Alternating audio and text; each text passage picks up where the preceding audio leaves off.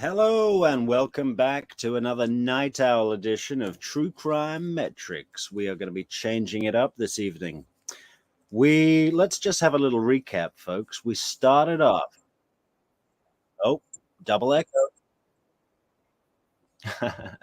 That's me watching myself because I'm not self-obsessed at all. Anyway, so we started off this channel with a full breakdown of the Wendi Adelson interview, all 5.5 hours of it. It was a man, it was a long haul, but we stuck in it. We stuck it with you together as one against the Adelsons and for justice for Dan Markel. And then yesterday we began our series about the attorneys for Catherine Magbanawa in both of her trials. That's Tara Kawas, and I always go to say Nicholas DeCoste, but no, it's Christopher DeCoste. So if you haven't checked out those videos, I suggest you do that in your own time, and make sure that you do. And subscribe to the channel. But today we're going to be mixing it up a little bit. We've discovered playlists on YouTube, so not everything has to be in sequential or sequential.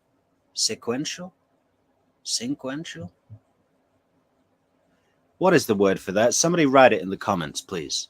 Sequential or sequential? What? Sometimes when you're talking to a live stream, you forget your own vernacular and vocabulary and have to use words of a much simpler Tallahassee format. You know, words like the and bump and road works. Anyway, today we're starting off our series on Jeffrey Lacasse. Got to give a shout out to Mentor Lawyer. Link to his channel in the description for this video. But you know, Jeffrey Lacasse, star witness for the state, fantastic witness, possibly the most reliable, likable, trustworthy, clearly honest, not really a stake in the game, although that's not what the Adelsons would have you believe. He was a jolted lover. He was so sweaty. He was sweaty and horrible. He lied. And the Tallahassee, they didn't listen. They were too stupid and inbred. You know. Anyway, great witness, very likable guy. But I noticed something in Lacasse in the third trial, in Charlie Adelson's trial, right? Where he just looked ill and beat and kind of, you know, I hate to say it, but a little light, a little weight, thin, skinny. And I think if you imagine the fallout for this poor guy, I mean, he came out of it pretty well, considering that, in my opinion, he was the target fall guy for the patsy to be set up and framed and take the hit for the murder, which in Florida could have possibly landed him the death penalty, right? With the appropriate aggravating factors. Could those have come into play? Can you imagine if he was convicted and he went through trial and then Wendi Adelson came in to give a victim impact statement? That would have been a nightmare for him while he's sitting on death row waiting for chemicals to be injected into his body. But no, in the police interview, which is, oh, this says March 6th. Okay, this must be a much later interview because he's wearing a suit, right? I think in the first interview, he comes straight back from Tennessee and he is just wearing a shirt. I think he drove straight to Tallahassee PD, right? And then he came back when he had a thought with some more information. Anyway, Mentor Lawyer has put together this nice little 2-hour and a bit montage. So sit back, relax, grab yourself a coffee. What else do those guys say? All right. Good morning, everybody, and welcome back to True Crime Metrics. I hope you're doing well. Hit me in the comments if you know who that is, or am I the only guy who watches him? I'll give you a clue. His first name, his real name, is Scott. But that's nothing to do with his channel name. Anyway, what are we thinking of these intros, guys? Should we get some music, some like news show music? Dun dun dun dun dun dun dun dun dun dun dun dun. You know, but proper one. We could download one. I'm sure there's like copyright free, because we don't want to step on any toes now. You never know who might put a bullet bourbon in your face. Anyway, this I'm not going to call it an interrogation. It's a voluntary interview, and how many times have we heard it? Don't speak to police without an attorney present. And this guy had every justifiable reason that there is to call on legal counsel, right? But he just goes straight in and handles himself wonderfully. He's way ahead of the cops, and okay, he knew Wendi on a personal level, an intimate level, blah blah blah. You know, becoming the family man. The kids should call you daddy, and da da da da da. All of that was lies, of course, just to get him right where the Adelsons, wanted him to, so he could take the fall. I mean, disgusting, horrible people, what they did to this poor man.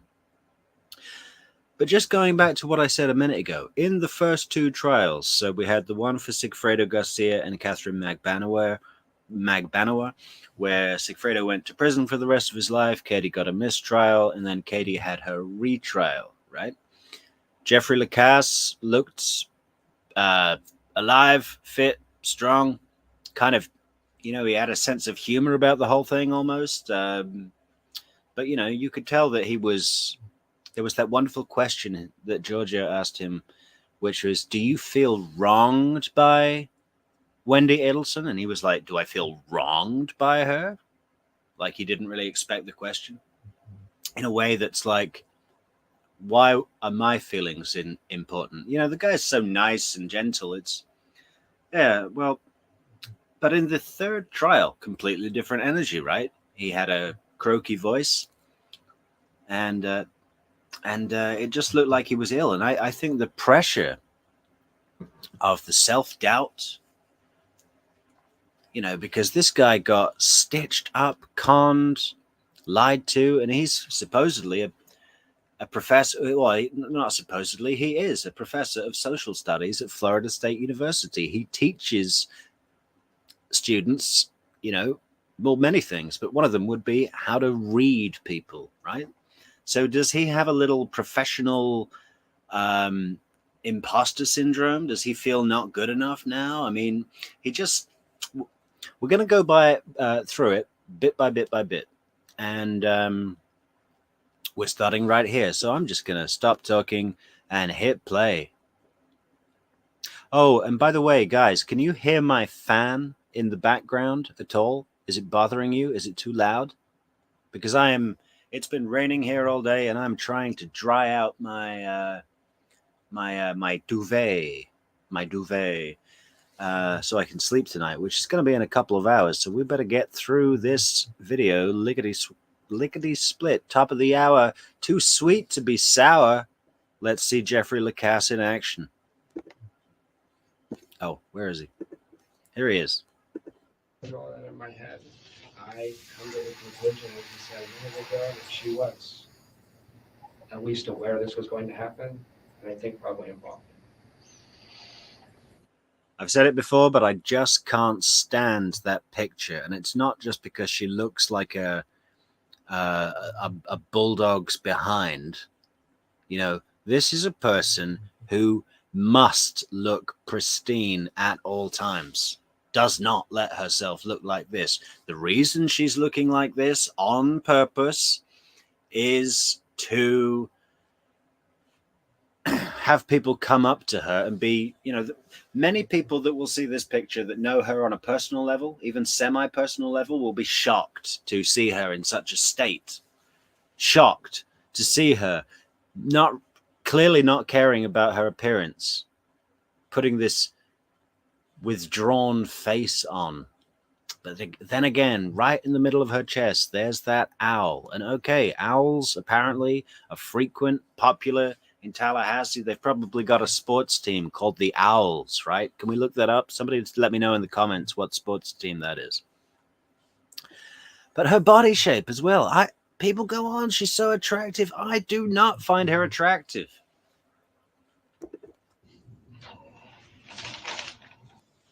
Okay. All right, Mr. Lacasse, I appreciate you coming in and talking with me here. Like I said, we're still in the preliminary stages of this investigation. Yeah. Your name did come up Of course. because you were associated at some point with Wendi, Of course. which is his ex-wife, as I'm sure you know. Yeah. So basically just, I appreciate you coming in. Sure. I want to ask you some questions, kind of figure out where you were, if you've heard anything, if you have any information that would be helpful to us. Yeah. Just By the way, if it was factual that this guy was guilty, all these body language experts would be piling into the YouTube universe going, yeah, he's covering his mouth.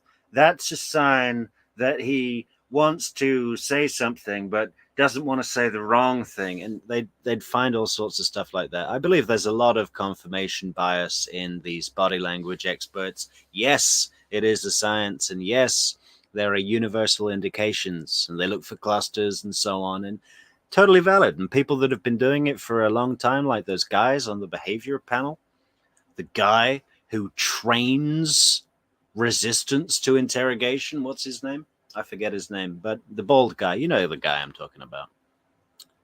I forget his name. Anyway, yeah, they pick anything and just say, yeah, no, this is clearly a deception. But in this, we know he's innocent, so. But it is a little weird. I guess he's a little nervous. I'd take a lawyer. kind of run that whole gamut. Okay, so. Can I ask one other question before you get started? Is this, I'm sorry. is this on the record as I give you Yeah, this statement? it's on the record. Is there any opportunity to talk off the record, or that's not possible? No, it's possible. Okay, we do on the record first, and I have a couple theoretical things that Sure. I want to be quoted on, but Yeah. Okay. Is that Windrush Village? It is. Apartment 41? Mhm. How do you like the neighborhood over there? It's cheap. It's $500 a month. I'm saving for a house. So. Oh, okay. You gotta do what you gotta do. Yeah. I used to live right over there off of Claremont, Yeah, sure, which sure. is right there across the road from That's us. very So, nice. well, like you said, it's kind of cheap over there. Yeah. That's where I first moved when I got out of college. But Gotcha. anyway, that's neither here nor there. Do you have any contact numbers that I can reach you at? Should I Sure. need to talk to you later? Sure. I think I talked to you on a 294 number. That's the number. That's the only number I have. That's your number. Yeah. Okay, I got that one. You see, straight away in comparison, you can see the difference of the personality type, right? Here's a guy that's just, making his way through life. He's clearly naturally intelligent, articulate, professor, teacher, giving something to the community, living in what sounds like a bit of a dive basement apartment. No one really likes to live in a basement apartment, do they? I used to think it was so cool growing up in England to see basement apartments. It looked like the ultimate den in the woods. But the reality is that they are cold and dark and damp, and people piss down the stairs, That's the reality. But he's doing it not because he can't afford a nicer place, because he's saving for a house. He's living on life's terms, not demanding from life everything he wants in the order that he wants it, like all of the Adelsons, bar Robert, who was exiled for being of good moral fiber, right? Honest Abe, they called him. He would if someone, when they were kids, if they would go into a store and the clerk would hand back too much change to Rob, he'd realize, go back and say, I think you've given me too much change, and give them back their $1.20 or whatever, you know. And Wendi and Charlie would make fun of him about this, going, oh, look, what a sucker. He could have kept the money, but he gave it back. And it's just like, doesn't that tell you something is, well, I was going to say genetically wrong with these people. But of course, Rob Adelson is of the same gene pool. So what is it? In the nature-nurture argument, how do you explain that? I think there's more difference in age between Rob and Charlie than there is Charlie and Wendi. Have you all seen that that picture of them when the kids are quite young? Let's see if we can pull that up. Look at this picture, okay? How do I do that? All right, I need to share, present. Okay, I got to stop this one, and we're just going to switch it to another tab. Okay, bear with me, guys. And let me know in the comments anything about the audio, because like I said, I'm running a fan today because I need to.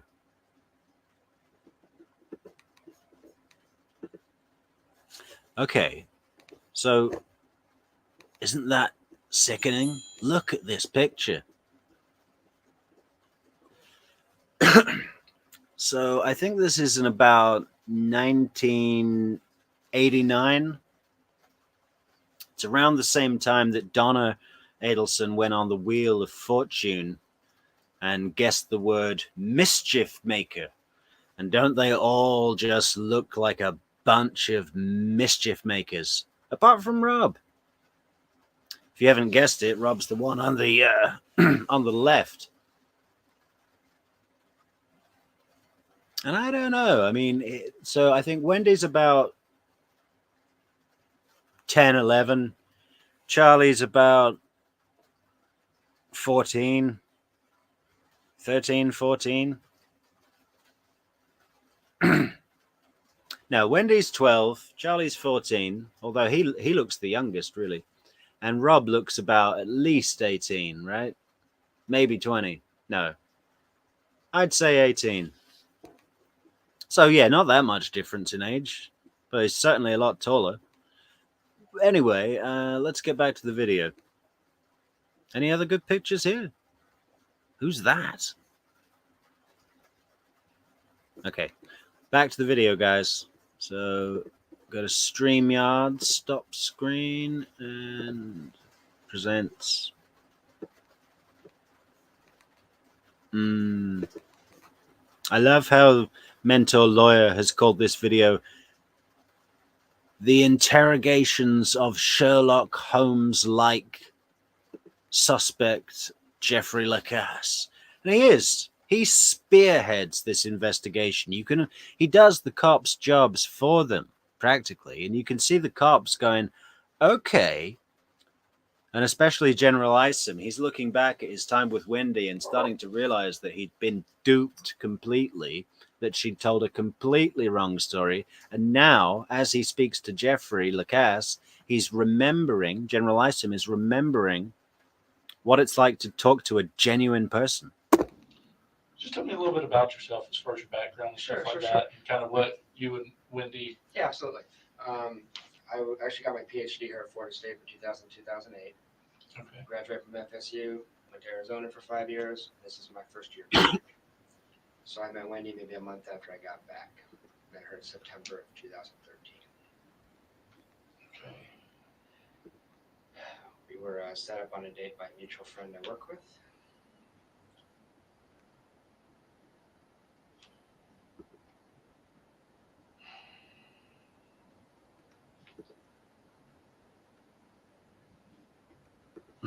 And bless him, he really doesn't know which details they need or where to go, and he's kind of waiting to be asked questions. But the cops, like is often the case in these situations, just want you to start talking, and then they'll ask questions as they come along.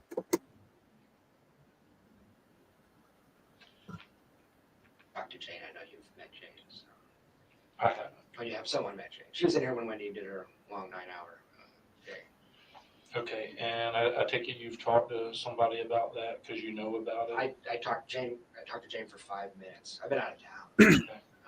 And Wendi and I are estranged at the moment, so it's pretty bad timing in terms of that. So I can get to that as I get to the tail end. Sure. So we started dating in September, did it all through the fall. Okay. Wasn't serious back then. She was dating other people as well. Came back from Christmas break, had a conversation, decided to date more seriously. By March 1, we're a couple, we're girlfriend, boyfriend. By March of 2014? Yeah. And then spent a lot of time with Wendi. I don't think anybody's been with Wendi more than me the last 6 months. Okay. She has 2 kids. I've been over there, I'd say 80 or 90% of nights I'm over there. And every single night that she doesn't have the kids, with maybe just 1 or 2 exceptions, if she's in town, I've slept over. So I spent a lot of time with her. We had some problems. Where's that at? That's 3303 Aqua Ridge Way in Corn. Always at our house, never at mine. I got a shitty apartment, as you know.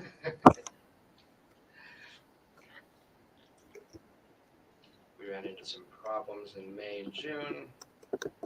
Started fighting.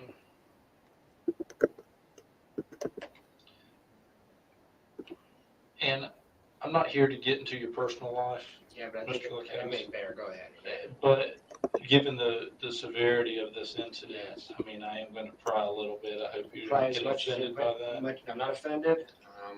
Ultimately, I mean, what our goal is to find out who did this and to bring them to No, justice. I get it. I get it. So, So anything you need to ask.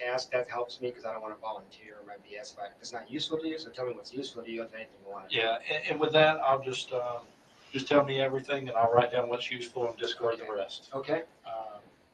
So, what kind of problems were you getting into in May and June? Was it? Yeah. Jeez, this is gonna be public. This is fucked up. Wait, what was that? I said this. If this goes public, it's just I know how this works. It probably won't. Okay. What was that about? I was just same thing. I was just trying to say, look, I'll just forgive him. Both of us will move on here, you know. But she wanted me to just roll over, and it's a little too stubborn. Didn't trust her anymore. It's damage done up there, probably. I was in love with this girl, man, so it was hard. Maybe with the kids, like a co-parent, basically. It was really rough. How old are the kids? 3 and 4. Ben and Lincoln. So the next night, and by the way, while she's in South Florida, she is completely miserable. She gets depressed, she gets anxious, and she's got her baggage. But I never, even though we didn't have much contact, I never heard her as bad as she was this trip to South Florida. I mean, this blew up her world. And how do you know she was in a bad place? Just because when we talked, she was just. So she did call you like. Yeah. In 14 days, I got 3 phone calls. When did you contact Jane? Contacted Jane on Saturday when I was emailed that Danny had been shot. I called Jane and I said, hey, I don't know if I should contact Wendi or not. This seems like this is way more important than a stupid no contact email. And she said, Yeah, I contacted Jane, the one who was groomed to come into the interrogation room where Wendi was and practically spray paint my name in huge letters on the wall, and then a big arrow pointing to it with another word called jealous. yeah, just email, just text her. And I sent her just a nice text saying, you know, I care a lot about you and the kids. If you need anything, I know we're in strange ways, but if you need anything, please let me know. I'm always here, you know. She didn't even text back. When was that? That was Saturday at 2 p.m.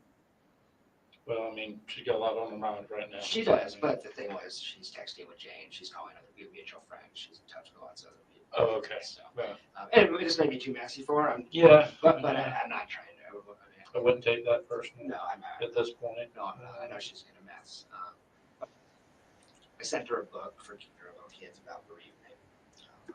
He sent her a little book for the kids about bereavement. What a what a what a good thought. What a nice thought. What a gesture. You know, I hope this guy went on and found a woman who's not a complete psychopathic user, manipulator, lying, scheming dirtbag. Was on, and that'd be the last contact I have. All right, you sent a text on Saturday 2 to p.m. her.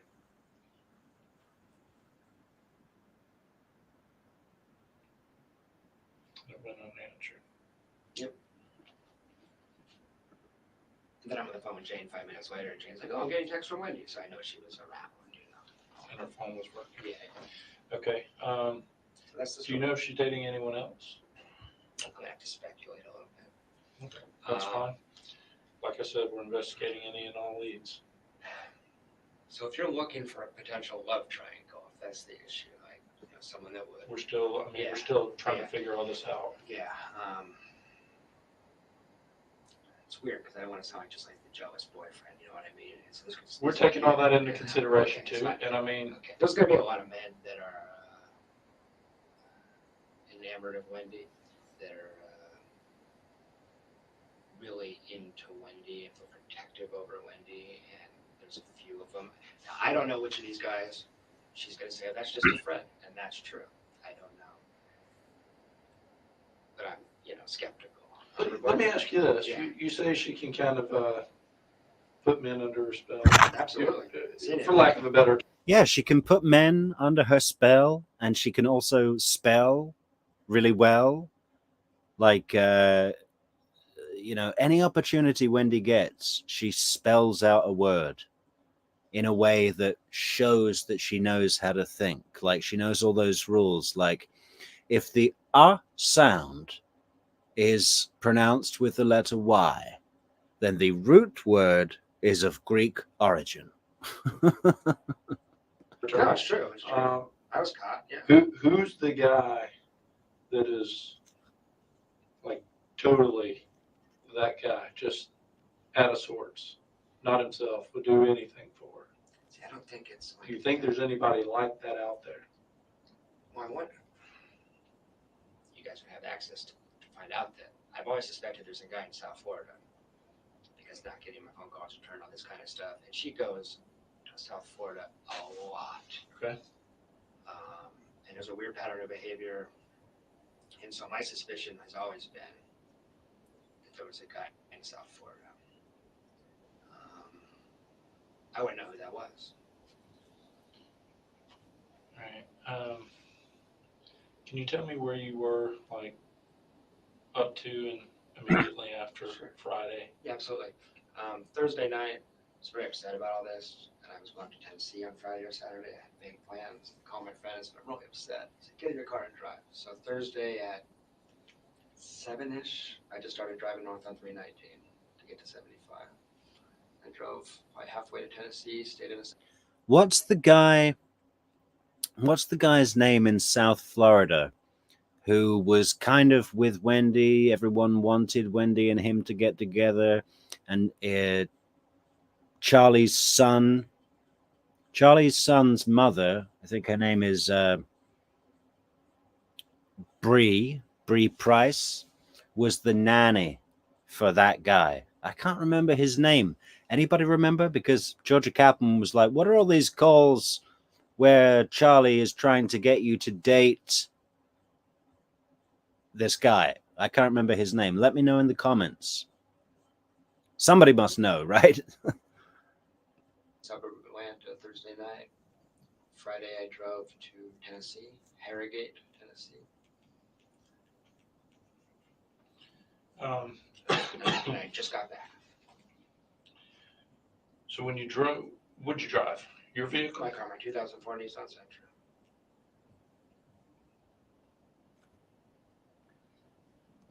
A 2004 Nissan Sentra, right? Let's just hang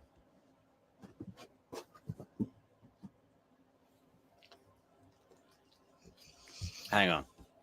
All right, let's just play it a little bit more.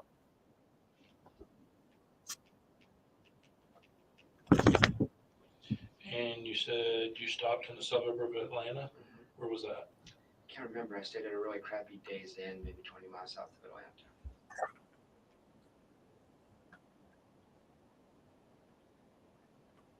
20 miles south of Atlanta. Yeah, roughly. I could pull up a credit card receipt if you really need to know.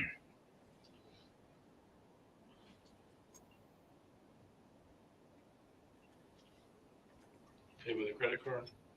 Yeah. Use my credit card on the whole trip.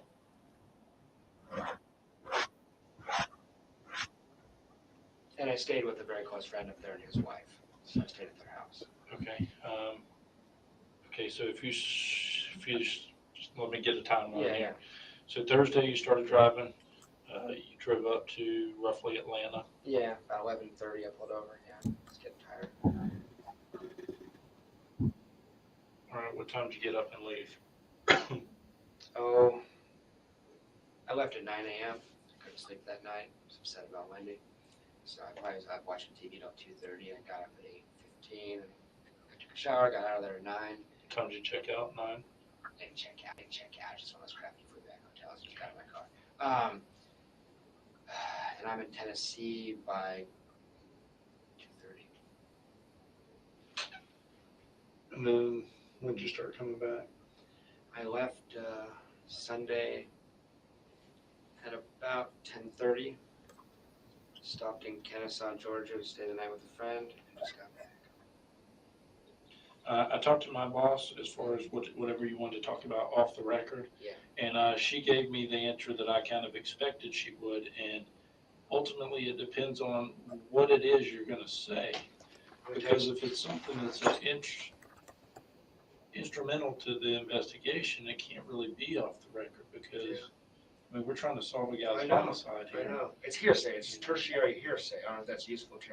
Yeah. I tell you something. Somebody told me. Somebody else told me. Yeah, I mean, and you'd have to tell me what it was, and I would have to say, okay, is this something that can be excluded from the report, or is it something that's inculpatory? Is it something that's... Maybe I can just make it simpler than that. Maybe I could just say, I would be investigating Charlie Adelson.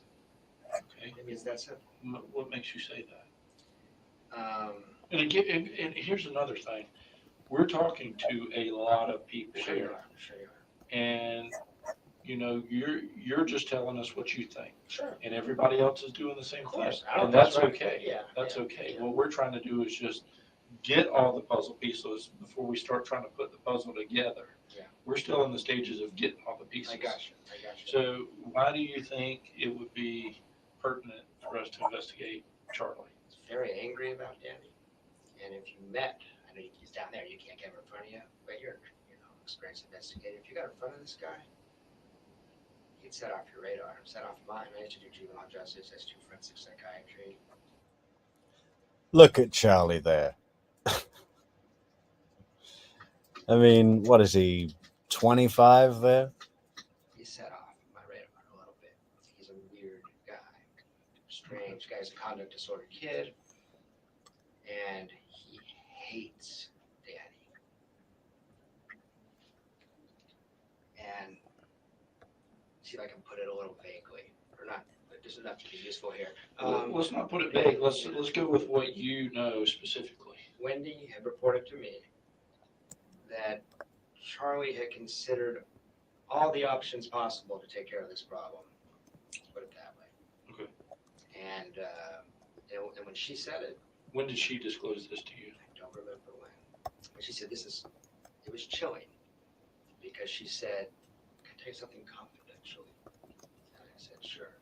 She said, "I think Charlie kind of looked into some options, like literally saw how and why, and how you would do this if you did it." I think this was last summer when she had her petition to relocate denied. That family wants her back there so bad. And this is when she disclosed this to you, was last summer? No. This is when. This is when Charlie had been examining all the options. Okay. He's a very successful dentist, but he reeks of antisocial behavior. Now, I could be 100% wrong, but I wouldn't want to miss that if I was investigating it. He's got a close friend who's a ex-special forces guy, like a Navy SEAL or something. He hangs out with all the time. What did she say to you specifically? I mean, when you say She said, all options. she said, Charlie, I can't remember exactly, but it had something to do with the amount of money it would cost to have someone killed. What did she say? Something like Charlie looked into how much it would cost to have someone killed. Something like that. Some statement like that. I can't remember. Did she give you a dollar amount? Did she? But that's the other thing. He's a dentist, but he's an independent businessman. He has a bunch of practices. And he's a Ferrari. And what was all that about? You know, I've heard it said that she was practicing her story. I've heard it said that she has a problem with impulse control. But why on earth would you tell the guy that you are framing for the murder that was carried out by hitmen that your brother looked into hiring a hitman to take out Professor Markel? What was she thinking? I mean, crazy. I think is a millionaire, this kind of stuff. She has a lot of resources. And, wow, this might screw them. I got from me talking to him myself in the hot tub one time, a few things Wendi said. When was this? March 15th-ish. I was there for the one day with him. I stayed at his house. Of this year? Yes. Wendi and him were talking. I'm just listening. I just met him an hour earlier. We're sitting in the hot tub having a beer. It's a really nice house. And I guess this is what occurred. Was anybody else in the hot tub? I mean, I just had a thought on that, you know. Maybe Wendi wanted to take Lacasse to see Charlie with his Ferrari and his car collection and his whale harbor house with a hot tub. And I saw some pictures of his house when it went up for sale, and it's not a modest house by any stretch of the imagination. It's not a enormous mansion, but it's certainly an expensive luxury sort of situation. I mean, did she take him there just to say, hey, listen, hey, Jeff, look, this is who you will never be, basement boy. And this is why you ain't welcome in our club. And this is why we're setting you up for murder. I mean, she wanted him to know, right? That's just a power trip that she can't resist. With you guys? Not during this part of the conversation. Another guy, his roommate came in eventually, and then just started to talk about girls and stuff like that. But and I'm not trying to play cop here, but I do know one thing you'd be looking for is a lump sum of money moving around. Hey, Jeffrey, play cop all day long, man. You're doing their job for them. Man, where's Isom? Has he even come in yet? He's in the bathroom cleaning the donut sugar off his shirt as we speak. He's got jelly on his tie, and he's like Chief Wiggum, isn't he, from the Simpsons? Kind of crazy stuff happened, and I think there's a lot of financial irregularities. I think there's a lot of tax fraud kind of stuff, putting stuff in different people's names and moving money around, and there might be cash. I don't know exactly what, but he's not doing anything on the up and up in his finances. It was pretty clear. He was pretty open about that. So I thought about it. If you guys do look into it, I don't know that.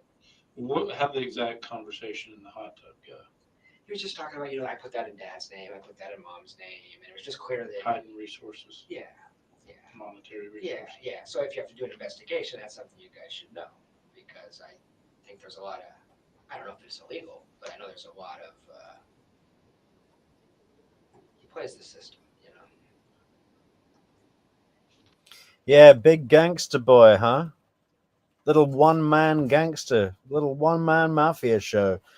Yeah, moving money around. Oh, wow. Okay. Yeah. Petrified. That gave him the confidence to set up a hit with Bumble Blunder Brothers Lewis Rivera and Sigfredo Garcia shoot a hole in the Prius, get caught on every single bus camera in Tallahassee, rent the car in your own name, and yeah. This guy's so inappropriate. We're sitting. Please don't write this down. He's so inappropriate. We're sitting in the Jeff, we don't need to write it down, man. Do you see a pen? There's not a pen in the room. This is all on record, and we're going to be watching it all together as a group. And he starts talking about sex acts with his girlfriend that he did to punish her for bad behavior in front of his sister. Like, this is I didn't know what to do. I just met him, protected with my girlfriend. This is just such weird, you know. It's like this guy's his social radar is way off. His sense of right or wrong, just norms just off. He's off my radar. Now, I don't know if he did this. If you're looking at somebody, don't miss him. Don't miss him. And I can also see him doing this without ever telling Wendi he didn't do it. I can see Wendi being innocent, puzzled, and Charlie didn't. I can totally see that scenario. He's very protective of her. I think that's more likely than romantic. All the romantic couplings are with highly educated, high elite status men. I don't want to throw that away. Who've got a lot to lose. I mean, she doesn't slum that I know of at all. She doesn't. Well, I mean, this Charlie guy's millionaire by your own admission. So Yes. Well, he is. He's got this buddy. he's got a lot to lose. He does. He does. He's also really cocky and arrogant and narcissistic. So, I wish you had him in front of you because I think he'd set off your alarm bells. That doesn't mean he did it, but he's aggressive. He's argumentative. He's focused on himself completely. He's got 3 girlfriends at a time, which some people do that, I know, but no qualms about it, you know. So you think he may be good for it? Assuming this isn't a botched burglary or something like that, he's the first. Charlie popped into my head within 20 seconds of hearing this.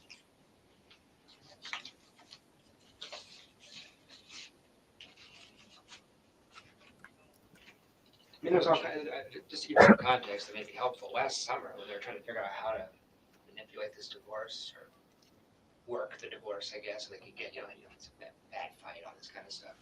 They were talking about Wendi converting the kids to Christianity just to annoy Danny. I mean, this has been a pitched battle, I mean, we fed the kids bacon regularly. He tries to keep them kosher. There's all kinds of passive aggressive shit going on here, So the family is important that you know this, actually, man. The family is so unhealthily enmeshed, so completely enmeshed, that Wendi is not really an adult. When she drives to South Florida, every single time those 2 parents drive up here and drive with her down. They don't trust her to drive from Tallahassee to Miami. They're just, it's not a normal family. It's not like she's a 35-year-old woman that has 2 kids and come down to see us. It's complete enmeshment. It's a matter of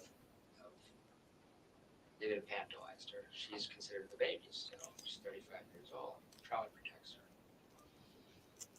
So just, I don't know if this could be was our fantasy. I mean, you guys are hearing all kinds of stuff. Yeah. I hope to God it wasn't Charlie, honestly, but that's what popped into my head. Right. Okay. I'm so sorry. You're okay. I got stuff happening. I just spit it all out, so you Oh, here he is. Chief Wiggum. General Isom with a brand new clean shirt on. You go, Chief. General. Did you really? Okay. All right. Thank you. Who did it? He's thinking, her brother Charlie could be a viable suspect. I mean, I don't know if we ruled him out or not. Nobody's ruled out. I don't think Charlie would have done it, by the way. But he's one of these. He's a real rich guy. But he's got friends on both sides of the tracks, and he's real street smart. He's always Look at Katie there. That's fear, isn't it? They say there's, what is it?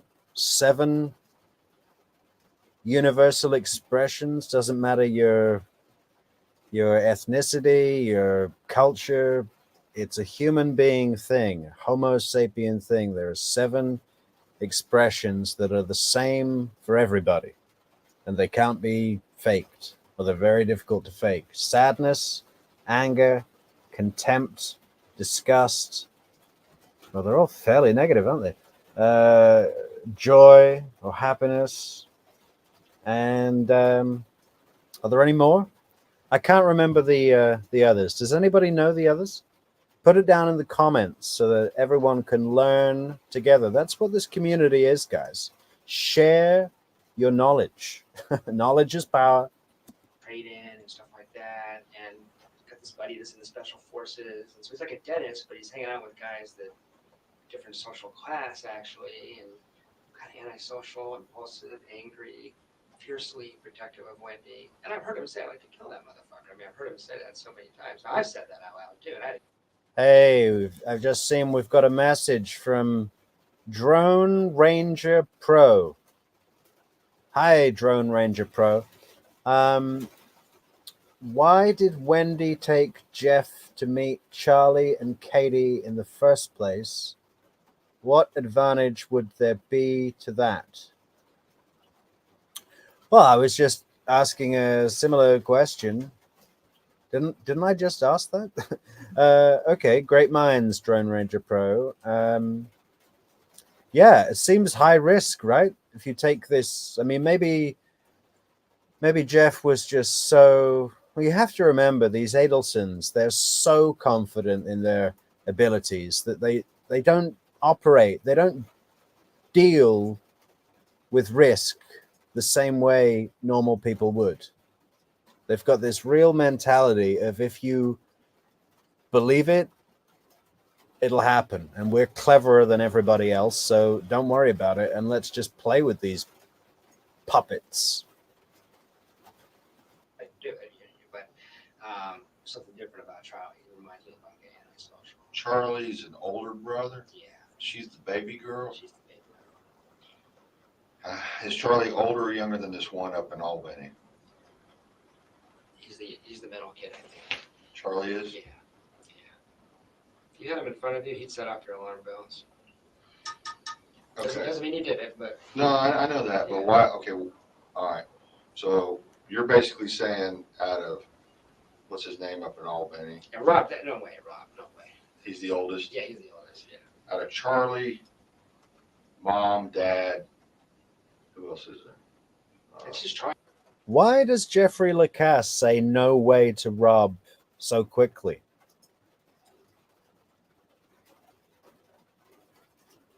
I mean, I don't think they would have met, right? And I'm guessing Wendi either doesn't talk about him at all or shits on him. Oh, sorry, YouTube. Defecates on Rob, right? I don't know. It's just interesting why Jeff would be so like, no. Rob, what are you, crazy? Never Rob. Honest Abe Rob? Not going to happen. Probably mom, dad. Down there. That's okay. it. That's it. All right, out of those three, you're saying Charlie would be the most volatile to do something? What would he do? He'd get his buddy in the special forces to do this, or he'd get some CD guys down in the Cuban neighborhood or something like that. That's what he would do. There's not a Cuban in the room. Does that make any sense? God, I really want to, what do you call it? Sample Rashbaum saying, does that make any sense? And like put it on a piano keyboard so it can go higher and higher in octaves, just like he did in Closing Argument. Man, that drove me mad. Does that make any sense? Oh, Daniel Rashbaum. Something like that. I mean, the main thing I told him was that Wendi had told me that he had looked into how much it would cost last summer. Wendi told you that? She did. That Charlie had looked into how much it would cost.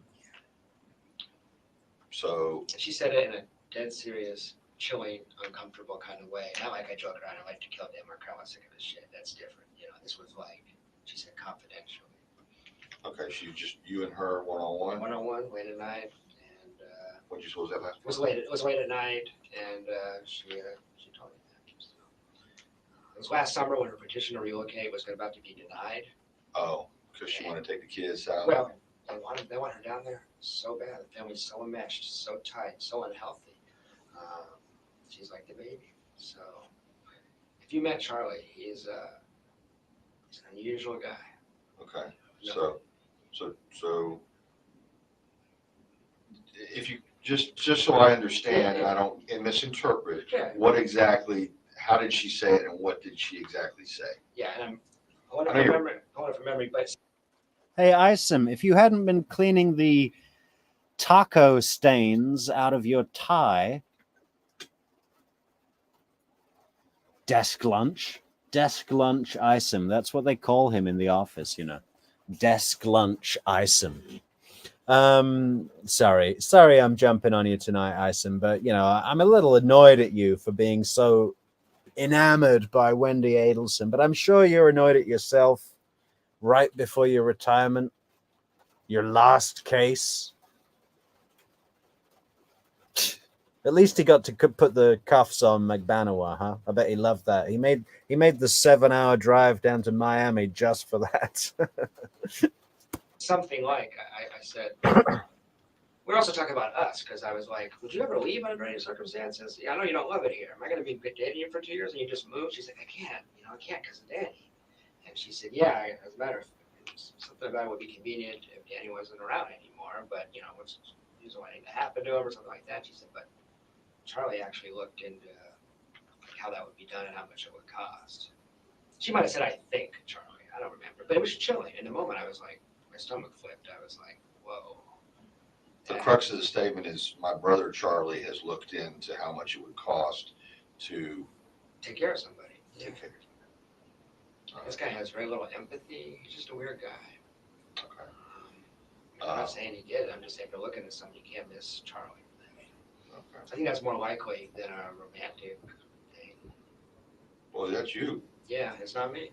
The other guy's gone. Sack, Yeah, wherever he's gone. he's gone to. And by the way, it turned out that she saw Sack once a week for 20 minutes of sex. I don't know the relationship. I don't think he gives a shit about Wendy, so I don't know. Yeah. Sorry. Size. Yeah. You know, I'd love to know what happened before this interrogation, whatever you want to call it, because they seem to have cleared him from being a suspect with some certainty already. We know he had his rock solid alibi, but he could have hired someone. How do they know he hasn't?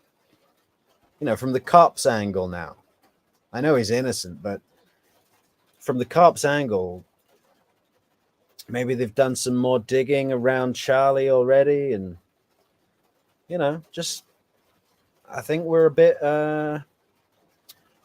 vacuous on that chapter of the story. Wait. I don't have time for her.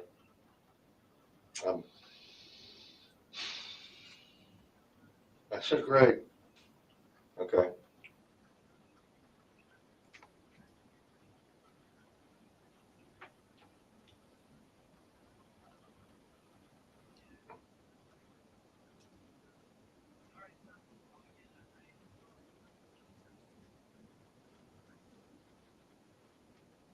Yeah.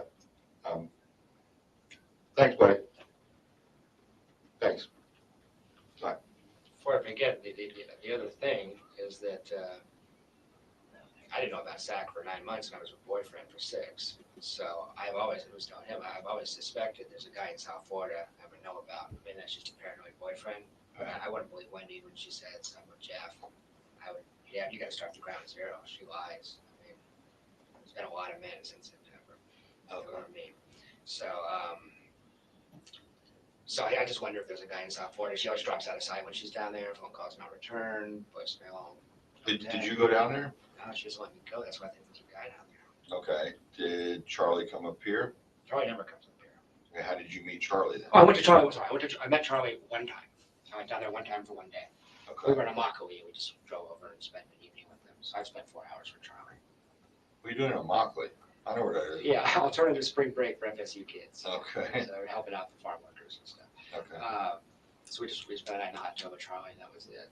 But I've always told him, I always suspected that, and I'm the paranoid ex-boyfriend, so right. But she goes to South Florida awful lot.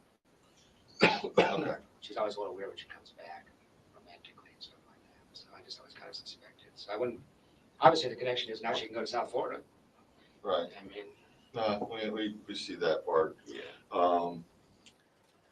Again, he's just packing up the motive, the opportunity, all of the facts that the cops need to prosecute, and totally doing their job for them as the main suspect, or at least that's what Wendi was. Yeah, I'd like to talk to General Isom about a potential lead. Jeffrey Lacasse, very jealous. He flew into a rage. He scared me, and then he watched the kids. Who's this Green Beret? Did you say? And now I don't know anything about this guy. I just know that on Facebook there's a lot of pictures of him, and Wendy's told me stories about him. He's, I guess the point is that Charlie doesn't just hang out with other dentists. He hangs out with all kinds of people. So it's not like he's some snobby dentist that's not gonna hang out with this guy did 5 years in Afghanistan, so it just popped into my head. Like, Charlie did? No, Charlie's friend did. Was Charlie in the military? Nah, he's a dentist. He's a dentist. So, Okay. but when Charlie talks, he talks about cross section of people. I mean, he has friends all across the spectrum, including, you know, some unsavory characters. Let's go back to the statement that she made. I just want to clarify the stuff. She tells you, she goes, yeah, my brother, I think the phone was going off there. My brother has checked, or my brother has something along those lines, has inquired as to how much it would cost. Something like that. I can't give you an exact quote. It might have even been, I think Charlie, here's an example. She might have said, I think Charlie might have looked into how much it cost to actually have that done. You know, he's down there in Miami, it's not unheard of. Something like that. All right. It just had crossed Charlie's mind. Bottom line, it occurred to Charlie that was one way to take care of the problem. And he wants to help sis? He is fiercely protective of her. He wants her back in South Florida so bad. The whole family does. She never, you guys know the background? She never wanted to be here, ever. That's not true, actually, Jeff.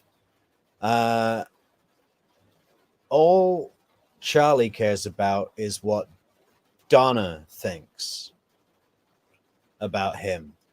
Whether Donna is going to see him as the golden boy, the diamond child, praise him, and make him feel like a champion. He doesn't care if Wendy's there. I don't think so. To me, they don't even seem that close.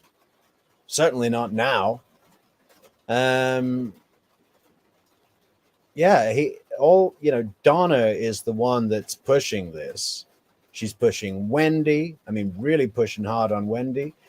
Guilt tripping, coming up with plans, schemes, telling her bit by bit, step by step. Take a picture in front of a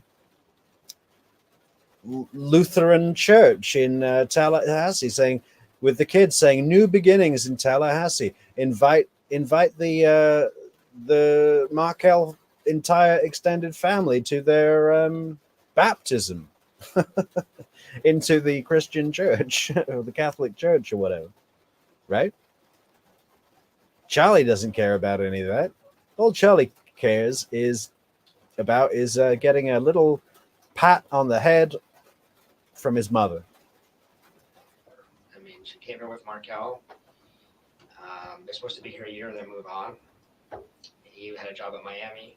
He was an asshole, so he lost it. He said, no, I'll go back to FSU and stay there. They're stuck here. So he's doing great. He's the Sandy Doenberg professor of law and all that stuff. When he gets a shitty job that she doesn't really like, doesn't like the area, she's doing her best to make it work. She hates it. Never wanted to live here. Never thought she'd live here. this is Oh, Wendi Adelson doesn't like living on Aqua Ridge Way? You're kidding. Hates her job, thinks that all her co-workers are stupid. What, co-workers like Jane and Lynn and Alan and all those people that she set up? all from her, right? Yeah, it's all straight from her. You kidding me? I'm her boyfriend trying to convince her this is a great place to stay. Get a new attitude. This is a daily conversation. You know, I'm like, I love Tallahassee. Moved here on purpose. You know? So it's a daily conversation. Like, look, wake up. That's another video we've got coming up, guys. So make sure you've hit that subscribe button. We're going to be taking an analytical look at the top 10 things to do in Tallahassee and just see if we can imagine how Wendi would respond if we suggested any of the top 10 things to do in Tallahassee. Does that sound like a good video? Let us know in the comments, guys. Remember, like, share, leave a comment, subscribe. That looks pretty, you know. You know? And her whole thing is, no, I still don't like Because it. I'm trying, but it's, you know, I didn't choose it.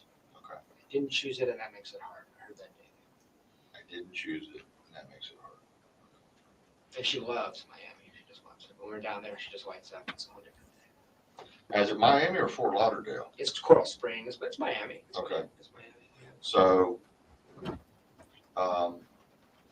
so a daily thing is you're trying to tell her how great this area is and so forth, and she's basically putting it down, and that, you know, I'm stuck here. My husband didn't want it or couldn't keep the job at UM. He Was screwed it up. UM or Nova? It was UM. It was UM. Yeah, okay, yeah. And he screwed that up. Yeah. He was so abrasive. I'm sure you heard a lot about that. He was so abrasive that, you know, like, you're a great scholar. We don't want to put up with your butt every day, so get out of here. You know? Okay.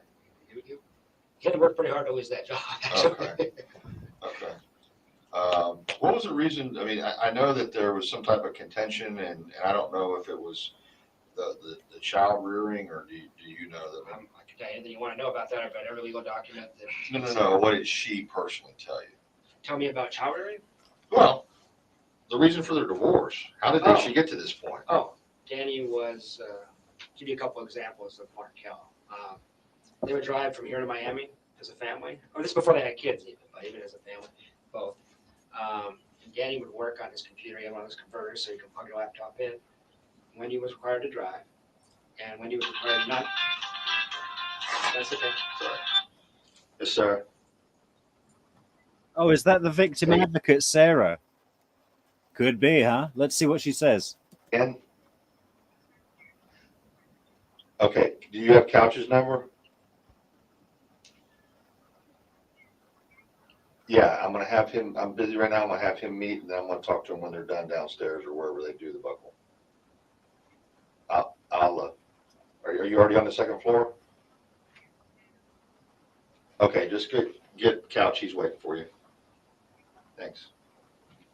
And Markel's rule was, you may not speak from Tallahassee to Miami. From Tallahassee to Miami. And she said she would be like, Dang, I'm working. Just a total control freak, emotionally abusive, controlled the finances, just ran her shit. And I don't know if he hit her or not, but I can tell you, if you just raise your voice to her like that, she flinches like she's got her ass kicked yesterday. So I've wondered about violence. I don't know. She says no, but people lie. Wendy lies a lot. So he was pretty mean to her. And as she went to get married, every friend she had was begging her, don't marry this guy. He's the biggest asshole we've ever met. And she got caught up in the Harvard law and elitism and all this kind of stuff. She was in a bad place.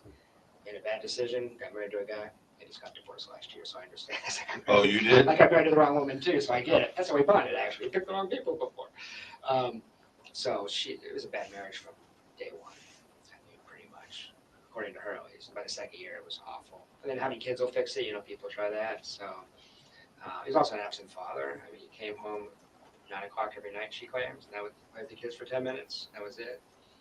She did everything, kind of like a house slave.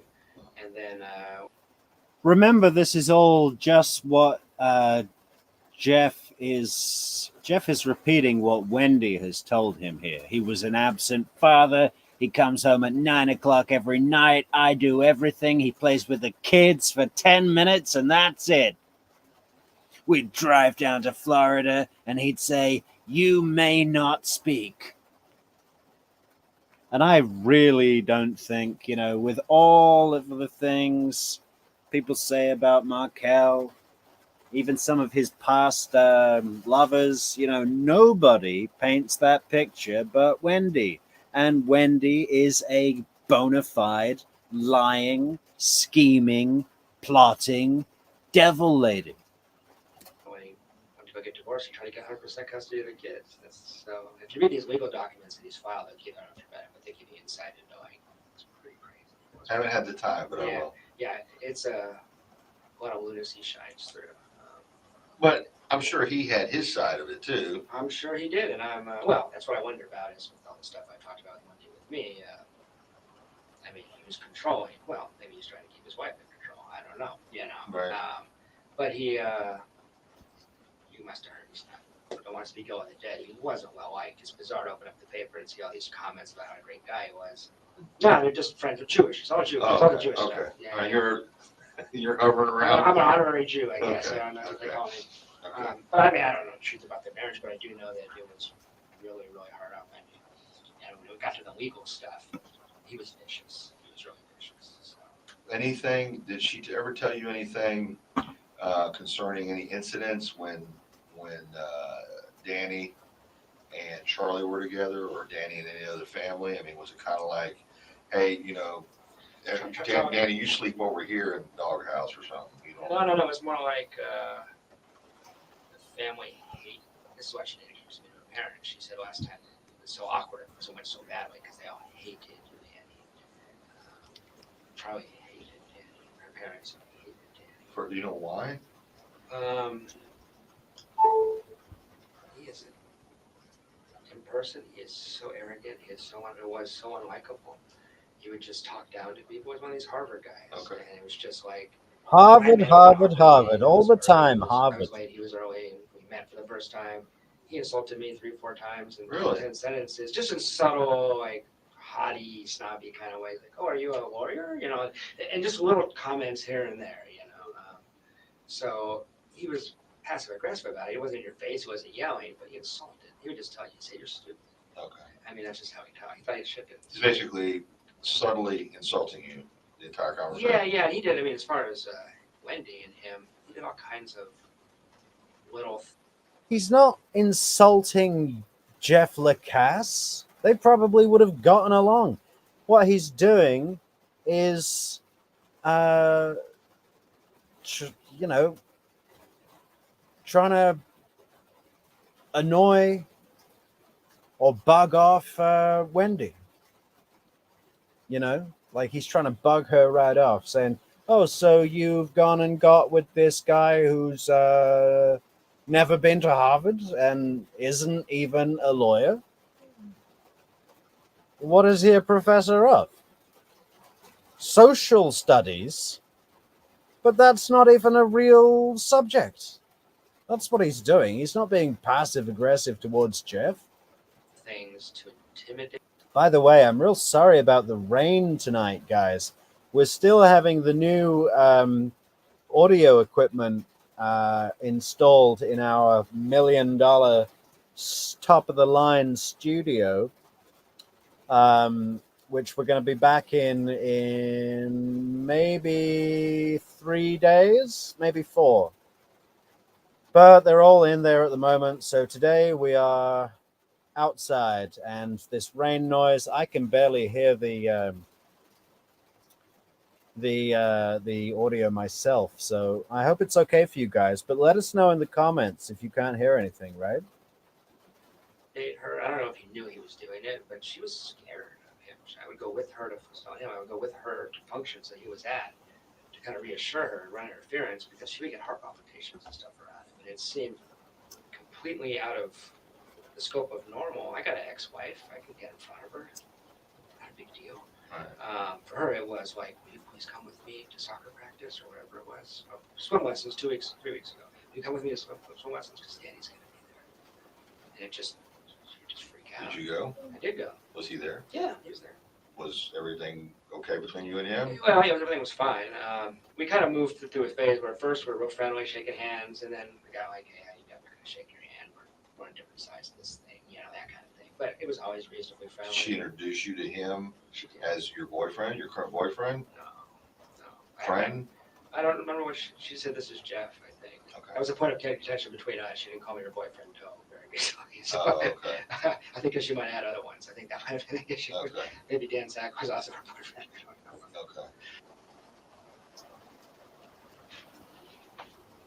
You already got his phone number. Yes. Is there anything else I can? I just don't think there's. He did say he was willing to give buckle if you need it or want it. Is that something you want to do? I can call him back. We have his phone number. Yeah. And the guy drives in from Georgia, Tennessee, whatever, and comes straight here from what I understand, what you told me. I didn't do it.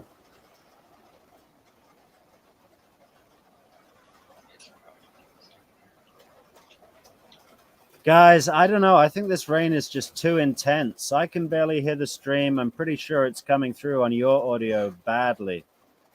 But there's nothing we can do. What should we do? Should we stop the stream?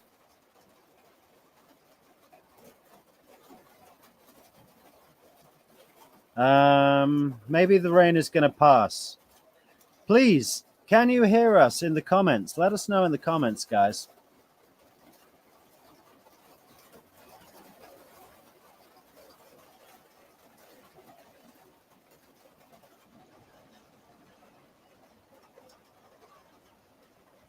I guess the thing that keeps popping up in my head is,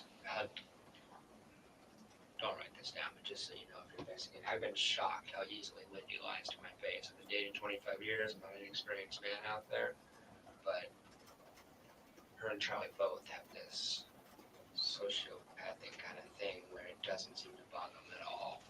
So if you had her in front of you for 9 hours, Are her parents from the United States? they are first generation. I think their parents were Holocaust kind of things. And they're weird, but I don't have a time imagine being involved. But they are strange people. Right. I mean, in 9 months of dating her, they probably said 20 words. Okay. This is not coming up. Okay, I tell you what, let's just do this. Okay. When you get your paper copies, Okay. send them to Corey for me, I will. and then. If you can give me an email address, I can send it to you. Either way. Yeah. Yeah, and then that way. My name and contact That'll number, just- my email's on there as well. And all we basically are doing is we're substantiating, we do this with everybody, you're not the first in this Of case. course. Of course. We're just substantiating, this was his whereabouts according to his financial records. He was traveling, he was not in town. Yeah. Yes, he's her former boyfriend, but this is where he was at according to his. Not in financial town. He records. was in Tennessee, man. That's all we basically want to do. And it's basically, we eliminate, and then we get down to who we're really looking at. Yeah. You understand, it's not brain surgery or anything, but, I'm trying to think of anything else I could ask you at this time, and I'd be wanting to come back. I just don't want to spend more time with Wendi. If there's any. Here's another thing that I typically ask. What did he people, is just there any- say? Did he say I don't want to spend any more time with Wendi, or I want to spend time with Wendi? I'm trying to think of anything else I could ask you at this time, and I'd be wanting to come back. I just don't want to spend more time with Wendi. If there's any. Here's another thing that I typically ask people, is there anything that you didn't disclose that maybe we didn't ask that you think is of note or is important? Because a lot of times you've thought about this just as much as we have. That's all I mean, thought you've about got a it. whole trip to think Yeah. about and Yeah. analyze all this stuff.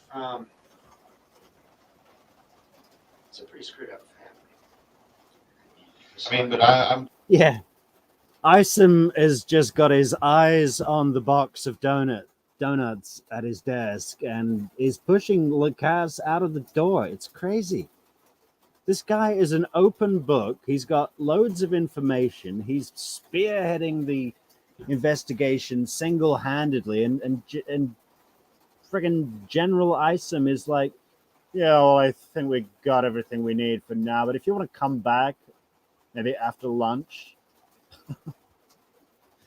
Thank God this other cop is in here, this other detective, and is like, yeah, so Please tell us what we didn't ask you.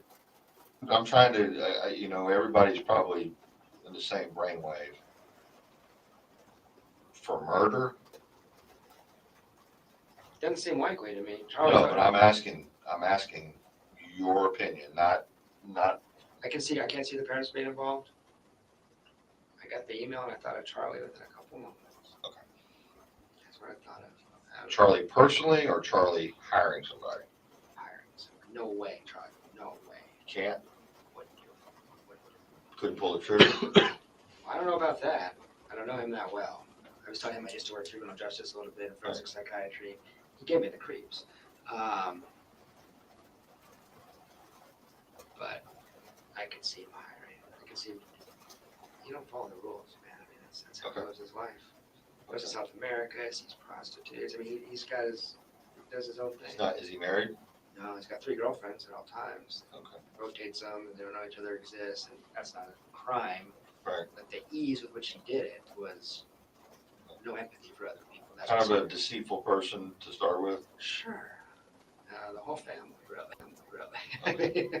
The whole family are crooked. And I just have this, I guess, everything. Again, thank you, Jeffrey Lacasse. The whole family are crooked. Yes. This is 10 years ago, almost. 9 years and 7 months. Almost to the day. You didn't ask, and I said it before, I'll say it one more time. When I looked at that agenda, when I started poking around, when I started looking at my calendar and examining Wendy's behavior and all this kind of stuff, I don't think Wendy is just capable. No way. I mean, but there could be people you don't even know about unless you investigate very closely, would be my guess. Because there's some weird patterns of behavior when she's in South Florida. I don't know if you know how often she's gone there, but I have it on my calendar. Hey, Bella Gizmo can gear very well here. Okay, good. Drone Ranger Pro. All good with the audio here. Keep going. Okay, guys. Well, yeah, I just wish I had my darn headphones on because I got so much rain coming on this metal roof right now. I can barely hear the video myself. But if you guys can hear me, that's all I care about. Okay. Remember, guys, subscribe to the channel. We got so much content coming out. It's going to be live. And it is like 30-40% of the time she's not at work. She's in South Florida. Where's the kids? Down there with her? Or? Well, like when Daddy has them for a week, she'll take them with them. She'll drive. But it's like it's a big problem in our relationship. Like when she's got time off, I want to spend it with her. She's in South Florida. So. Okay, so you're a babysitter. You know, he'd come round to her house every night to help with the kids, play dad, play Star Wars with the boys, and listen to her moan about her divorce. And as far as Wendy tells it, he never slept at her house. And she never slept at his house. She said she went there one time and he was embarrassed because it was such a dive. So when did they hook up? When did they get it on? Now, Lacasse says he slept at the house. So I guess he slept at the house because Lacasse is honest and Wendy is a lying scumbag. What do you think of anything else? Just give me 1 second. And I even wonder about another guy in town. I mean, there's just been so much deceit that I wouldn't be shocked. I was telling him she has a lot of free time. Teaches 4 hours a week. Other than that, she's on her own schedule. Okay. So. Well, that's enough for today. Okay, great. If there's something else comes up, Yeah. give Corey a call. Or I will. Donut time. It's donut o'clock for General Isom. That's enough for today. I'm having low blood sugar, and if I don't put a donut in my mouth in 30 seconds, I'm going to faint. we might have to call you back. Call me back if you need me. Okay, buddy. Good to meet you. Thank you. Appreciate it. I'll walk you down. Okay, great.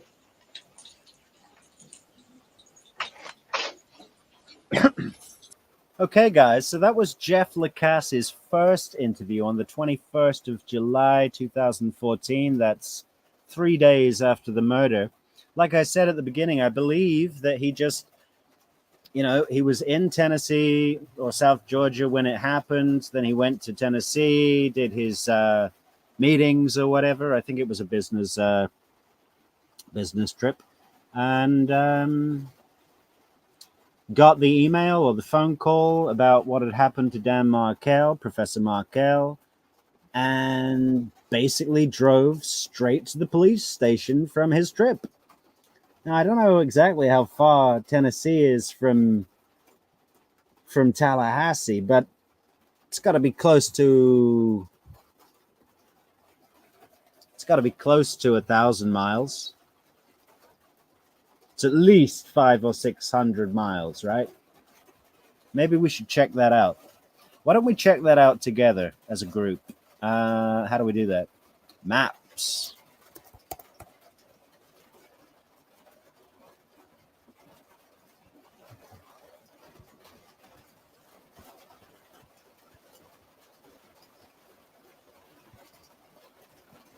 Yeah, let's get the facts, guys. That's what it's all about, you know. Hey, Bella. I agree. This guy has been with Wendi more than anyone. Why not question him more? Oh, if it were me leading the investigation, I'd have followed him home, you know, with him, not covertly, just spent the day together. You know, maybe take a lunch, walk in the park, maybe in the evening, you know, dinner and a show. How do we switch feeds? Okay, hang on, guys. We're coming up with a nice map for us all to enjoy.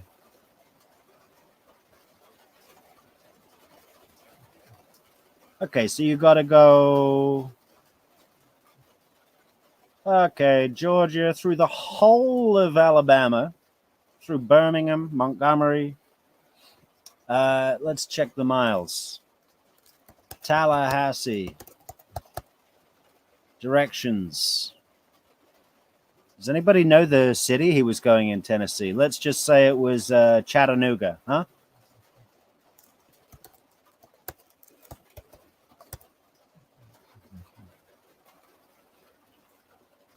Okay, a lot less than I thought. I thought it was closer, you know, at least 500 or 600 miles. It's to Chattanooga, it's 380 miles. And even if he went up to Nashville or Knoxville, that's not more than another 100 miles. So, yeah, maybe 500 miles. So 1,000 round trip. See, I found a way to make myself correct. Okay, let's go back to the video here, huh? Because I think his second interview, you know, he gives himself the time to go away and think about this and process the details for a couple of months. He speaks it through with a therapist who says to him, listen, I feel like you're dealing with a bona fide sociopath, which I think we all agree is 100% accurate, if not psychopath. I'd love to challenge everybody who's watching, okay? I'd love to challenge you all to name one single time that Wendi has displayed the slightest bit of empathy, understanding, compassion, even for her sons, which supposedly are so important to her.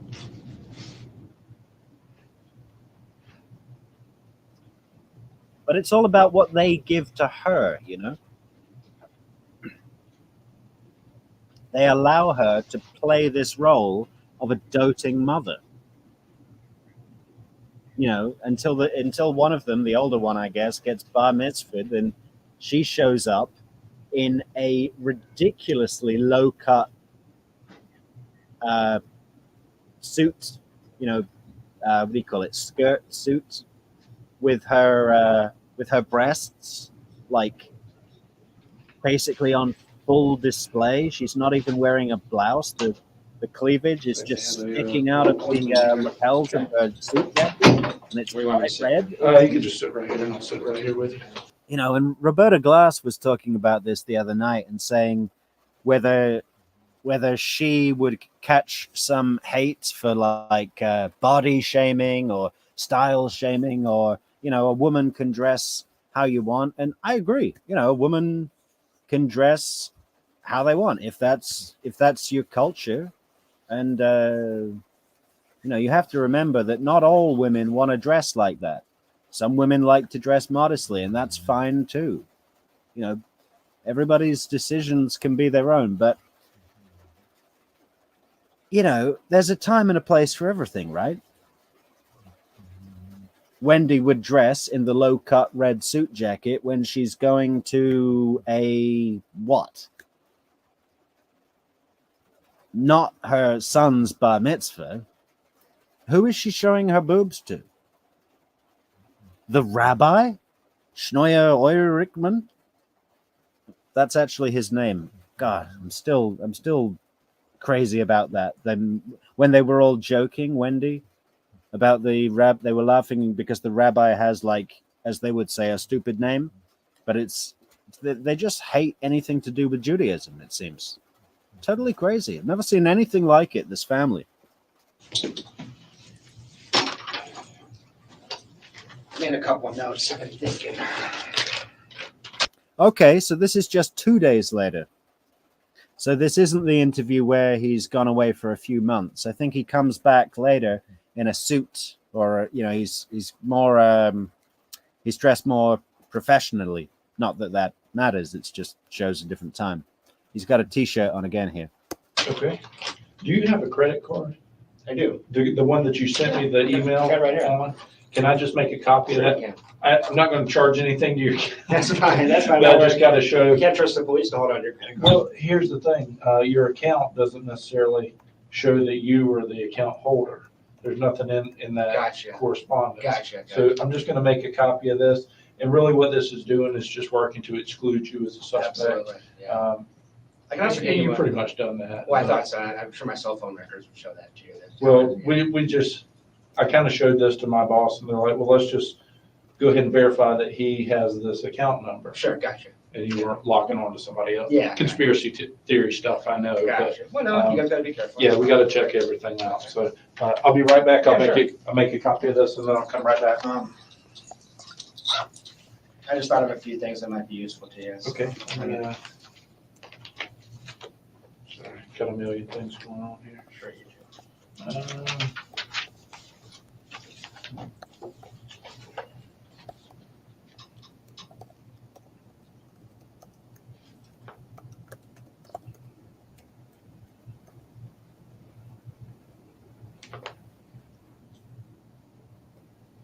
And now, is this just kind of like theory kind of stuff, or is it just kind of you had some time to think about what I talked to you about? Actually, what it's been is we had a 14-day break while she was in South Florida, and last 7 days I haven't heard from her yet. So we're at day 22, 23, no longer under the spell.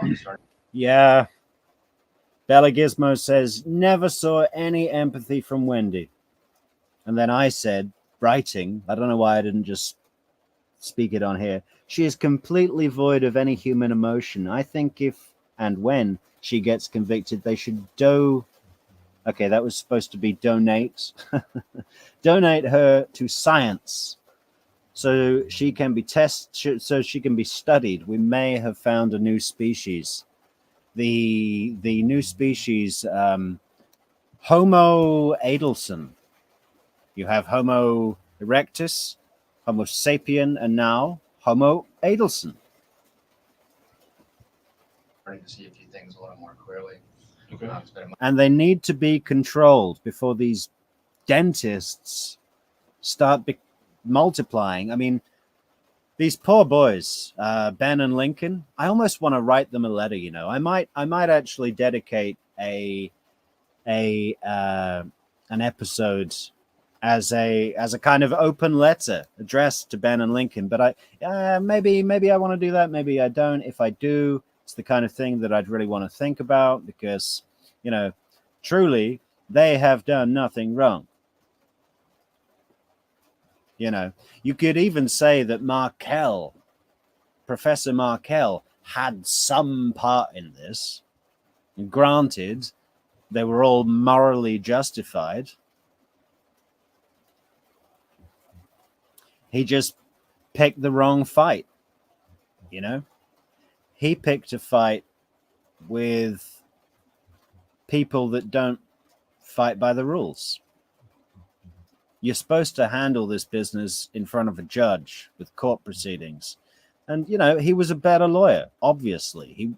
It's not just because he went to Harvard. He was dedicated. He didn't want to cheat his way up the ladder. The rewards for Dan Markel were not the status, but the knowledge, which is very common in the Jewish community. I think Jewish people, they love to argue, and I don't mean argue like fight. I mean debate. I mean get ideas and share them, and by exploring them in a productive argument, everyone is further enlightened. I mean, doesn't that sound good? That sounds wonderful. Wendi doesn't care about that. It's all about the money, the status, who you had lunch with. She has lunch with CEOs. This is a very important woman. One, since we were intimate, and one, since she kind of controlled me that way. So it's I'm starting to clear up a little bit, man. I'm not under the spell. So there's just some things I think you should know. I'll try to go quick. I know you're busy. Okay. But I appreciate you. First, there was two quick things. You probably already have these, but there's a professor in the department that's totally obsessed with her. You probably already got that. Who is that? He's got really bad teeth. I don't know his name. He called her goddess, and he would send her inappropriate texts. I said this the other day. I don't know if it was on a broadcast or just to myself, but Wendi on the stand when she's doing her hypnotic eyes, doll face, fembot from Austin Powers, this strange posture, this strange intonation in her voice, hypnotic sort of feel about it. And I said, this is the sort of stuff that inspired the Greek myths, Medusa, these archetypes of people that just have they incorporate in captivation into their output, with their what is the word I'm looking for? It's portrayal, their the way they express themselves, the way they say what they want to say. It's done under the guise of this just like real tripped out power, man. And I remembered this time when someone at her work was calling her a goddess. Like, maybe she is like a goddess, but a bad one. I can't imagine that Wendi wouldn't have mentioned that, but just to make sure you had it. He's an older guy, probably in his 60s. I don't know his name, but he called her goddess. And he's no fan of Markel.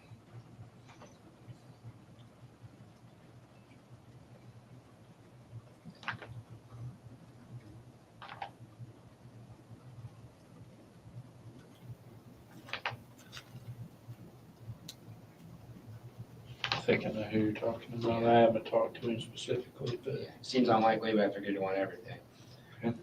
And there was this was one I thought of. There was a student in the fall that was really inappropriate with her. She forwarded a couple of emails to me, and he actually kissed her on the mouth during a teacher-student meeting in her office. That was kind of weird.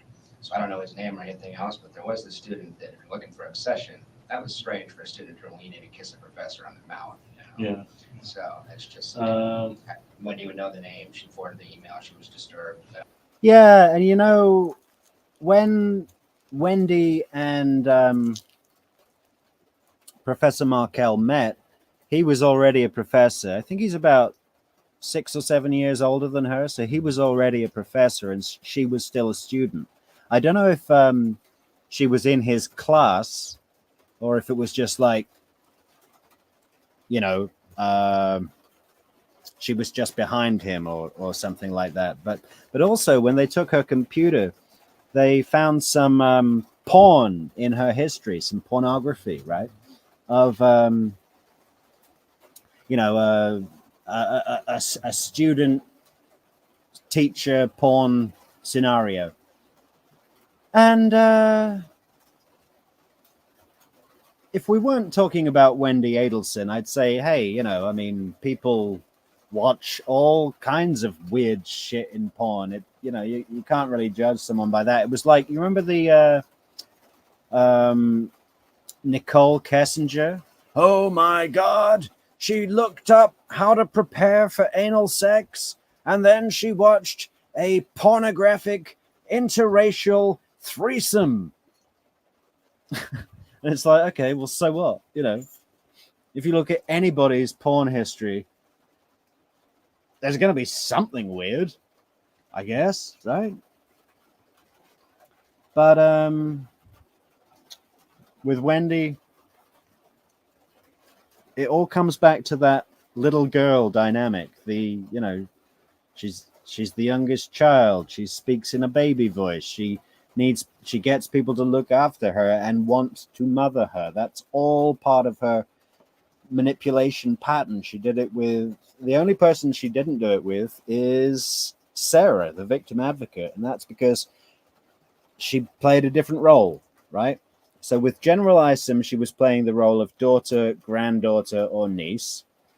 With Sarah, the victim advocate, she was playing the role sometimes of sister when she needed to have a bond, because that would be advantageous to her, and then sometimes as a total boss, you are my subordinate, I need you to go and get me this sort of thing. So it's just different roles she has, but her main deal is little baby girl Wendi. I don't know, If you really needed it, I have that email somewhere.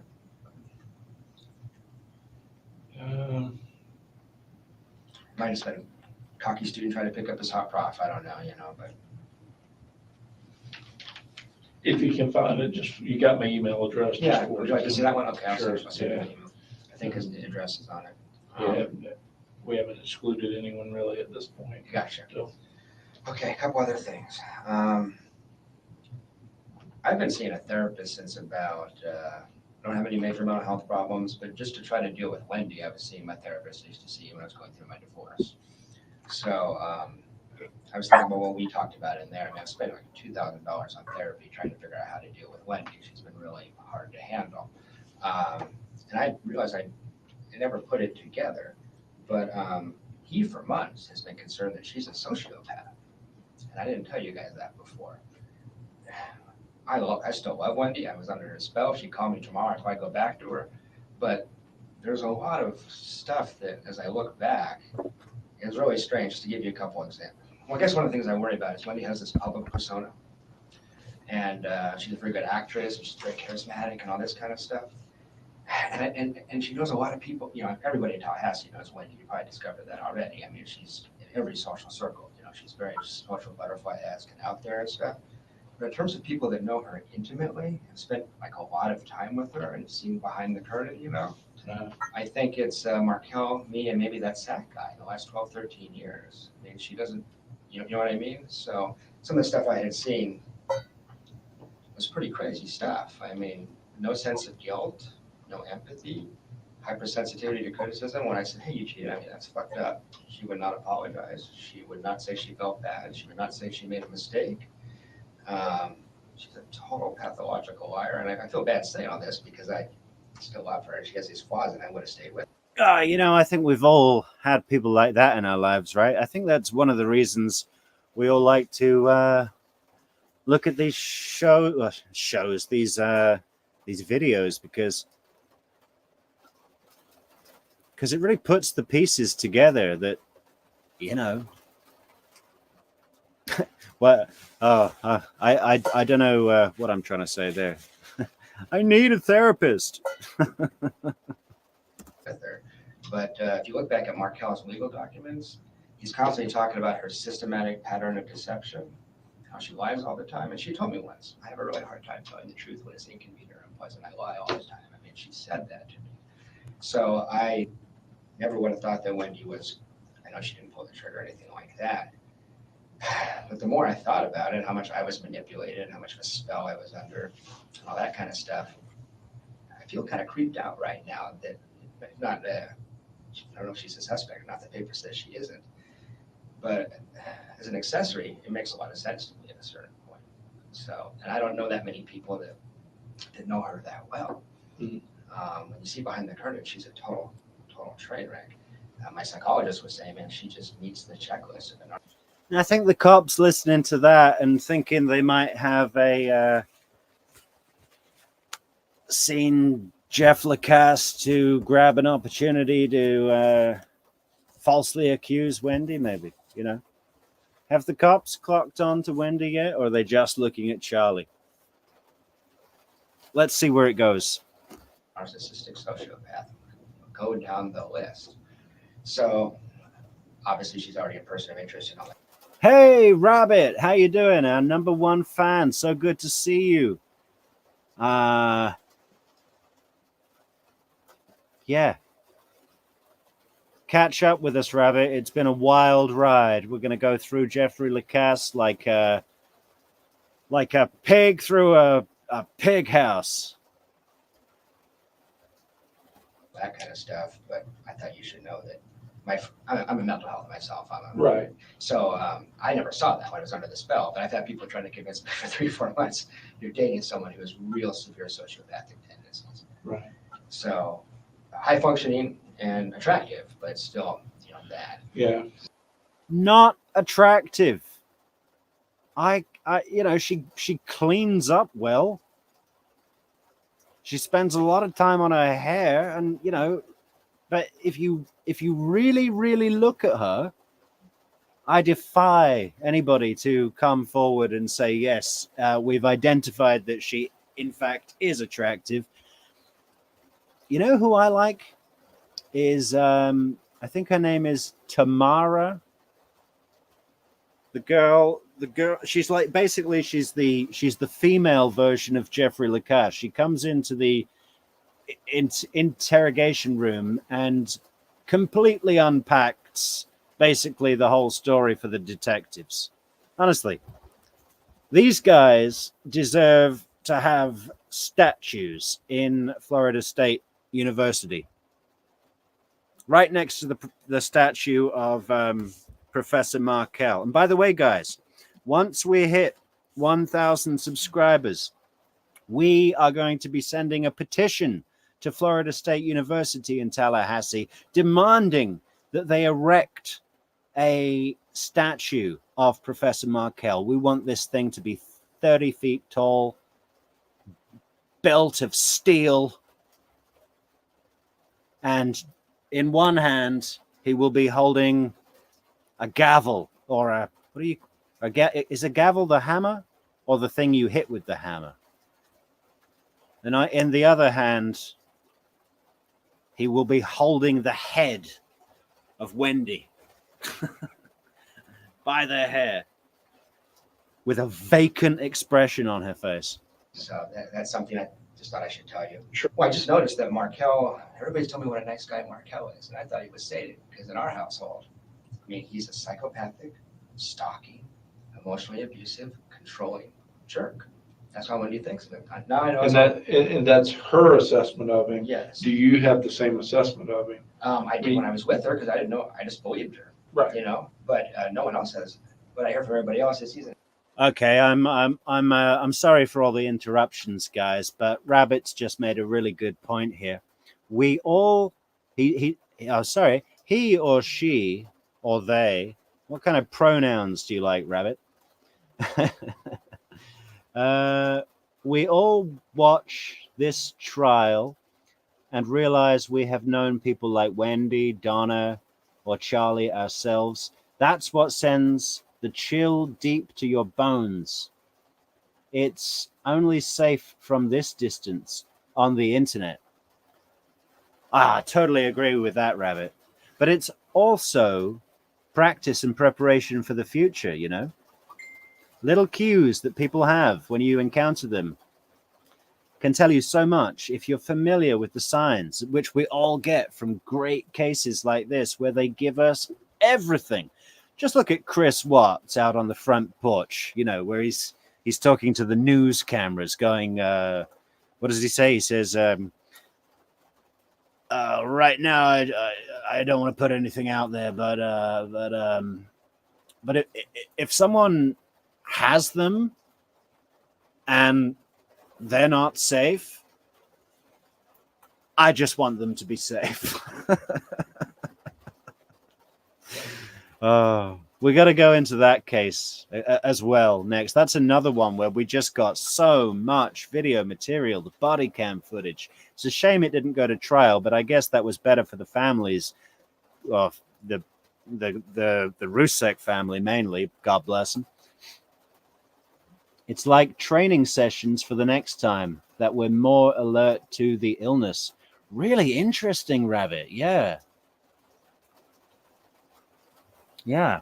Okay, let's we can talk all night, Rabbit, but let's try and get as far as we can through the show. Oh. An arrogant dick. As far as a academic, there's a lot of professors that are arrogant, you know. Sure. But he's a good man. That's what I hear people saying. He was a good father. He was a good man, and he was really upset with Wendi. Starting to understand why. I mean, there's some timing things here. I hope this is all wrong and he finds some disgruntled student that shot him. I want Wendi and her kids to have a good life in South Florida. You know, I still love them. I still care about them. I miss them. I'm pretty heartbroken over all this. But if you want information, I had some things to say. So we have this big fight in Gainesville. And I really confronted her. I'm really hard on her. I'm pissed because I feel like I've been conned because she's been calling me her boyfriend and all this kind of stuff. And I don't know exactly what the relationship was with Zach, but I found out enough that it was very clear that she was busted, that she was juggling two guys in some form or fashion. I don't know the details. Yeah. I got the impression I was boyfriend number 2 is why I was pissed. I mean, there's no picture on the Facebook page. I noticed there wasn't even a picture of me in her house. And that's when I got really, really upset. I was like, come on, we've been dating 9 months. This is bizarre, you know? So I had it out with her in Gainesville. Now, is that an American thing or a maturity thing or what? Because I don't think I've ever had a picture of anybody up in my house. You know, when I'm in a relationship, I usually live with the person. So I don't know. Maybe maybe that's a cultural difference. I got a picture in my wallet. She went to South Florida for 14 days. The whole time she's down there, she's miserable and not that available. But we're talking about future-oriented stuff. We're talking about trying to get back together and desperate to see each other. It sucks that we're separated in this bad situation. I can show you the text. Like, can't imagine my life without you. God, I fucking miss you. I mean, these are like exact quotes, you know. She gets back to town. We go on a date. And I said it was awkward, but we were holding each other. Yeah, all those little exact quotes. I can't imagine my life without you. Oh my God, I fucking miss you. Those are all just little bait worms thrown out to get this guy hook, line, and sinker, right? Just for enough time. She never, ever was in a relationship with this guy. He was seen, and that just shows you how long this thing was premeditated. Crafty. You know, I really can't think of another killer. Even Chris Watts, you know, he instantly knew he completely messed up. You know, and although he seemed really devoid of feeling, I think that was just his general demeanor. This kind of boring, aloof, non-personality. I mean, he just doesn't know how to do it. But even like Jodi Arias, she's cold and crazy and not sorry, but you know, different style.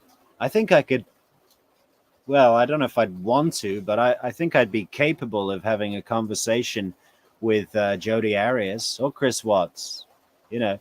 But the Adelsons, forget it. What are you going to be talking to? It's like another life form. We're holding hands. There's a future orientation. Still, we're going to spend a lot of time together and work this out. That's what we had decided to do. That was last Monday.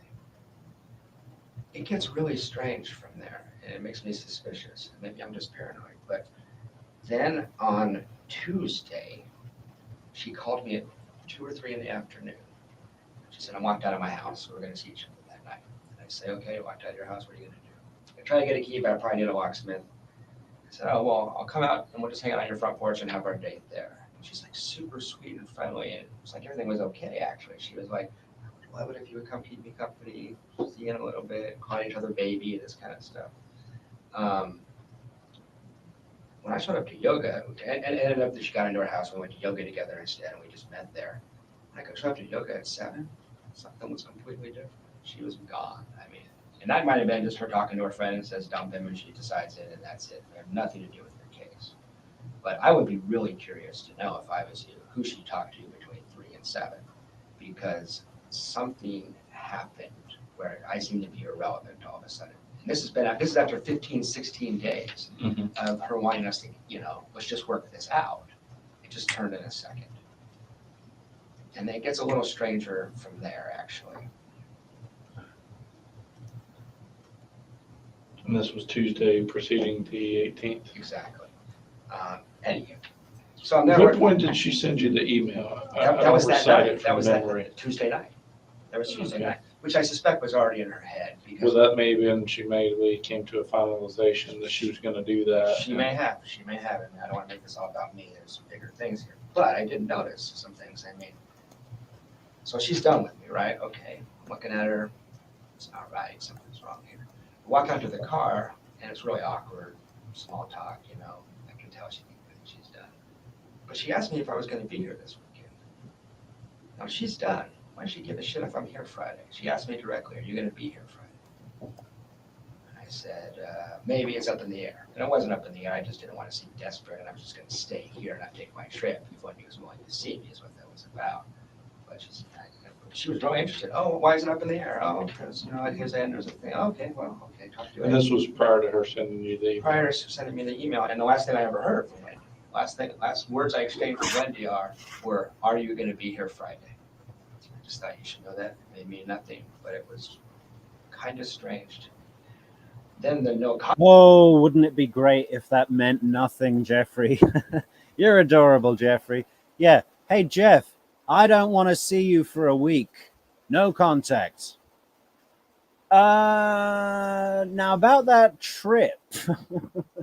Are you going to go? Well, if you weren't going to go, why wouldn't you go? What would stop you from going on that trip while we won't be speaking for another 4 days after that trip? What is happening with the trip, Jeff? Contact order was also kind of strange to me. Big card for the prosecution. Georgia Kappelman has that on a whiteboard in the center. In the center of a whiteboard with a big circle around it. Asked Jeff about the trip on Friday to Tennessee. Usually you would just send someone an email and say, "Hey, I need some time to think." She was very strict about that no contact thing. It was almost like she didn't want to be in front of me. I just busted her for that. And Roberta Glass brought up a really good point the other day about how she would be curious to know if Wendi had ever done anything like that before in any other previous relationship. I need time to I have a heavy heart. I need time to think. My mind and my heart are saying two different things, and we need no contact. Or was that just this one occasion? Because if it's the latter, well, that shows a deviation from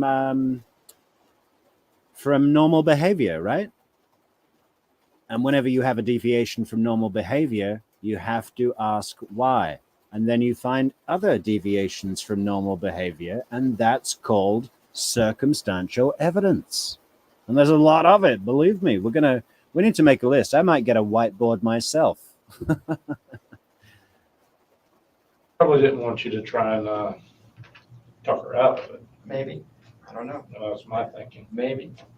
Or maybe she knew something was going to go down and didn't want me in front of her because I read her pretty well. And I just busted her on a whole host of lies,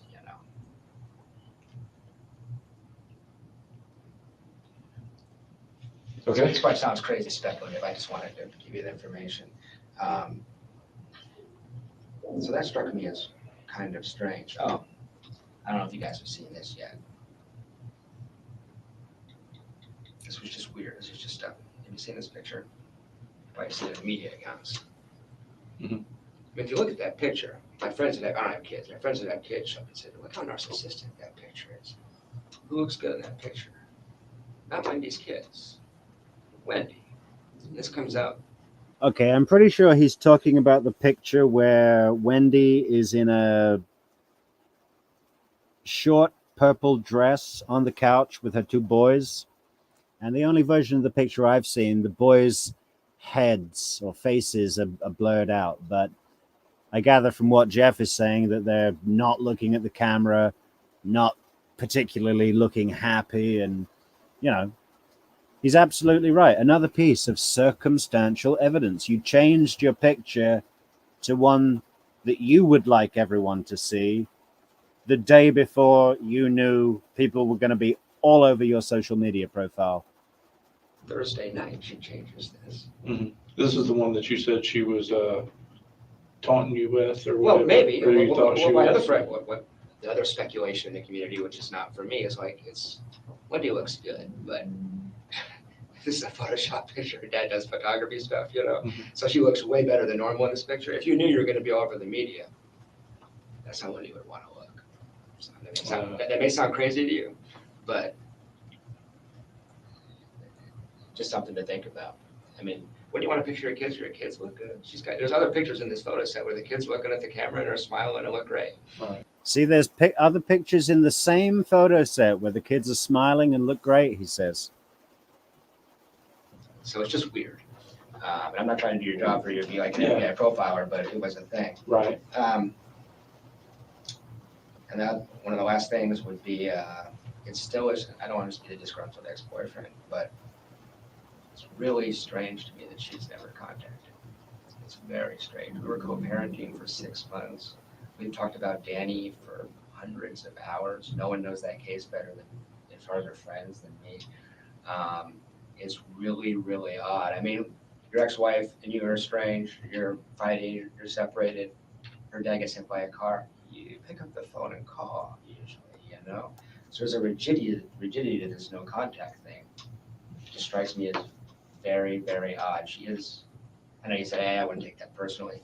I'm not taking it personally. We're done. I get it, you know. But what I am taking it as is, it almost looks guilty to me. It looks really strange. Why wouldn't you call for, you put these kids to bed for the last 6 months? And ride around in a minivan with them. You care about these kids. She knows that. Even if we're over, not a text message, not a phone call. It looks strange to me. So. Right. And even more so in lieu of recent events.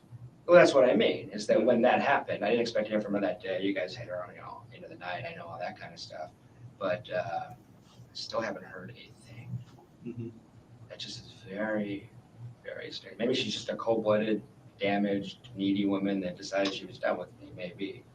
But if there's any interest in her at all, there's a lot of sociopathic stuff here, it seems like. The ease with which she lies is really disturbing. So that's all I had to say. I just thought you'd want to know that. Okay. Yeah, well, I got you here. I did want to run down on some of your, I printed out your stuff that you sent me here.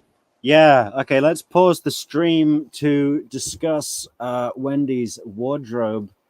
Yeah, Rabbit, hey, I have seen the red dress for the bar mitzvah. What the hell is that? They're calling it bra mitzvah.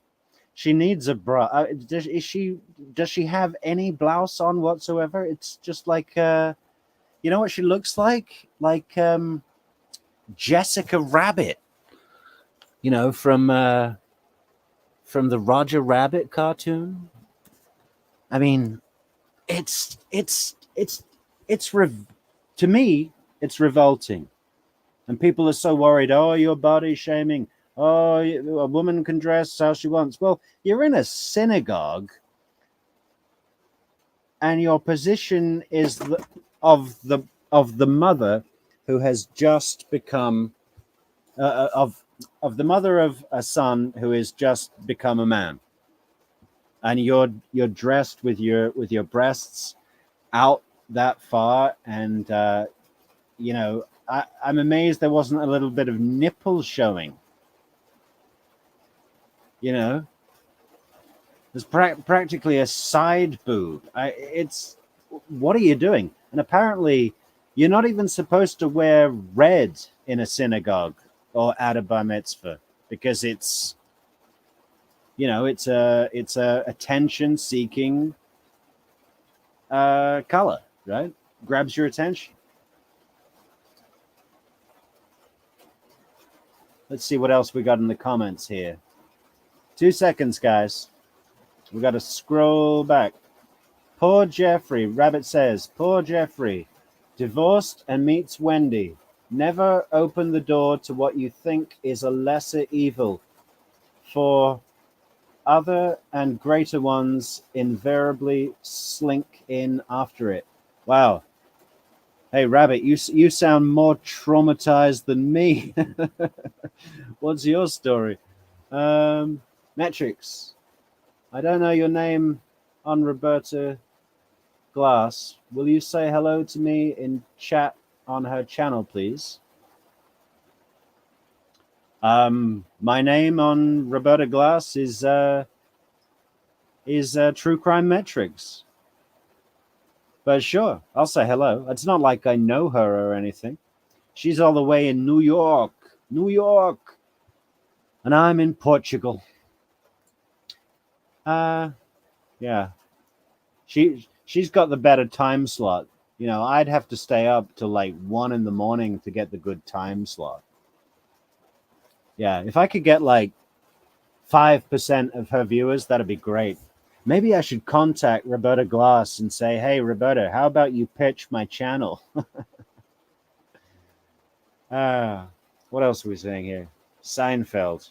Yeah.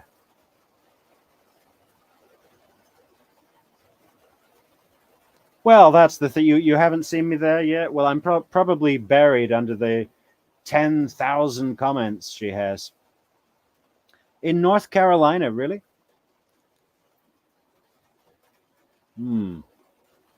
That's where Chris Watts was from. And Paul from reporting live from my sofa. Another good channel, reporting live from my sofa. He does good work. I like Paul's channel. Okay, let's get back to the video. Rabbit, you and me can talk backstage after the show.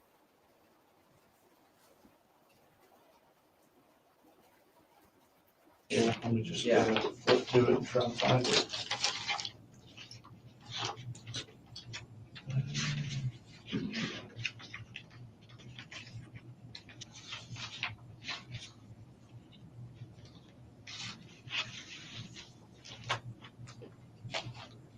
Okay, and this actually is a little bit better to kind of have something tangible to look at, to kind of see where you are and where you were going and stuff like that. They're a little out of order because of when they cleared, but yeah. Okay, so this day's in was actually, even though it says the 18th, I talked to the clerk and she said you were there on the 17th. Thursday night. Thursday night, which is what you said. Yeah. You know, so this is mainly done for exclusionary purposes. I'm not worried. So I got you here. And then when did this transaction occur? Like, it doesn't have a time. Can you give me kind of more of a specific time? Thomasville? Yes. That would have been on the way there, so 9, 10 o'clock. PM. Yeah.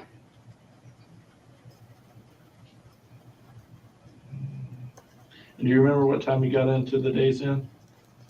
Before midnight. What's think about it? I left here around 8. I wasn't going to drive past midnight. It might have been 12:15 or something. But I went from here to South Atlanta, average of 75 or something like that.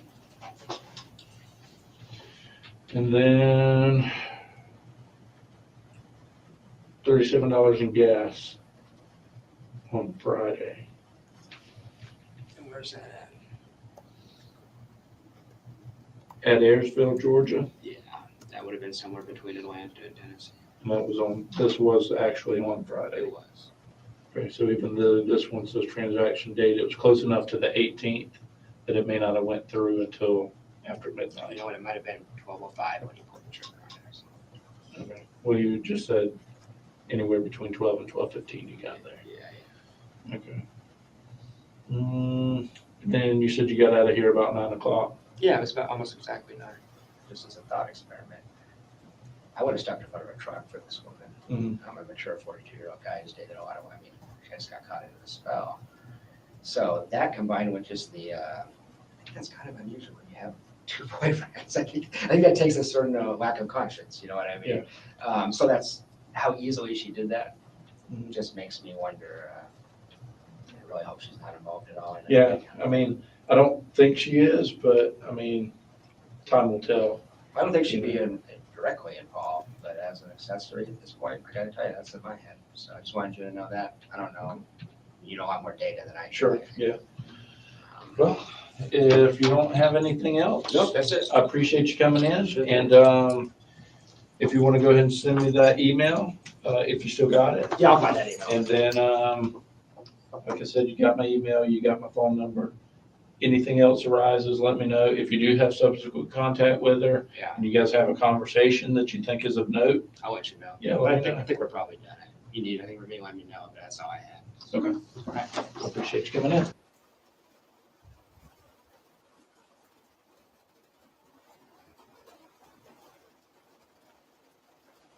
Okay, so that is. Well, what does this say? On August 12th. That's how you guys do it over there, right? August 12th, not the 8th of December. On August 12th, Jeffrey Lacasse came to the police department after calling me and asking to meet with me the day prior. He advised me he was going through old text messages and discovered the following. He and his ex-girlfriend, Wendi Adelson, were supposed to go to California July 11th to 17th. He advised they made reservations on April 30th, and Wendi Adelson later canceled the reservations on June 4th. 2014.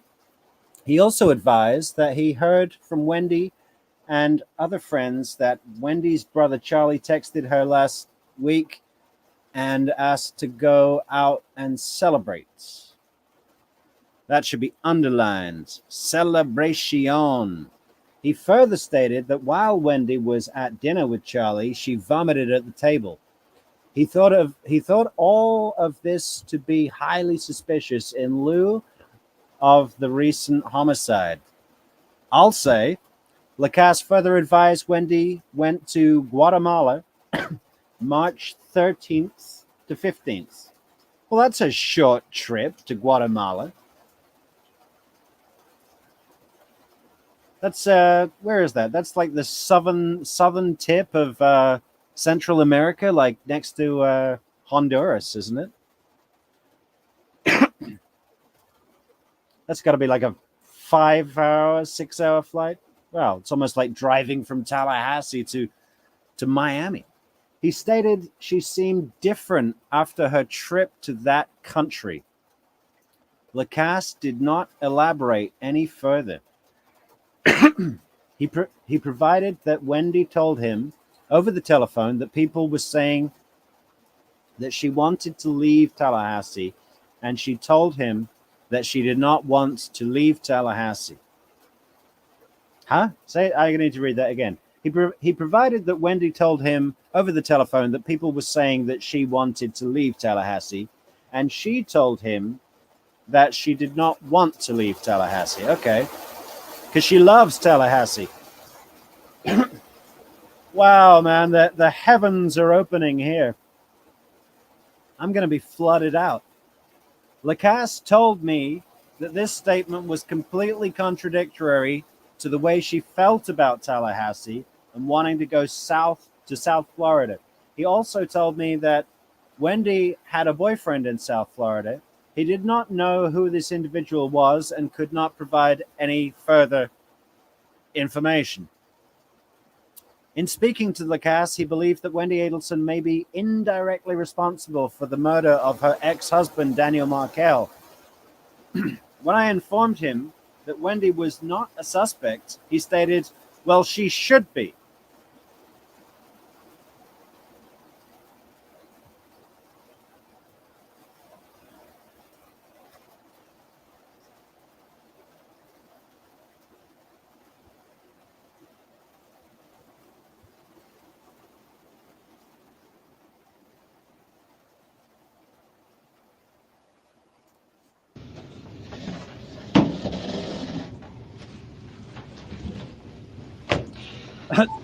Look at him here. He looks like he's doing an impression of a hot dog. Have you all seen Mrs. Doubtfire? This is my impression of a hot dog. Oh man. Okay, so this is what, 9 months after the murder? So he's had some real time to think about this here.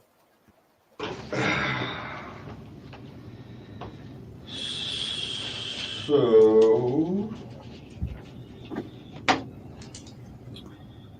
it was Jeffrey or Jeff? Jeffrey. J-E. R-E-Y. J-F-F-R-E-Y. And it's L-A-C. A-S-S. Let me get your date of birth, Jeff. Sure, 10/18/71.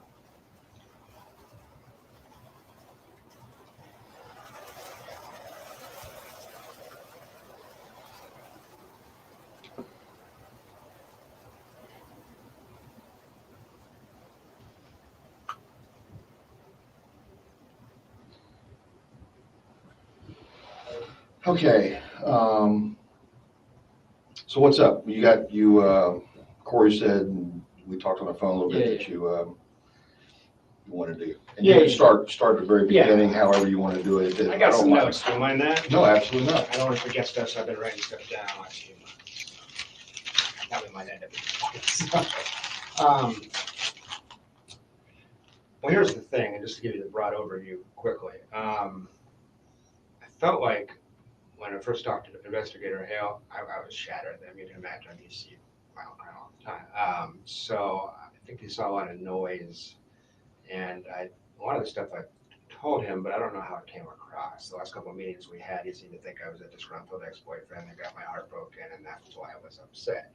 And there was some truth to that. I was upset. But over time, got some clarity on some things. So I guess I'll just give you my overall impression. And just want to tell you things I saw with my own two eyes that were very suspicious to me that I didn't feel really hurt previously. Or maybe they were hurt and not seen as credible. I don't know. But just so you get the context for it, as far as the relationship stuff, that sucked. But the last 3-4 months, I moved on with my life. Actually, her moving away was the best thing that ever happened to me in terms of my personal life. It was a bad relationship. So this isn't any animosity towards her for being an unfaithful girlfriend. This is more deeply concerning stuff about someone getting killed. So I started dating Wendi in fall of 20. Okay, I really like this this version of Lacasse because he's no longer making decisions emotionally, right? He's out of that headspace. In the last interview, he was saying, "Oh, if she called me tomorrow and said, you want to get back together, I'd be like, yeah, well, I know that feeling. We all do, huh?" But yeah, now he's had some time to think. He's talked with a professional, a therapist, a counselor, whatever. Talked with friends. He's realized that there really was no relationship. He was always being used as this patsy. And this is the seed that was planted in Lacasse that I believe has led to him, having some adverse issues in his life, in his definition of who he is, which is really sad because he's an innocent party. He got duped, not because he's unintelligent, because he needed something and he thought he found it. And sometimes when you need something, you see what you want to see,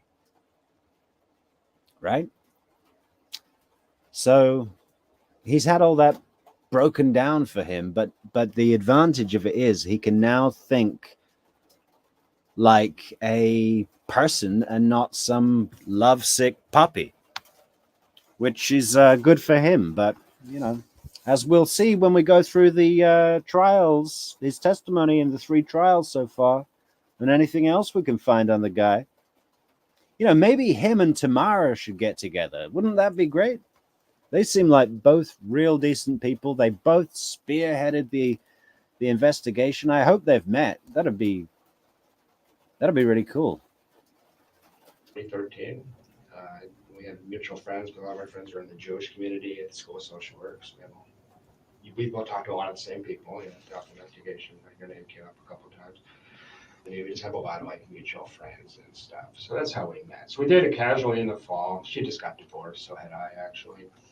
And at the time, I mean, I came in here before, like, I thought Markel was a dick. I mean, that's what I had been taught by Wendi over time. I realized I was kind of misled. But in the fall, it was. Hey guys, I gotta leave this with you for a couple of minutes. I'm gonna leave the stream running, but if I miss anything real important, Rabbit, I'm counting on you. Let me know in the comments.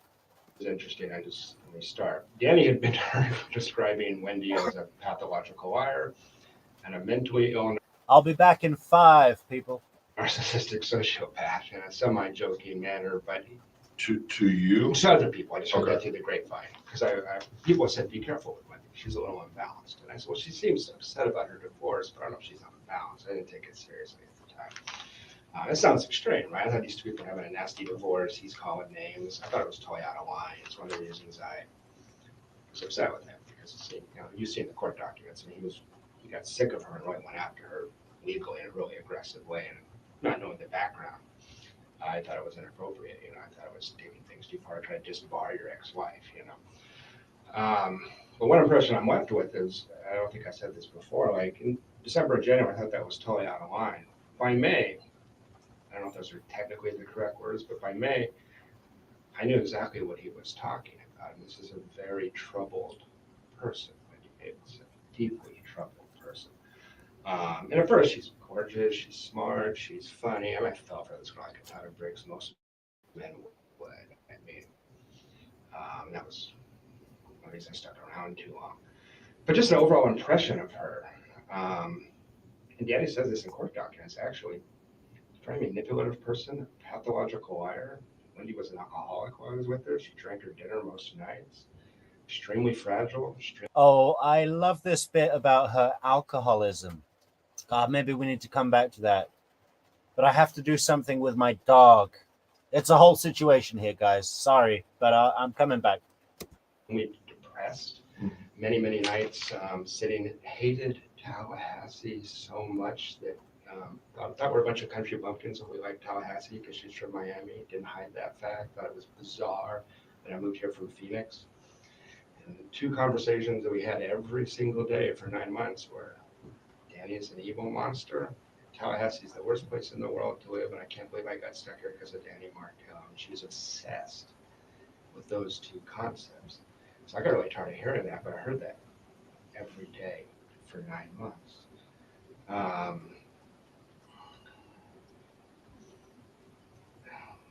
Wendi's very manipulative in that she plays the victim very, very easily. Whenever we got into a confrontation, she'd pour me. Very sensitive that I work with EB victims, women that have been raped as a social worker, all that kind of stuff. So I'm so sensitive, Mr. Rogers kind of guy. So it's a very easy way to manipulate me, or Markel for that matter. But she just wasn't stable even in the fall, and able to cover it up here or there. Ways people, first 100 hours you spend with her, you think she's amazing. 101 on, you're like, shit, what am I getting myself into? This person's kind of crazy. You talk a little fast for me. I'm sorry. 100 hours. Yeah, first 100 hours you think she's amazing. Then after that, wait a second, there's some tremendous flaws here. So she puts up a very good public face. It's but as far as seeing stuff pertinent to the crime, I met her brother Charlie when I was down there in Miami for Immokalee. You may recall that I said I found him to be a very strange person, very aggressive, verbally. He takes sex tourism trips to South America to have sex with underage prostitutes. Wait a minute, back up a second. Yeah, he takes sex tourism trips to South America to have sex with underage prostitutes. Sex tourism. Yeah, Okay. yeah, South America. I'm kind of a sheltered guy. Well, I was shocked not only that he would tell people he did that, but he would tell his younger sister. That was strange. Very odd. And there's this odd dynamic between them. The whole family is real weird. He talked in the hot tub about punishing a girl by anally violating her in front of Wendi and I, like bragging about the fact that he hurt this girl because she got in an uncomfortable situation. So he came off like an offender to me. He came off like kind of sociopathic, like this is strange. He just met me. He's telling me this. It was really, really weird. Okay, you. Yeah, go ahead. I know. I'm just trying to rein you in a little Yeah, bit go ahead, so go I ahead. can make sure I Yeah. get it right. Yeah, if we, I do recall something about a hot tub, yeah. but I think you it may have been something I read from Corey Hale's report. It might have been. Yeah, I talked to him. But are you saying you're in the hot tub I'm in the hot tub. after the Immokalee Yeah, exactly. retreat? Exactly. We went from Immokalee to Miami and hung out with her brother. Okay. The first. So you're in Miami at his place, I Yeah, guess? exactly. It's very well. It's a really nice house in Miami Beach area. Miami Beach. Yeah. Okay, so you're there Yeah. and you're in the hot tub. Yeah. She's in the hot tub. Yeah. And the brother Charlie's in the hot tub. Yeah. Okay. Charlie's talking about punishing girls for anally violating them in front of his sister. It's just. Is it braggadocious? Yeah. Like well, she got him punched out at a wedding. Their Korean girlfriend then brought him as the only white guy to 400 Korean people and just him. Some of the men took offense and he got punched out. Charlie did. Yeah. So the way he handled that was to anally violate her and then brag about it the next day. I mean, it was really, really weird. That had happened the day before y'all got in the hot tub? No, I misspoke there. It was pretty recent. It wasn't that day, but Okay. it was last month, last week, something like that. So he goes to a Korean wedding Yeah. as the only Anglo, Yeah, exactly. and some men took offense because he was a date for one of the Exactly. Korean girls that was at the wedding. Exactly. And he got And he probably opened his mouth or something. So, he says he got sucker punched, but I don't know. okay, so he gets, and so his way of getting retribution is the girl that brought him to the wedding is to Yeah. rape her, or But it just- did not rape. It wasn't rape. It was consensual sex. But he was bragging about the fact that he made it hurt a lot and that kind of stuff. Oh, okay. And that was just. And that was anal penetration Yeah. that he's bragging about. And it was 20 minutes after I met him. I got you. So I'm just like, this is not normal. This is strange. Guys will talk to their guy friends. Although I've never said anything like that. I would never want to hurt a woman. It's, Right. You know, so it's, so it just struck me as very, very odd. Fast forward to May, there was that incident in the coffee shop that we discussed, that Officer Hale, and we were assuming that's one of the reasons you guys were interested in talking to me in the first place. But just to remind you, I just walked into All Saints Coffee and there's my girlfriend with another guy. But that was a big deal in our relationship. And, Right, because you see her there and she's with this guy Yeah. and you don't know who the guy is. Maybe I got that wrong. You knew that she was seeing a guy? That's one of the things that concerned me is that she would bring him up from time to time. And there was other signs. And there's, I think, 5 to 10 other men who was in denial about it in this time period. That's not a crime, obviously, but she's very impulsive, very erratic, doesn't think things through. She will do them and then worry about the consequences later. She was remarkably sloppy about cheating on me in terms of, well, that's what was interesting. Up until about early June, she was covering her tracks pretty well, actually. And, after that fight, we had not a huge fight, we had a mild fight about that. And things started to get really, really strange. This is what I think I had a hard time getting across to Investigator Hale. So we have that fight. She goes to Portland for a weekend. She comes back. It's now June. In June, I was walking around saying to all my friends, I don't know what is going on. Something is going on. Okay. He's going to go into the marching drum towards the 18th of July. I heard a couple of good things. We got the sex tourism trips, and Isom's like, sex tourism. I'm kind of a sheltered guy.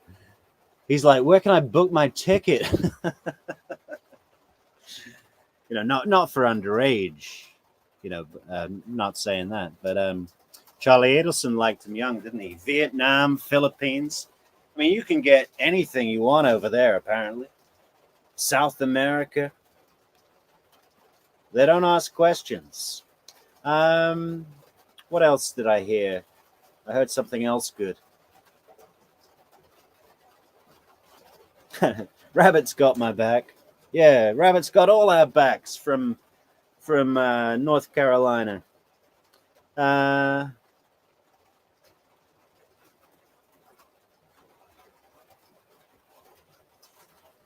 the couriers told at FSU told Lacasse, Wendi is a little imbalanced. Sadly, their good manners were too insufficient to save him. Oh, the courtiers. What's a courtier? That sounds like something Wendi should have been wearing at her bar mitzvah. Imagine if she just came in to the bar mitzvah in a full-on dominatrix, sexual sadism madam with a whip and a dog collar on. I mean, you see what I mean? That would have been inappropriate. Are people still going to say I'm body shaming them? I mean, it's about showing respect for the occasion, for the tradition, for the principles, for your son's embarrassment. You know, how does that feel, knowing that all of your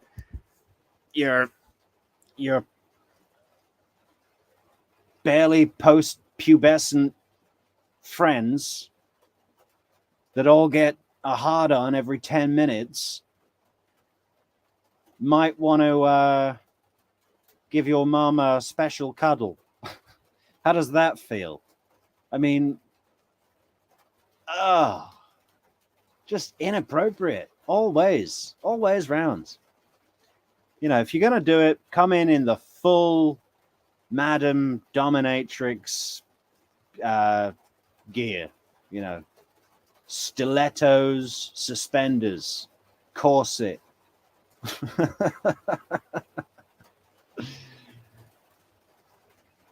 And to say she's imbalanced is an understatement. I think she's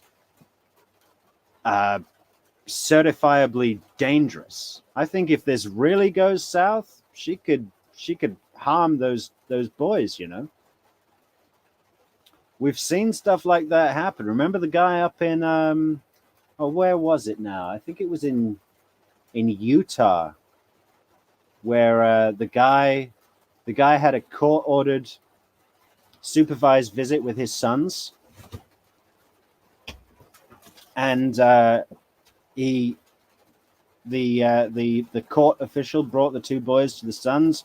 The father opens the door, pulls the boys in, slams the door shut, and the court lady is calling the cops, saying what just happened, and then the whole house explodes because he hit the boys with a hatchet and then just blew the house up with him in it. I mean, you know, when you get someone really in a corner, especially if they're like this, they're incredibly dangerous. Yeah. We had a very frank talk about that and decided to stay together. She said, it's one guy. He's gone. He literally moved out of the area, as you probably know. So in June, I was walking around saying to my friends, I don't know what's going on. It's just uncanny to think back on it now. So I don't know what's going on, but something's going to happen. Like, it feels like there's drum beats. It feels like we're moving towards something. It's really, really strange. I don't know. I love the way he does that. It reminds me of, has anyone seen The Muppets Treasure Island? I think Gonzo does that same move at the drums. Oh, what's going on? One of the strange things that happened was we had a trip to California scheduled to see my parents the week that Danny was killed. And in early June, she rescheduled that trip. Yeah, I'm sure she couldn't wait to meet your average non-institute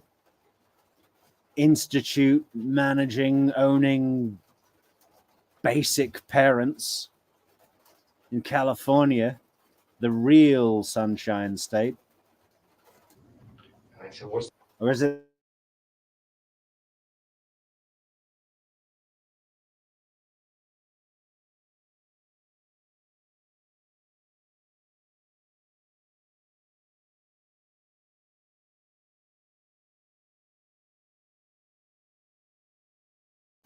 the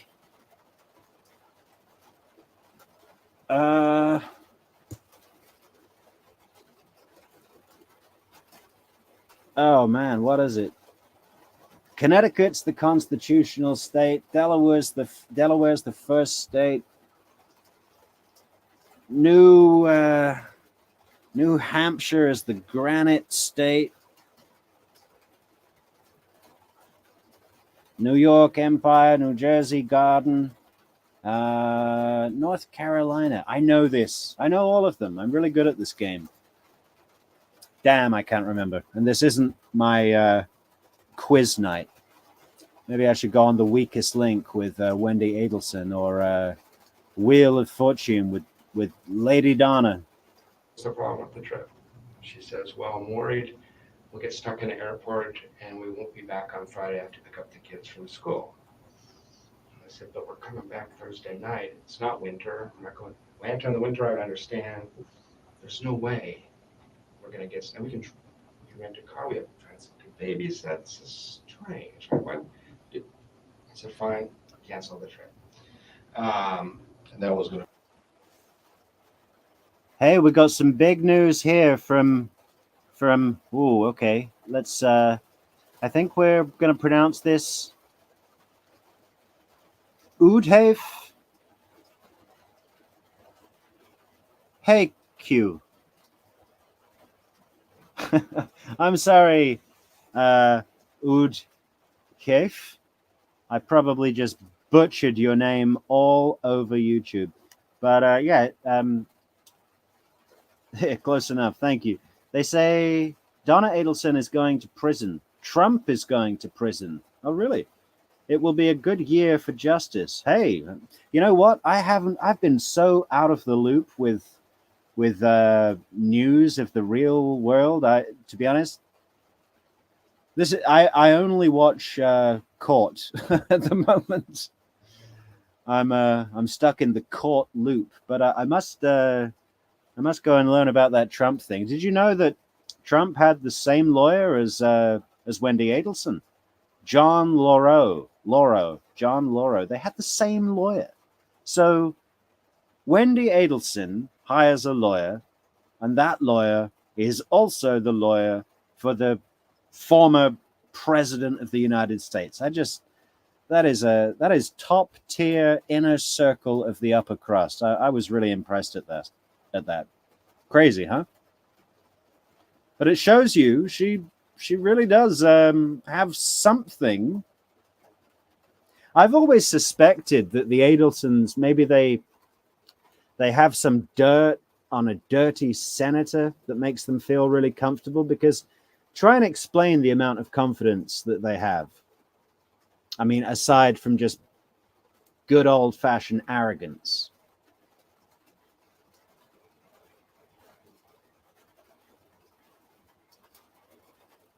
You know, I think they either have some big secret about maybe the Epstein list, or so, you know, maybe that. I don't know. Anyway, we could sit here and talk politics all night, but we've got to get through this, guys. How do we press play? Let's go. It'll be in early June. The trip was going to be the week that Danny was killed. Oh, okay. That was the trip? 11th to 19th was supposed to be the trip. So we had a trip planned, and she was real strange about the fact that we had to reschedule this trip. It just didn't make sense. And I even said, if you just don't want to go because you don't feel comfortable right now, just tell me. That's cool. She goes, no, I have to pick up the kids from school that day. I just have to. I don't want to do anything with them. Stop that, you know. And she said, I'll miss the kids at that point. I said, okay. A couple of days later, I say, well, she said, but I want to spend that time with you. Just, this is another huge thing of circumstantial evidence for the Georgia Cappleman when she gets around to prosecuting Wendi. It's like, what about this? You had to be back for Friday thing. You could not take any chance. You were just going to chain yourself to Tallahassee for the entire week, so you knew you'd be there to take the kids, when there's probably about 100 people she could call if she had to, right? See on Friday. And what's her excuse going to be? Oh, well, Danny was leaving for New York. All right. But, Dan was shot and you were in the police station. And guess what? Someone got the kids. No one's going to turn her down. Are you crazy? She can make people do things. She just knows how to pick people that will serve her, like that Jane woman, like Lynn, and even victim advocate Sarah. I know that there were times when Sarah was getting a little bit, something's not right here, bordering on suspicion. I just don't think she had the confidence to, felt like she had the experience to say to General Isom, look, something's not right here. I'm trained in studying people, and I'm telling you, something's not right. But part of that was Isom's fault, because he'd got into this whole father figure thing, this fatherly manner, this, oh, I know you didn't mean to do that, all just totally sucker punched. But, there were also times when victim advocate Sarah was eating out of Wendy's hand. And it's no special skill. Well, the special skill is with these people is picking victims. They know how to select people. And if you're not an appropriate victim, you are no use. That's the bottom line. She said, I want to spend that Monday through Thursday with you. I said, great. You want to go to St. Augustine? She loves the beach. She hates Tallahassee. This, again, is just very strange and suspicious to me. Wendi Adelson tells me, what I want to do is a staycation. I want to stay home in Tallahassee. I said, you want to stay in Tallahassee the hottest week of the year? He goes, yeah, we'll go to Tom Brown Park. We'll do this. I said, you hate it here. I'm offering to take you away. Why wouldn't you? It's just really strange at the time. I remember saying to my friends, like, Wendi wants. People laughed. I said, Wendi says she wants to stay in Tallahassee. Like, she leaves town. Sure, every chance she gets, she leaves town. Why would she want to stay? I said, I don't know. I have no idea. Finally managed to convince her to do a trip to St. Augustine, but we had to schedule it so that we were back basically by the time of the shooting. So that was just strange. It was peculiar. Are you guys familiar with the Mike Dunn case down in Jacksonville? He lives in Satellite Beach, but he shot that black teenager in Jacksonville after his son's wedding in 2012, and his plan for the weekend was to take his fiance down to St. Augustine. I wonder if they booked the same hotel. Wouldn't that be weird? Another coincidence I discovered the other day.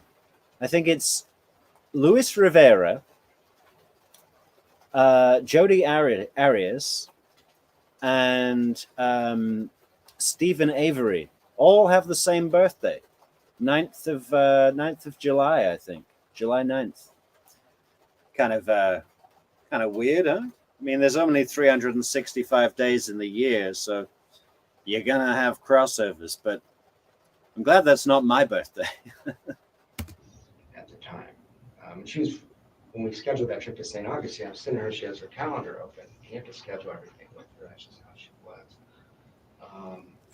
There was just, at the time, I can remember sitting in her office trying to schedule this, and there's this weirdness about that weekend. We're scheduling other things, no problem. But that weekend, she just was intent on.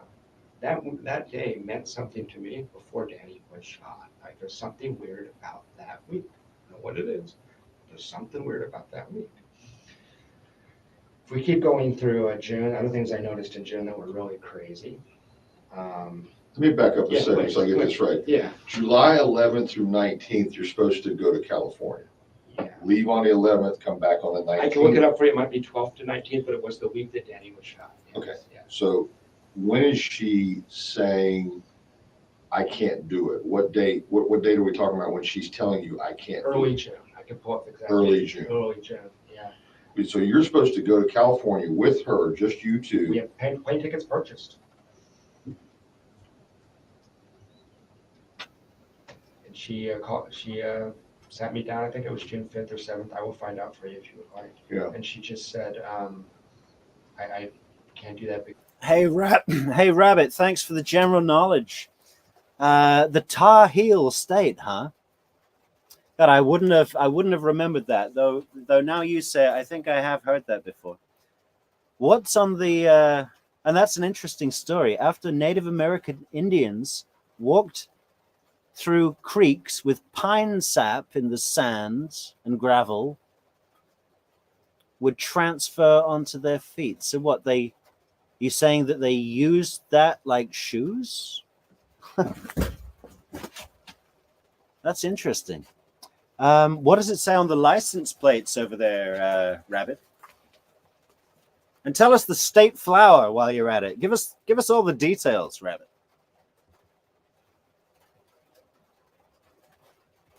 Yeah, I've heard St. Augustine is historic and beautiful, and I think it's the Pirates of the Caribbean. Like I think it was a really old port of that kind of stuff, right? I know very little about St. Augustine, but I did see something about it. Looks nice. I don't really have any desire to go to Florida. Certainly not Miami. I would quite like to go to Tallahassee now, just to see how awful it is, you know. But yeah, St. Augustine would be good for a look too. Maybe that's where we'll hold our first international conference. The True Crime Metrics Conference 1, St. Augustine. North Carolina license plates say first in flight as the Wright brothers first. Yeah, okay. Yeah, I knew that one. Yeah, and another bit about your state's history is what's the island off of Raleigh, right? Or is that's the city? That's the capital. But that's after Walter Raleigh, and we're getting sidetracked. Back to the show. Love you, Rabbit. You're super cool. Thanks for the knowledge.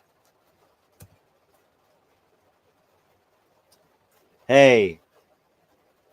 Oodhafe says Tallahassee blows. Go to St. Augustine. It's lovely. Yeah, but I want to go and see how much it blows, and like maybe do a live show right from the courthouse.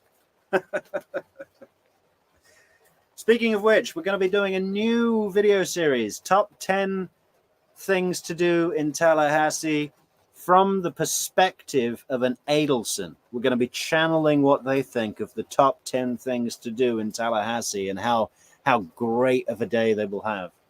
So make sure you're all subscribed to the channel, notifications, ring the bell, like, share, leave a comment. Love you all. Thank you very much. Back to the show.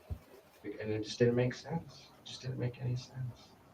So she'd already said that date was that window of She said, this is the 1 week I have to go see your parents. And I said, 11th through the 19th. but that was in May we booked that. So 3 different times she canceled plans with me in the 2 or 3 day period with Danny. What you're leading to is this is highly suspicious that she needs to be here on the 18th of July. Yeah, just anecdotally, subjectively, whatever it's worth, it was really weird. It was really strange. I know this woman. I know her really well. And there was something at the time, me saying to my friends, what's going on? It's just really, really strange. It's just really. She'd never done anything like this before. Well, she had canceled and recanceled. She did that all the time. Completely disorganized person. But it usually made sense. It usually had a reason. And usually the reason was something about court with Danny, or the parents wanted to come down to South Florida. Every other time but this, I understood. This time I was completely puzzled. It didn't make sense. And it was very, very strange. Okay, so she cancels this trip to California. Did you go anyway? No, of course you didn't. You were okay. Wish I had. Yeah. And so what happens to these plane tickets? Her ticket, I have no idea. So she bought her own? Yeah, we bought separate plane tickets. As a matter of fact, I don't know that she did buy a plane ticket.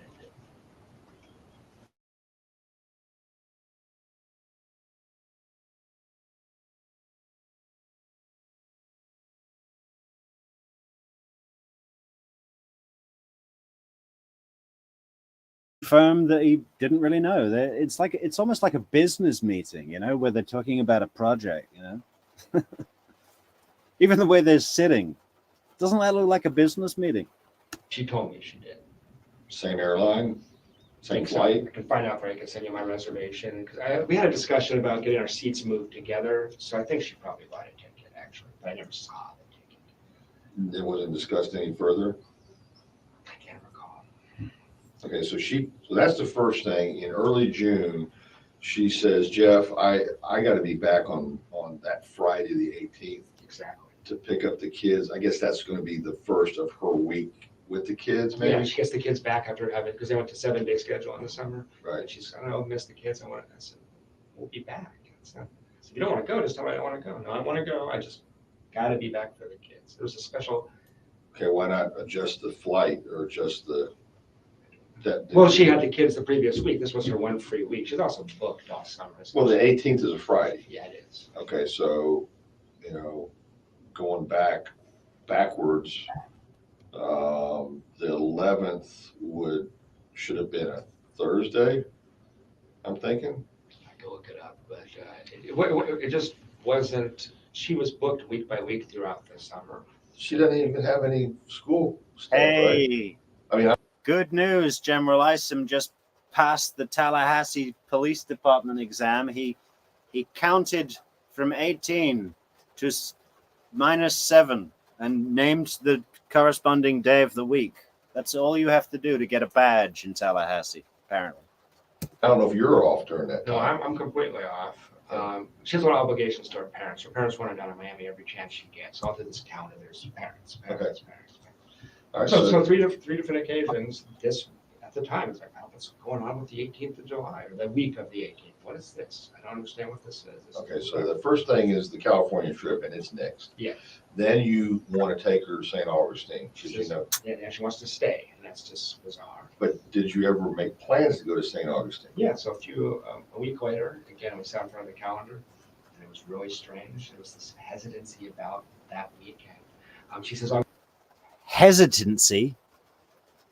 Is that a word? I think the word is hesitation. Hesitancy? Come on, man. You see, this is why he should have studied law or a real subject like dentistry. That's what you get, One thing about the Adelsons, they can spell, and they can put spells on you.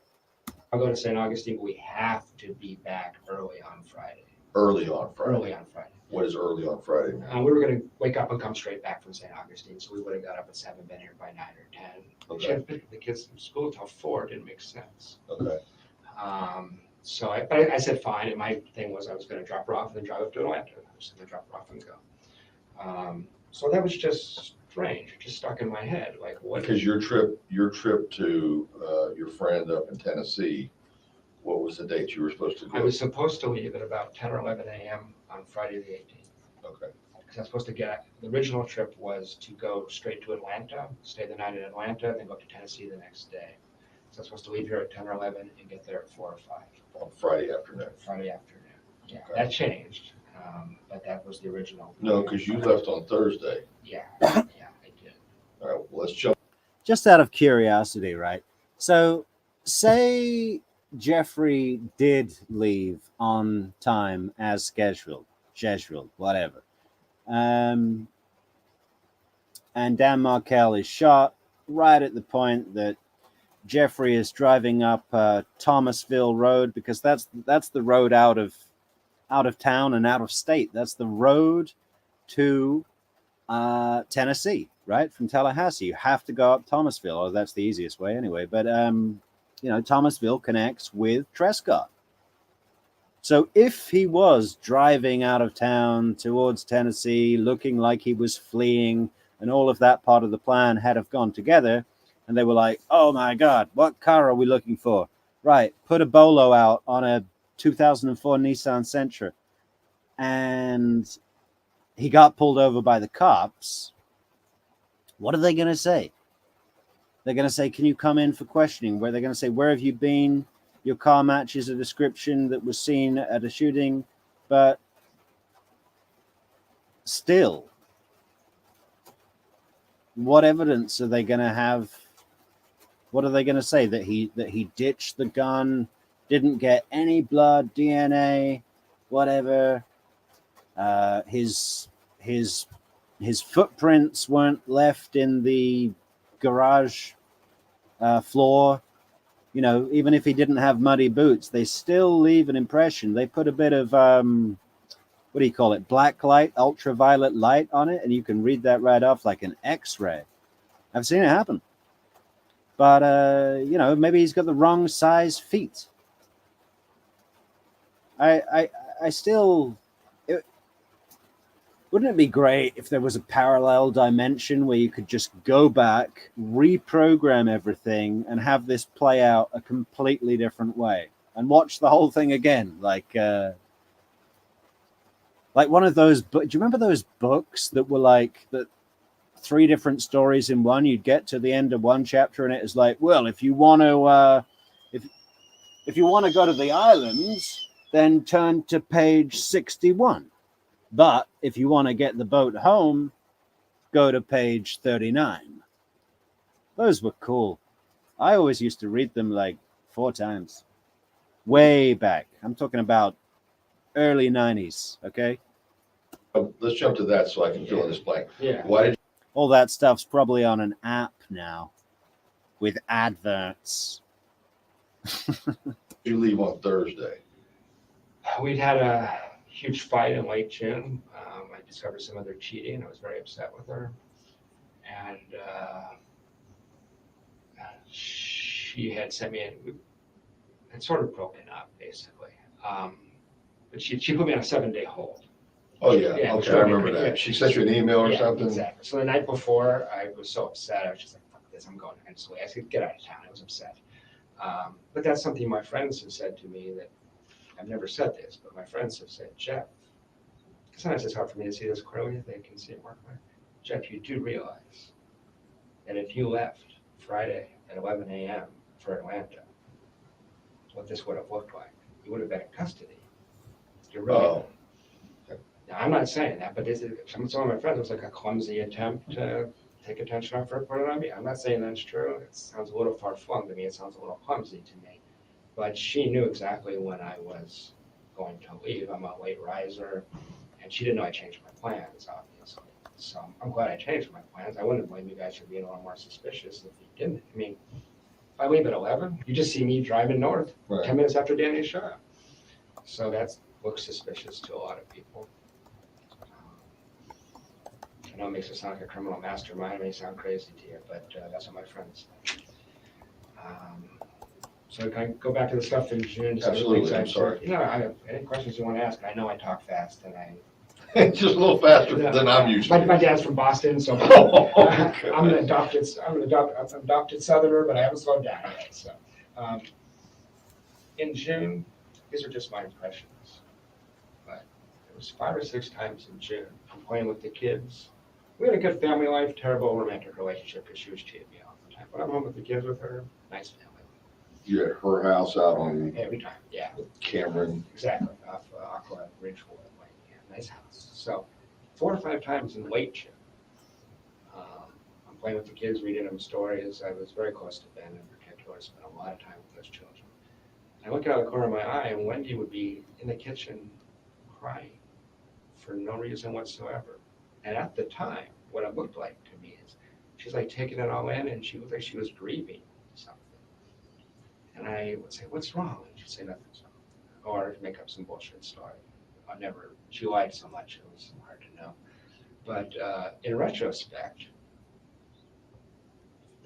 it makes me worry a lot because it looked like she was wrestling with something. It wasn't suspicious, it was just. Man, isn't this bit spooky? That Wendi was like on edge, kind of wrestling with something, and what did he say? Remorseful? That's probably not an adjective I would use. I can't really remember what he just said. We don't need to go back. But yeah, that's you see that in life sometimes. And learning about these people like this by listening to these insights, you just become sharper at spotting it. It's like your protection, you know. We're social studies. Anthropologists, man. Weird. But in retrospect, it's like, wow, let's assume she knew something was going to happen. That's how a person might react, you know? She made a choice, but That's late June. that's late June. That's late June. So that happened enough times that I talked to my friends about it. Well, what she was talking about in June, relocation to Miami, how terrible it was to be stuck in Tallahassee, crying like, I got stuck here, I didn't choose this, I can't stand it. And she talked about the fact that the only way she could ever relocate is if something happened to Danny. Now, does she actually say that? Yeah, she did. Yeah, This is the first time you've mentioned that. I don't think so. I think I did mention that to Investigator Hale.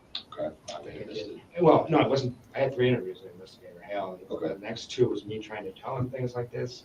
I don't think he was hearing me. Okay. So, no, she didn't say that I killed Danny. She didn't say that word for word. But it was, because I was saying, hey, we're about to like get serious here. Are you going to be here? Because she hated it so much. I need to know what's going to happen. And she's like, well, the only way that, let me give you the context. The only way I could leave is if something happened to Danny. But if that did happen, that would be a tough decision. I would probably need to go back to Miami to be with my parents. So that scenario came from her. But it was a response to a question from me. So, I mean, I guess I need to be fair about that one. Sure. But it was, and it's true, right? I mean, it was. No, this interview's been around for a while. It's on Mentor Lawyer's channel with a load of other great content. I'm sure you guys have heard of him, but if you haven't, go and check him out. I mean, it's an excellent channel. There's quite a lot of like legal mumbo jumbo. So if that's your thing, that's your thing. You know, he's a lawyer and he goes through procedures and what happens when, and you know, he knows how to obtain the documents pretty quick. So for me, for this little old channel here, it's a great resource to grab some material. Now, I've watched this Lacasse interview maybe 3 or 4 times before. I don't know when it was released, but yeah, it's fascinating. It's great. I asked if Danny might move with her. She said she would not be willing to do that. But she was talking about that. She would not be willing to do that. No, she did. Well, Danny had job offers from all over the country constantly, and she didn't want to live in Houston or St. Louis or things like that. I mean, she was miserable here. She was here just because she came with Danny. She didn't like her job. She didn't like the area. She didn't like split custody. I don't know that people knew how upset she was.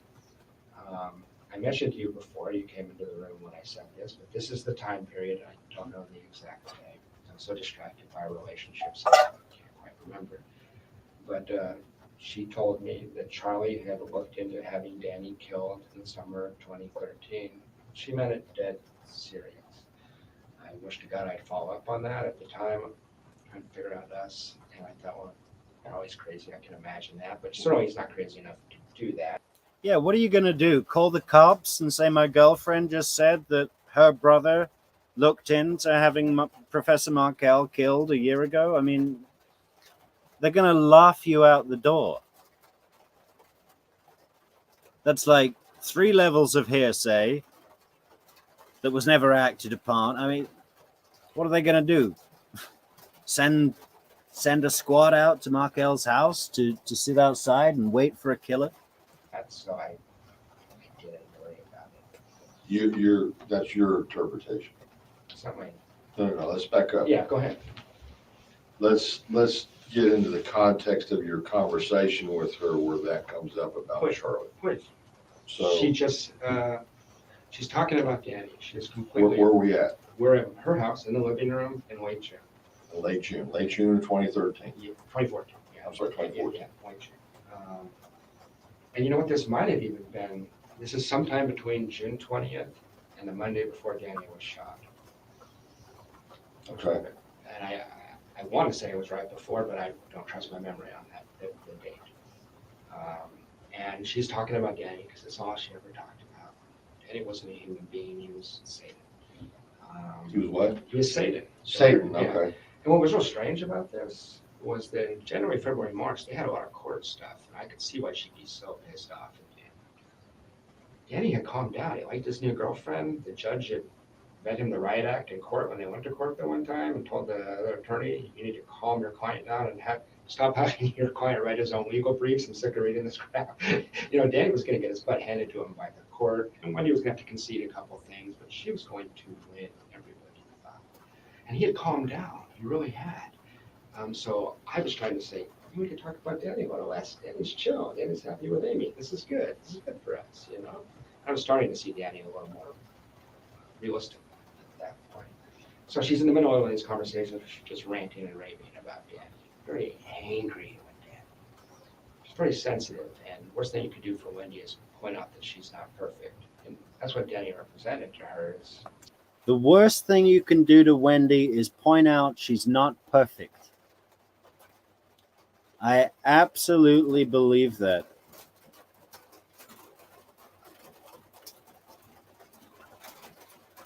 Say you're a liar, things like that.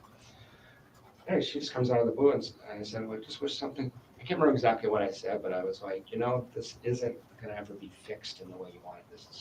You're linked to this man for your life. There's no fix for this that you have to fix what you think and feel. And she said, well, Charlie did look into having him killed last summer. He said it would cost about $15,000. $15,000? That's right.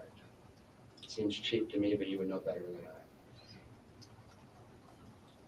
I. And It's, I want to make sure I understand this completely. Please. So June, what was the date? Between June 20th and March 14th, let's say. I think it's probably, I think it's closer to July, between June 20th and July 14th. I think it's closer to July 14th. Okay. She says, Charlie did actually look into having him killed last summer. And But how many times does he need to say this? I'm sorry to keep jumping on General Isom, but does everyone else see it? He's a bit slow. What is the deal? It's frustrating. It's like, can we get someone in here with some pushing energy? I don't know. I just, of course, my comments are all in the retrospective, and I'm not right there in the room, in the moment with what he has. We've seen so much. You guys in the States, you call it Monday morning quarterback, yeah? Right. Well, we don't have football in Europe. We do. It's called soccer, but we call it football. And there's no quarterback, so whatever. Next. he was told it would cost $15,000.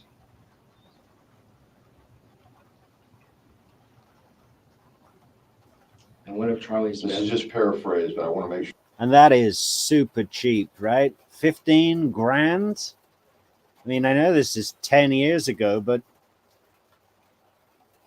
it money wasn't that different unless you're buying diesel. Sure, I understand. Yeah. Charlie did look into having Danny killed last summer.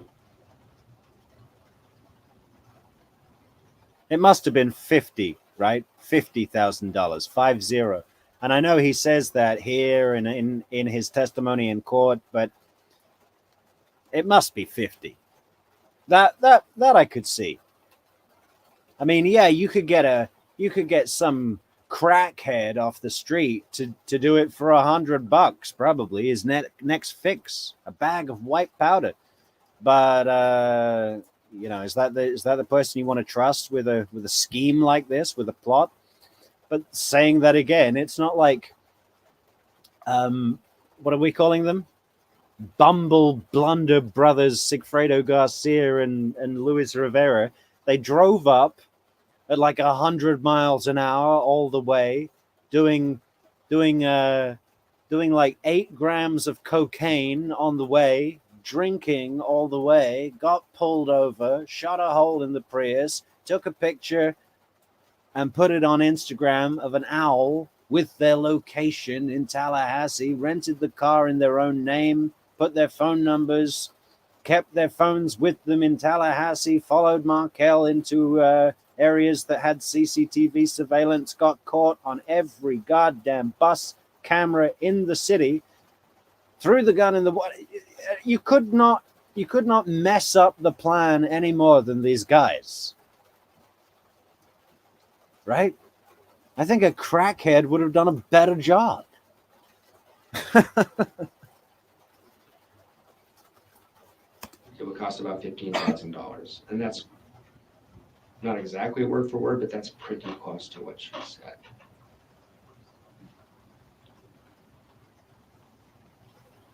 Wish to God I had followed up. But how do you respond to that? What do you say? What did you say? I changed the subject to us. I was interested in working our relationship out. She ever bring that up again? No. Never again. But what worries me is Hey, we just figured out how to do these things. So Rabbit says, Lacasse is being so patient waiting for Isom to repeat. I agree. You can see Lacasse is super fast talker. He's like kind of ADHD, isn't he? He's like energetic. He's had a lot of Cheerios this morning. Lacasse is being so patient waiting for Isom to repeat, mouth the words he finally writes in his notepad. Isom's just from the shallow end of the IQ pool. It's pitiful, but he's trying. Yeah. It's almost like a remedial student, you know, where you have to have this patience and you want to be rewarding, you know.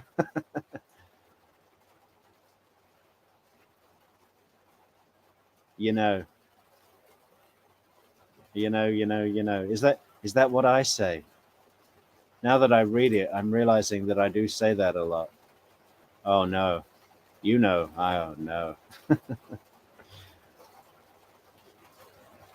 Okay. Should I stop saying it? What shall I say instead? You see? Okay. I'll now I feel really self-conscious, Rabbit. You've ruined my day. I can picture it. Isom writes something in his notepad, misspells it, crosses it out, grabs a pencil. At least it has an eraser. Yeah, he does this sort of slow reading thing where he's like, okay, so you went to Gainesville.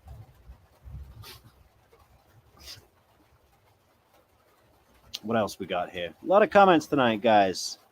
Appreciate it. Really interesting comments as well. Rivera was a felony with a gun, but got a speeding ticket and was let go. A felon with a gun. Okay, yeah. I think he's just a walking felony as well, you know. 10-time felon. Rivera was a felon with a gun, but got a speeding ticket. Yeah, with a nose full of snow, fucking cocaine all down the front of his shirt. Or did he say he wasn't doing cocaine? Oh no, it was pot. He wasn't smoking. He didn't smoke any pot. Yeah, that whole thing with the cop pulling them over at 9 a.m. They're doing like, I think it was 95 miles an hour in a 60. I mean, that's the top speed limit in the States, isn't it? 60 miles an hour. Hi. What else do we have here? Udhef. Maybe the UK equivalent to Monday morning quarterbacking could be post-Brexit voting. Well, let's not open that can of worms. The scars still run deep. Fucking idiots. Those guys, man, those, yeah. Maybe I should start a new channel with my anti-Brexit views. But let's try and keep it to the law. I got Trump views, I got Brexit views, but I think there's a danger in overly expressing my niche, my niche, not my niche, my views on politics. It can alienate people pretty quick. But you guys, please feel free to share anything you like. Love reading your comments. No, it wasn't you. That was Isom. Oh yeah, maybe I picked it up from him. 95 in a Prius. The car must have been dropping parts. Rabbit, you're a diamond. How do I give you a trophy? Is there a little trophy symbol I can give you? I don't think I qualify for that yet. That's why we need the numbers. We need the subscribers. But you guys are great. Keep the comments rolling in. Hey, if we build it, they will come. Is it the speech pattern? I'm not trying to play FBI profiler here, but It's kind of like, I told you half a truth instead of half a lie. that's how she lies. That's exactly. I'm sure you've got that on anyway. So it doesn't have the impulse control just to say nothing in high stress situations, but gives you this half-assed version. Yeah. So I thought about that a lot. But you do remember the amount is 15,000? I do remember that. No further than that, nothing else? There's nothing else. I wish I followed up. I beat myself up about this. Oh, you didn't. What am I gonna do? Call you guys? Say my girlfriend said something crazy? I don't know. No. The thing that worried me about Charlie is he has a very close friend and goes on these trips with him, and he's ex-special forces and he's known for being kind of deranged. You know, when they're talking about the ex-special forces guy, is that the guy? I think it's Ryan Fitzpatrick. You know, that testified in Charlie's trial. Is that the special forces friend? I'm not sure. Anyone know? Like it was done by somebody who knew what they were doing, so I told you guys that already. What's his name, though? I never got the name. I don't know. I've seen you guys investigated it. He's a tatted up, known affectionately as a deranged guy. Guy just didn't come back the same like some of these guys do, unfortunately. But he's a close friend of Charlie's? He's on his Facebook page. That's what I told investigator Hale. Okay.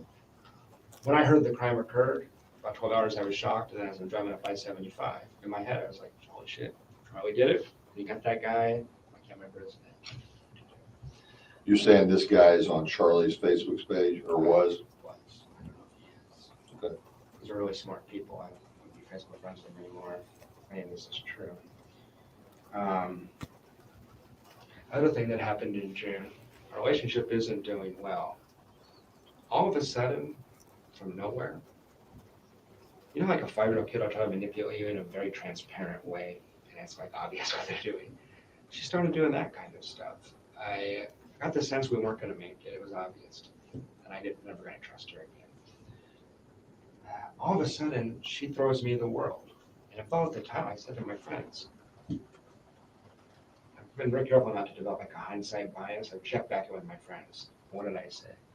I said, you said in June it felt like Wendi was stringing you along for some reason, and you couldn't figure out why she just break up with you. She's like, this ain't gonna work, you know. So all of a sudden, she's telling me I should move in. Move in with her? Yeah, she's talking about moving in. And I wanted a family so bad. She knew that. She manipulated me with things constantly. She said the kids should start calling you daddy. I'm going to talk to my mom and dad, and I'm not Jewish. That was the whole thing. I want to get approved by the parents. I want to give you the passwords. I'm going to give you all my computer accounts. She started acting like this was going to be a permanent thing. I'm sorry. Yeah, that's okay. I can give you a second. I have to respond to I this right understand. now. I understand.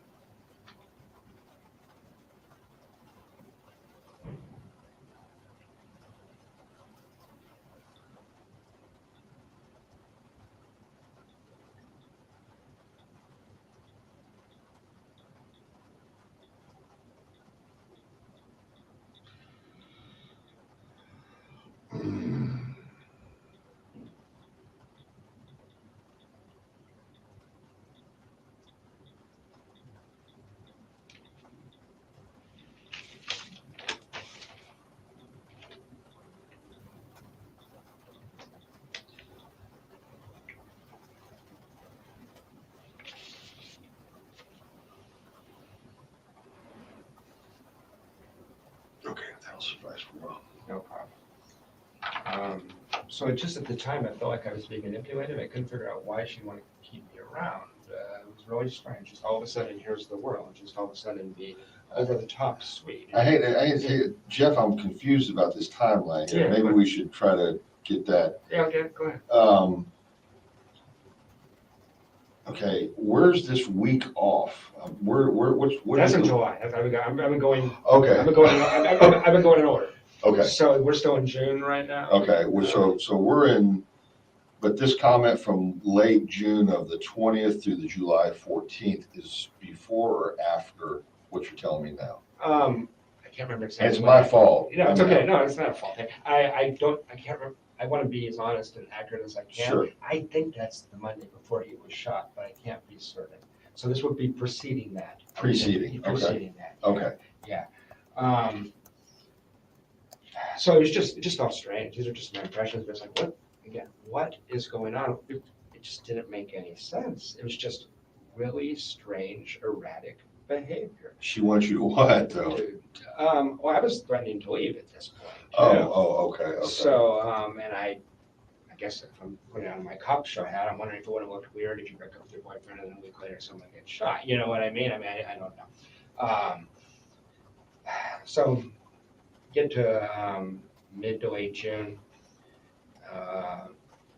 She went down to South Florida. She came back. I could tell she had cheated on me. So here's a good one. Udev says, I had a girlfriend like that recently. Real birch. Nice on the PG material there.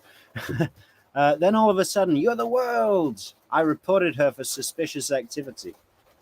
Good for you. But you know, when General Isom, you know, we make fun of General Isom, but he gave me some real enlightenment recently. He just mentioned when he was saying, oh, so this is the woman who will tell you half a truth instead of half a lie. And when I heard that the first time, it clicked for me. That was, you know, very similar to a situation I was in. And that's another thing. You see, we're all learning here, guys. We're becoming better, stronger, wiser people together as one forever in peace.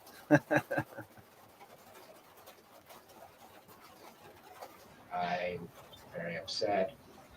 It's very obvious. And I moved to Gainesville June 27th. She accompanied me down there for a work trip. 27th. Yeah, that weekend together. Tried to, thing was she was going back to Miami for 2 weeks. As soon as we got back, we drive back to Tallahassee. Then she drives down to Miami with her mom. Oh. So that was her mom has to come up to take with her because she's not allowed to go herself.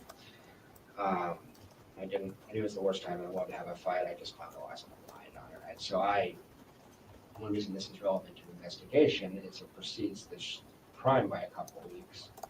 I did not touch her. I did not call her names, but I lost my shit on her. I told her exactly how upset I was. I chewed her ass. She decompensated in a way that I've never seen an adult do before. She ended up in the fetal position, sobbing like a 3-year-old. So I was really upset, as you can imagine. I mean, and put me with the kids on Mother's Day, and the next day, I was really upset. So anyway, I was pretty angry with her, and you may have seen the email. She actually was manipulative enough. They ended up apologizing for that. Was this on her Gmail account? Yes. There's a lot of. Other investigators have looked at those, Gotcha. and so I'd have to figure out which one. I'm just saying, if you see it, it's a little. I just didn't know if it was her Gmail account or her work account or a different account. Yeah. If I want to go back and look at it, I'm gonna look at the Gmail. Yeah, it's just it's on Gmail. Did she give a reason? It's deeply important to her she be perceived a certain way. No, did she give a reason why she was having multiple sex partners? Not a good one, no. I mean, she said she didn't actually. She said she was very upset by my behavior in Immokalee when we had two that you or I would probably consider normal range, uncomfortable conversations for 30 seconds. So I said, she said, I was afraid in Immokalee you were going to be a jerk. I was like, I said, could you please be more considerate to literally all I said. Just she's a hair trigger. I think she'd, want a boyfriend is my suspicion. I think I was awful helpful with the kids and stuff like that. Okay, I got you. Yeah, I think she enjoyed using me as her. Okay, let's narrow this down. Yeah. Okay. June 27th, you're telling me is the date that you're in Gainesville and you have this blow up. Yeah, we have a total blow up. Okay, so is the comment about Charlie and the 15 grand after that? It is after that. Okay, so we can narrow it down to the 27th and Yeah. after. You know what?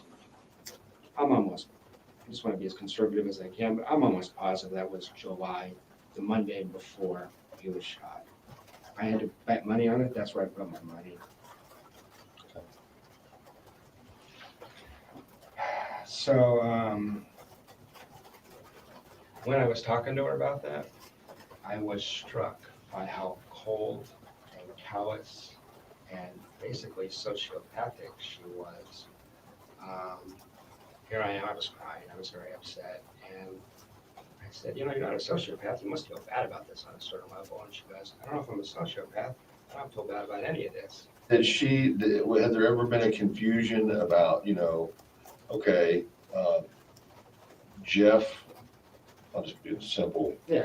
Elementary terms. Jeff loves Wendi, Wendi loves everybody. You see what I'm getting at? No, that's what You understood her that she was supposed to be strictly with you? Yeah, just from March on. Before that, I knew I Right. knew what she was doing before that. March on, I've been to 50 dinner parties where I'm introduced as her boyfriend. She took me out in public constantly. Give me a minute here. Yeah. You need something? If you have water, I'm Yeah, going to dry yeah. mouth, I'd appreciate it.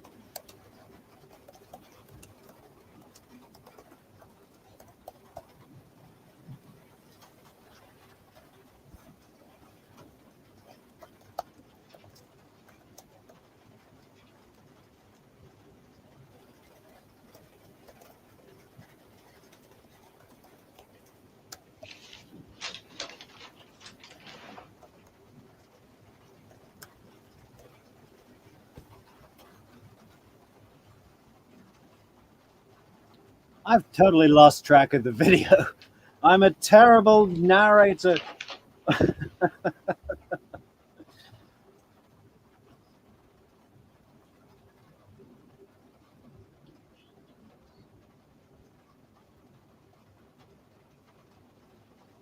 Wow, Rabbit, you have a bionic knee?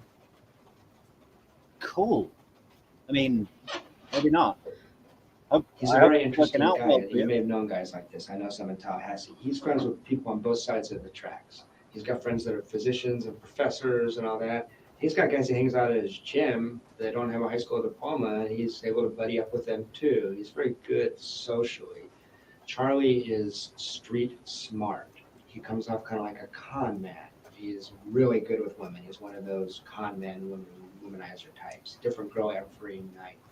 Very socially smooth. So he enjoys flowing from one side of society. He has a Ferrari. I mean, he could just hang out in the upper crust. He doesn't. He enjoys slumming with these other guys, So I think he's taken trips with that guy, though. If you're going to look into it, I believe he's part of the crew that went to South America. I have somebody checking right now to see if maybe we're talking about the same person. Yeah, I don't know. By the way, Charlie is so industrious and so street smart that if it wasn't that guy, it wouldn't make me any less suspicious that Charlie was involved. He just was the natural first thing that popped into. So what do you think, Jeff? You don't, okay, so when you first started talking to me today, and don't take this the wrong way. Go When ahead. you first started talking to me, I thought we were fixing to crucify Wendi right here as far as everything, and then she was directly involved. Not necessarily that she killed her ex-husband, but had solicited for someone to do it. I still believe that. I'm 100%, I never say 100%, I'm a researcher. I was 90% sure when I talked to you guys in July, when I was waiting for you to catch somebody, because then maybe I'm crazy, right? So then when Myron May happened, I thought maybe it was Myron May, you know, I'm just wondering. At this Okay, how long we got left? We got about just over 30 minutes left of game time here, guys. I'm gonna try and zone in for our other listeners. Yeah, I don't think we got too many people in the channel on the show tonight, but a lot of people come back and watch these later, you know. So we got to keep up the content. We got to keep up the content. Focus. It's a long one today, though. I was maybe going to break this down into two halves. We've been on for 3.5 hours already, so this is going to be a 4-hour video, which is probably my limit. point, I'm pretty confident. This is an email that I think you're referring to. I'll give you an opportunity to read it. Yep, that's the one she sent. That's where I'm going right now. Okay. So this is July 15th. Is that accurate? That's right. Okay. July 15th is the Tuesday before. The thing she told me about Charlie would have been the night before this. Okay. So we are on the 14th. Yeah, I think that's right. Yeah. It would have been Monday, July 14th. That's actually just where I was going for right now. Go ahead. So she goes to South Florida for 2 weeks. We barely talk. It's hard on both of us. You guys have emails. It's bullshit romance stuff going back and forth. We had one long Bullshit romance stuff. Yeah. Has that been published anywhere? I'd love to read some of that. I bet it's hilarious. in a dark humor kind of way. conversation and decided to patch things up. She sounded very calm in this These conversation. are phone conversations? Yeah. And She's in Miami. She's in Miami. And while she's in Miami, she says, she would just disappear for 14 days. I wondered if there was another man down in Miami too. It seemed plausible because parents take care of the kids. It doesn't make sense how busy she is. Come back Monday, we go on a date. That's the 14th. That's the night that. Okay, you're on the date here. Yeah, we're on a date here. It was real awkward. And she was a little strange, but it was overall a pretty positive date. That's on the 14th. It's on the 14th. So That you're having this conversation during or after your date? after the date. The Back to her date is house? the yoga class, right? On Monday the 14th. Yeah, and didn't have wine that night. She was sick. She got back home. She was really stressed out and sick. Oh, yeah, that's what I wanted to talk about. Her alcoholism. Jeffrey Lacasse said she drank her dinner most nights. But, you know, Wendy's like, I don't know what bourbon is. Stock the shelf. Don't buy alcohol. I threw up at the celebration dinner that wasn't a celebration because I had a martini. But, you know, I see a lot of alcohol signs in her, you know, for sure. So the next day is Tuesday the 15th. Wake up in the morning, I call Wendi, and I told investigator Hale this. I don't know if there's anything here, but it was kind of bizarre. Talk early in the morning, maybe 9 or 10, and I said, I'd like to see you today. I was a little encouraged. And she said, yeah, I'd love to see you. And she'd walked herself out of her house. I said, well, come hang out with you. She said, I'd love to spend time with you. And then I waited. 3 hours later, I get a phone call, and she's like, actually, I got into the house. Let's not do the afternoon. Let's just go to yoga together. So I went Where? yoga. Okay. So I went to yoga.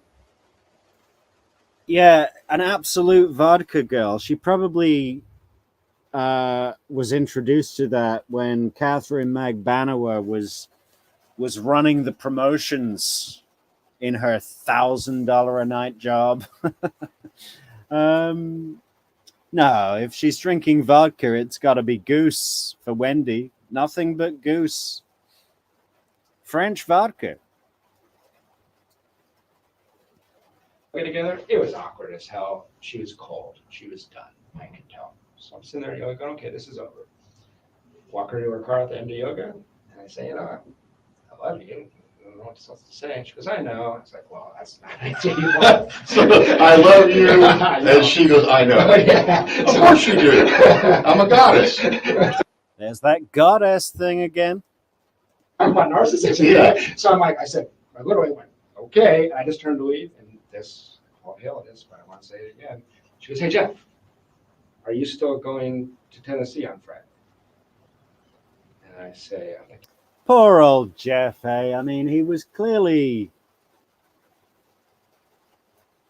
like, I don't know, he just got divorced, but probably for a real reason.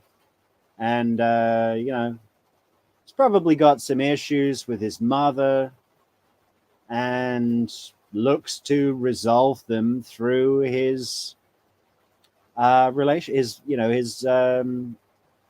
what do you call it? Partner relationships, intimate relationships, his girlfriends, basically. And it's just like a little lost puppy. I hope he's grown. I hope he's grown through this. But you look at him in that Charlie Adelson trial, and he looks beat. It's tough out there, man. why the hell does she care?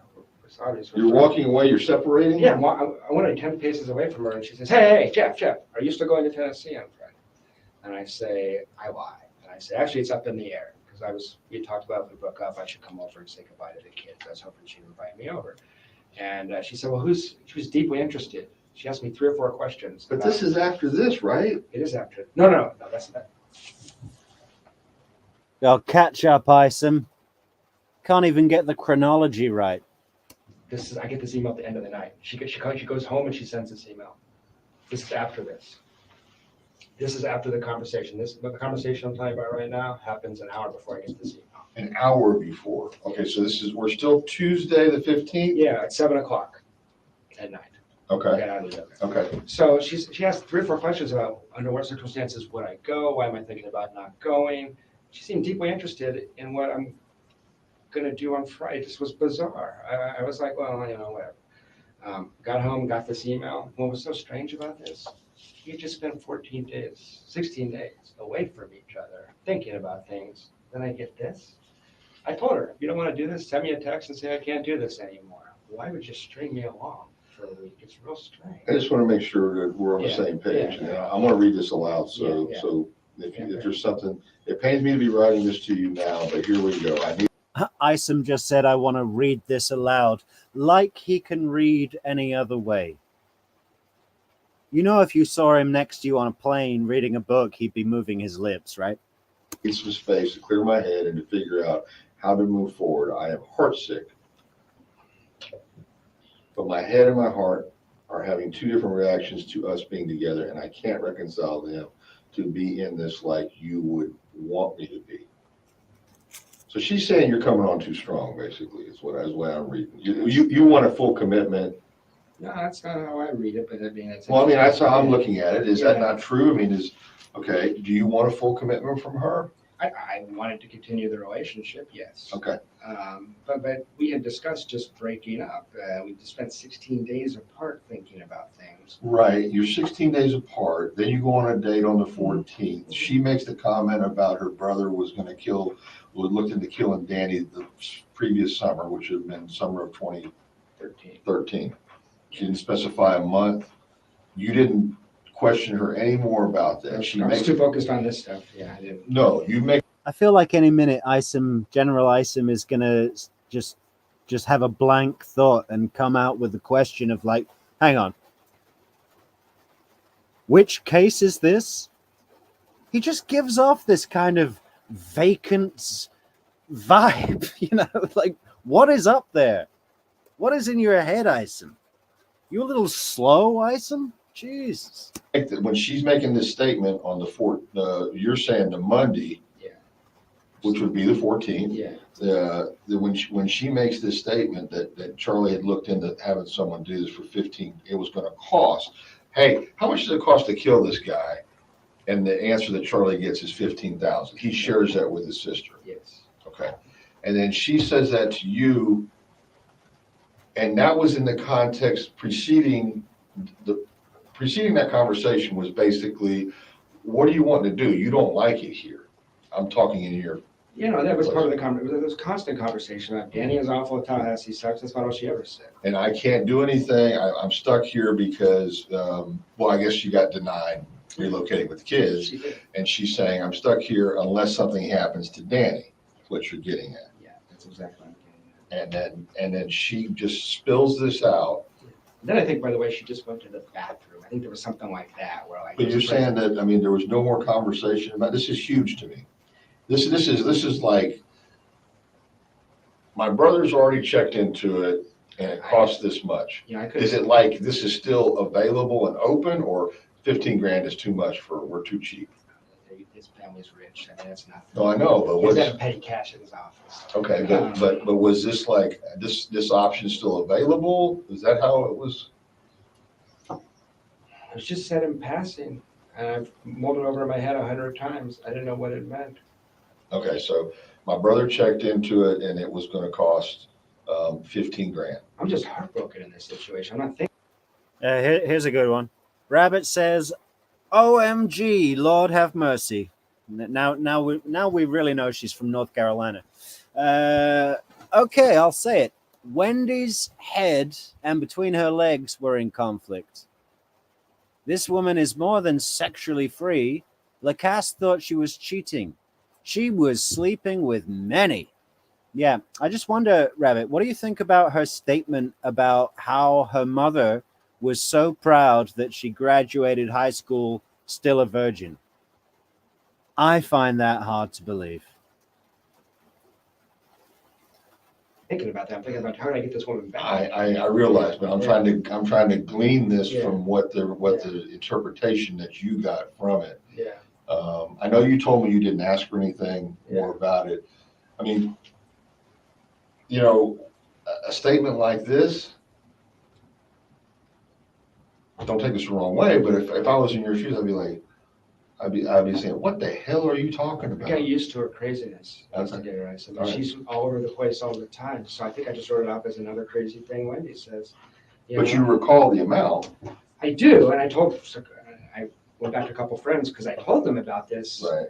after Danny got shot. I said, "Holy shit!" Right. I mean, that's what happened. So I beat myself up about that. No. I don't want you to beat yourself up. I just want to make sure that you didn't. I'm just trying to get you to see it. Is there anything else that you can recall? I think that's about the 5th time Jeffrey, poor old Jeff, has said, I wish I'd have done something. I beat myself up about that, about not alerting the authorities when Wendi said Charlie looked into hiring a hitman. But what's he going to do? What cop would do anything about that? I mean, I guess it would be on record. But the thing to do would be to go to the police and say, listen, if anything happens to Dan Markel, Professor Markel, here's some information for you and keep an eye on it because something's wrong here. And then go and tell Wendi that he's told the police and tell Dan. That'll be the thing to do. God, you see what I mean? I wish we could go back in time and just play God a little bit and just watch this work out in all of the different ways it could have done. There's so many, what is the word? Permeations? So many different ways this could have all happened, But, apart from poor old Professor Markel getting his face blown off, I'm pretty pleased with how it's all happened. Paul, I'm not saying you did anything wrong. I know I did that. I'm saying, are you sure you didn't miss something else in that conversation? No, because it was right back to her and I. Okay. All right. Since you're going to be here, and that's not going to happen, So this comment is made in passing as she's traipsing off to the Something like, bathroom. yeah, or their bedroom or something. Comes back out, it's all, And okay. I now say, I had a good time last night, or something like that, you Okay. know, it was that kind of thing. So she sends me this email, and I don't know if it's coming on, I didn't know what to make of it, I sent it to some of my friends who know her pretty well, and said, she's crazy, is what they said. I mean, why wouldn't she just break up with you? It doesn't even make sense. I should have broke up with her. But we've been apart 16 days, she wants another week. But recall that when she left Danny, she just moved out while he was gone, so confrontation isn't her thing, you know. So maybe that's why. Wednesday goes by, there's Thursday. Thursday, she, You're still up in the air about leaving. You've told her, I don't know for sure if I'm leaving Friday or not. that's right. She doesn't know for sure. I don't know if she would have or would have known. We have enough mutual friends that I told on Wednesday or Thursday that I was going, that it wouldn't shock me if she were able to find out that I was going. I mean, we have mutual friends. But your answer to her was, I don't know yet. It's still up in the air. Right, that's right. But the next day I decided to go. So it was all On Wednesday. Yeah, I decided to go for sure on Wednesday.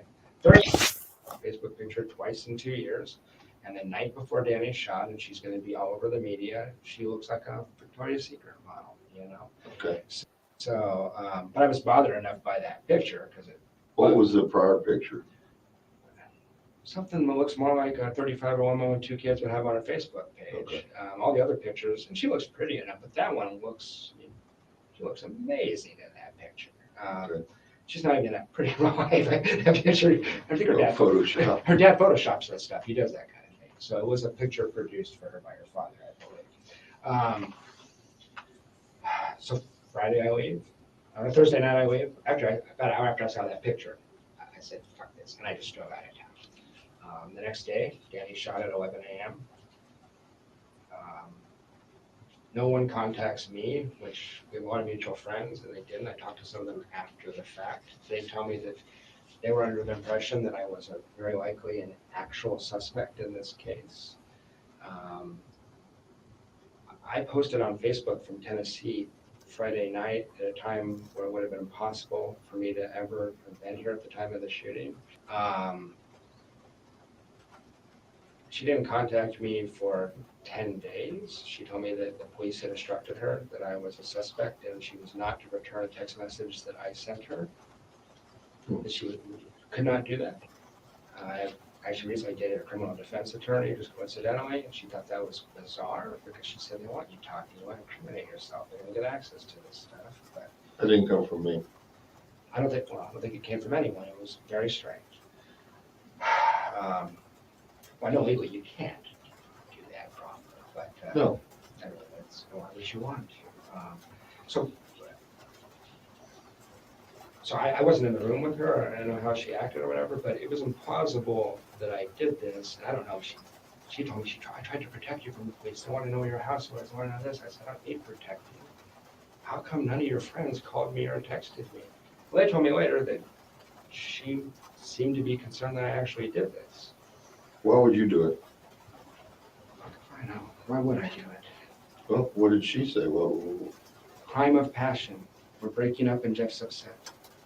I mean, so I don't know if she said that to you guys. I know you can't tell me that. But she was telling people in her social circle, apparently, that they shouldn't contact me, I guess, that this was really a possibility. And that just seems deeply suspicious to me. A lot of these people aren't really close friends with me, but I found out about this crime third hand. And that just struck me as incredibly strange. And suspicious, very suspicious. I just got a couple other things and then I'll answer your questions. Yeah.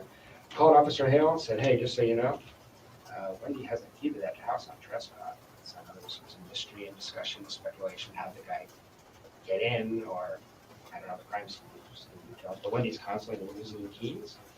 So, and rediscovering them, all the time. right. So she had keys. He didn't call me back on that, and I don't know if it was helpful or not. And then here's just a list of strange things that she said after the crime. I talked to her 3 or 4 times. She said, I love Tallahassee. I wanted to remain in Tallahassee for the rest of my life. These are phone conversations? These are phone conversations. Danny has so many enemies, it will be impossible to figure out who did this. pretty beloved man. I mean, he was an abrasive guy, but that's a strange thing to say. I've never heard any sympathy from her one time about Danny. She still seems enraged, obsessed, and defiant about Danny. I told Officer Hale that her and Charlie went to dinner maybe 3 weeks after the crime. Charlie called it a celebration dinner via text. She puked on the table during the dinner after Charlie said something. She wouldn't tell me what he said. She said Charlie made a remark and I just puked everywhere. Celebration dinner? That's what Charlie called it. Look up, did you have access to text? You can find that. Yeah, that's what she called it.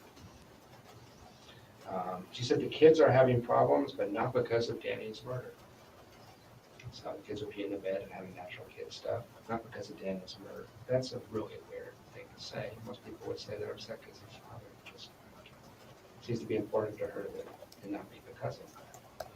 She's very upset that I attended Danny's memorial service.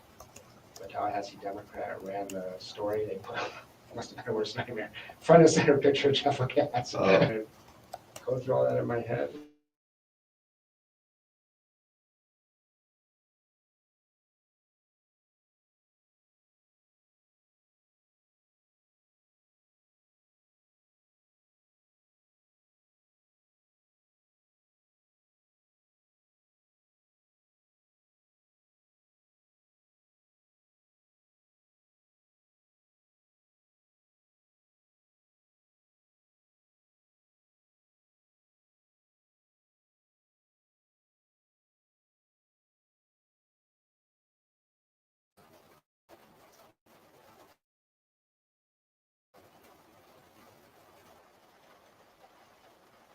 Hey, we cut out a second there, guys. Sorry, night, you know.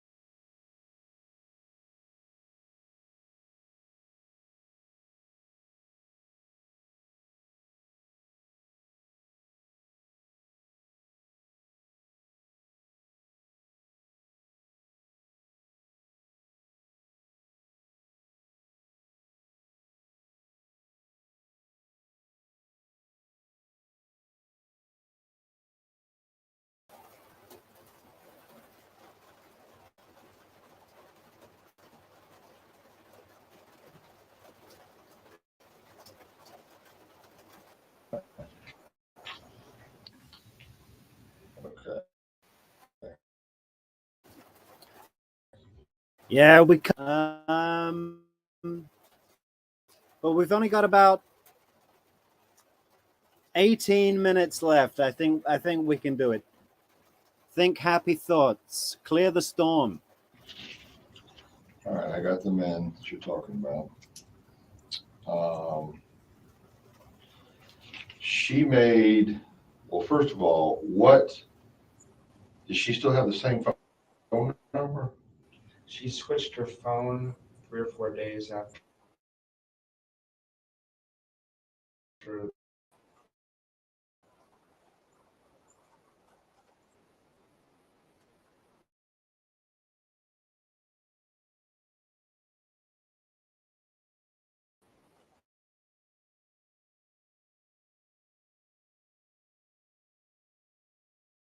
the shit. Concerned.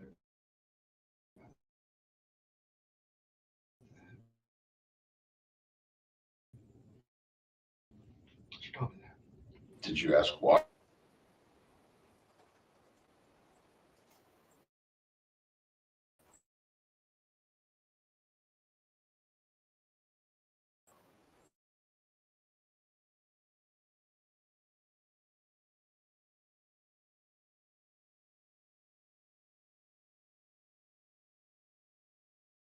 Looking for Jewish warriors, you know. I mean, this was pretty targeted. So Yeah, you think, well, she's concerned for her children's safety.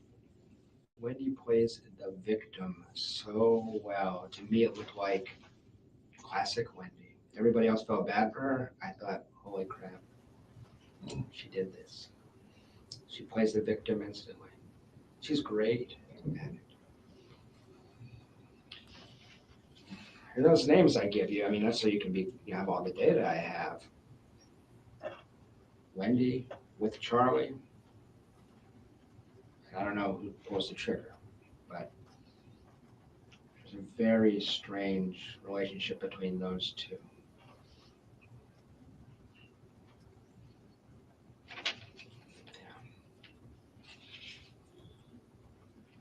I acknowledge this might all sound real crazy to you, Mr. Gary. I'm not, no. Yeah.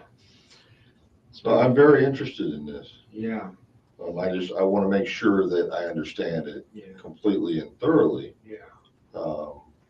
And I can see that it's been weighing on you heavily. Well, it has, because it sounds crazy to people. Although I've told a couple people the whole story like I told it to you start to finish, and no one else has said I'm crazy. My therapist said, one thing I forgot to tell you, I had to go get a damn therapist. It was so crazy. So I to try to manage her, I tried to get some advice on relationships. And in April of 2014, he tells me, look, he's real blunt. I gotta be honest with you. Two possibilities. One is she's just getting over a divorce, is drinking too much, and she'll settle down over time, maybe live happily ever after. Second option, she sounds an awful lot like a sociopath to me. That's an objective person. And that's an objective, clinically trained professional saying that she sounds an awful lot like a sociopath. Now, of course, he can't diagnose her via the word of Jeffrey Lacasse because he's giving his perspective. But, you know, I think he knows how to give a pretty fair perspective, and I believe that she is a clinically defined sociopath or psychopath. What is the differentiator? Cluster A, cluster B psychopathy? I can't remember the difference. Anybody know? And I said, sociopath? I said, yeah, high functioning, but she doesn't seem to have a conscience. And I said, oh, geez. Can you imagine if we get Donna on the stand?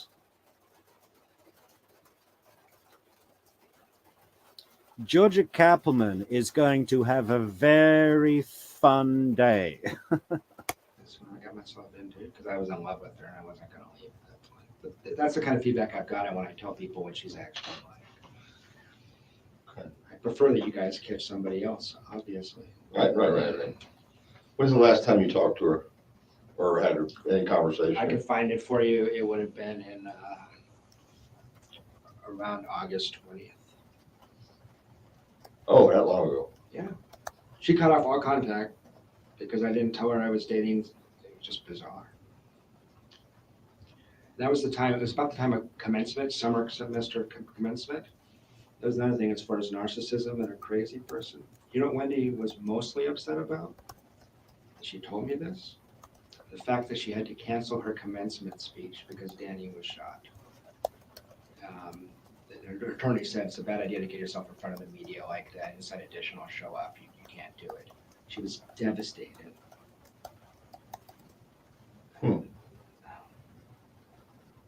bizarre. I went back and looked. Apparently, you all have somebody, McPherson. Okay, we're stopping the stream for this one. Love it, Rabbit. If Donna gets on the stand, I'm having a catered event. You know what you should do? You should have paella.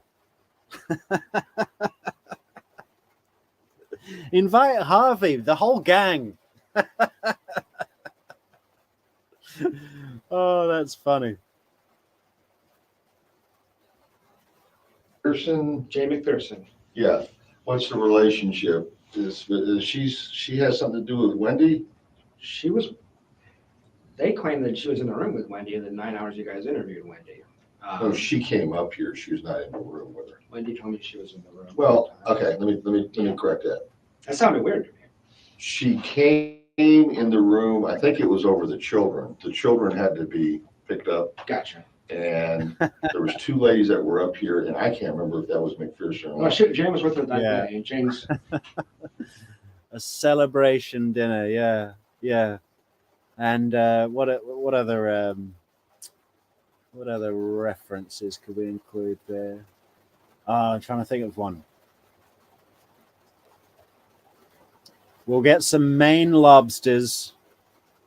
I can't think of one. And some bullet bourbon. Hey, look, we're all gonna stock the bar at Rabbit's with everybody brings the same liquor, bullet bourbon all round, Maine lobsters, and catered paella. And I want an omelet bar. The event needs to have an omelet bar. coincidentally, Jane's one of my doctoral students in our program. So she's getting her PhD in social work. I teach in social work, so I know her professionally. Right. Jane is the one I talked to for about 3 hours, maybe 2 weeks after the crime. They told me that Wendi and her circle of friends thought I did this. Jane told you that. Jane told me that. She said you had to be there if you were, and she basically made it sound like if you, and she's a confidant of Wendi. But Jane. Yeah, you know it, Rabbit. There's a lot said in a silence, isn't there? And Donna is a master at that. She's those silences are the loudest silences I've ever heard from anybody, I think.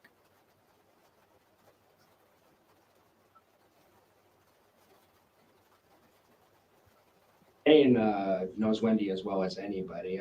Jane doesn't think any of this. But Wendi's pretty good at fooling people. Although some of this information is publicly available, I should add. Like, she's a Truman scholar. If you go on the web and look at her statement, she says, "I hate Tallahassee. You're a bunch of country bumpkins." That's basically what she says. You know?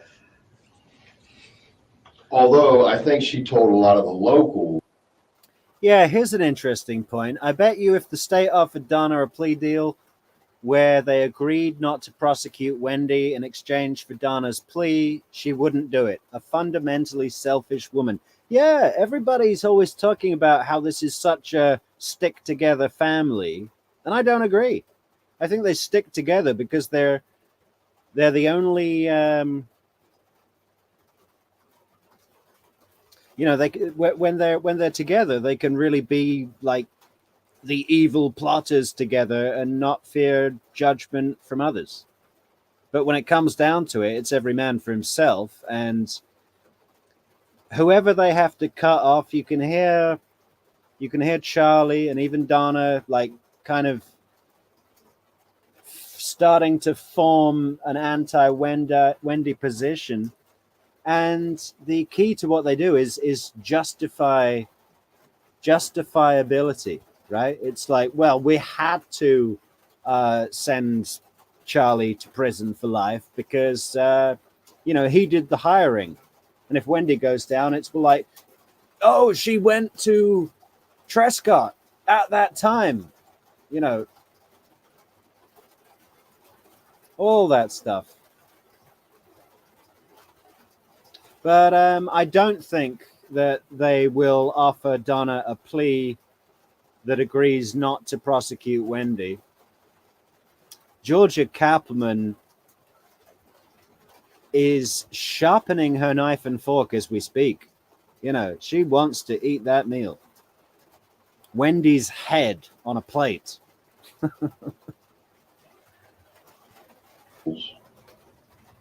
What they that wanted she to. was satisfied, she wanted to make the best of things, and that she actually, No, that is what she said, but not when the door closed and it was just me and her in the Yeah. house. Then it was, I got tired of listening to it. I think it's a great place. I deliberately moved back here. I couldn't went anywhere. I mean, so. but it wasn't for her. And she made that clear to you, is what you're saying. On a daily basis. You couldn't go to a movie theater without hearing about how the movie theater in Miami is better. Okay. She was obsessed with it. You know, her and Danny thought they'd be here a semester. Got stuck here. So. And then and all she'd been wanting to do is get back to South Florida. And she made that quite clear to you. Right. I mean, it was kind of cold, actually. She basically told me, if it's between you and South Florida, I'm going to South Florida. Okay. I'm trying to think if there's anything else. So there's just some sick dynamics where Wendi at one point told me when Dad was extremely violent. And I thought, well, this makes sense why you're so gun shy and, you know, hair trigger. And later I said, well, with your history of family violence, she said, I never said that. So there was a lot of inconsistencies in the line, but I don't think Charlie's been up here. If you were, your experience and instincts, you were to talk to Charlie, I assure you, there's something off about that guy. What about this FBI? I heard through the grapevine that the FBI talked to Rob up in New York. That's what Wendi told you? No, I think that's what Jay McPherson told me. Okay. So, and I try not to believe everything I hear because misinformation is everywhere. You know? Well, if Jane McPherson heard it, she most likely got it from Wendi. Yeah, well, that's true. That's true. But he's like an outside. Jane McPherson. Here's a funny one. I feel like we should do a special video, just one episode video, short one, on Jane McPherson, because apparently she's standing by Wendi even today. And I wonder if that's because to admit that it's likely Wendi was involved would be to admit that she was a complete fool. You know, some people find that really tough to do.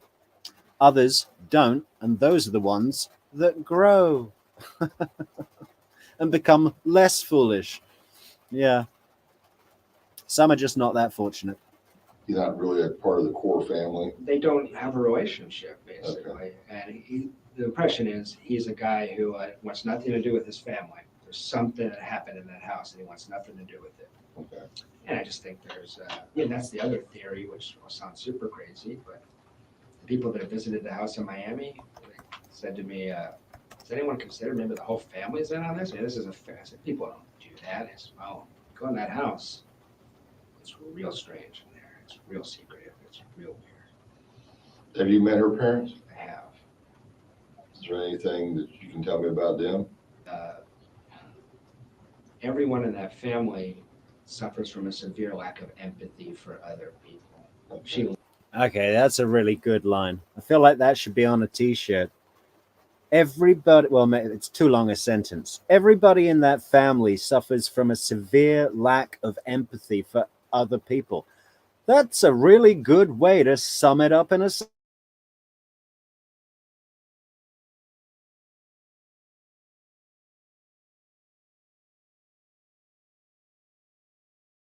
sentence, isn't it? That. Oh, fuck. Oh, sorry, YouTube. Tabs. What are we doing? Where's the tabs? learned that somewhere. You know, pillars of the community. You get on his website. I mean, years ago I went on it. He was polite to me, but Dad's polite. Mom's kind of rude, actually. I know that Father has been speculated about. They hate Danny in a way. I have a wife. I've been through a divorce. I get life. I've never seen this kind of obsession. Like their hobby is hating Danny. It was like their hobby is hating Danny. I've seen that before, where people just the only thing that they can do is piss and moan about, you know, whoever it is, a person, a family, whatever, you know. It's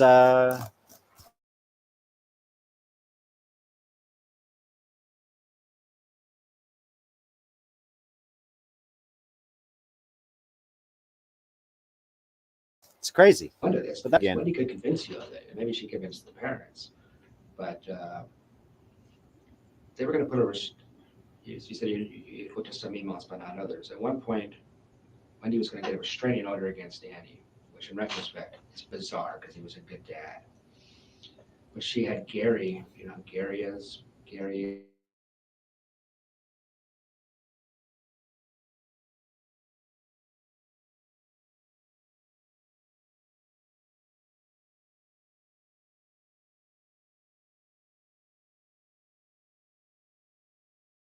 close. Gary, I don't know his last name. where's he work? He's a lawyer. He works in Miami. Okay. He owns a tort firm, and there are emails. I mean, she sent this document. She compiled every email, like between Danny and Wendy, for like a year and a half. And the idea was to make this legal case that Danny is harassing her and stalking her. She always goes to this. She told me Danny was a stalker because he looked out the window one time and saw her walking down the street without the kids, and he goes, "Where are my kids? I have right of first refusal. If you don't have the kids, I should have the kids." Wendy claimed that was stalking because he said that. You know. So anyway, all these emails, and the idea was we're going to persuade some judge that Danny needs to be reined in. I read this document. At this point, I'm a little skeptical because she's screwing everybody else.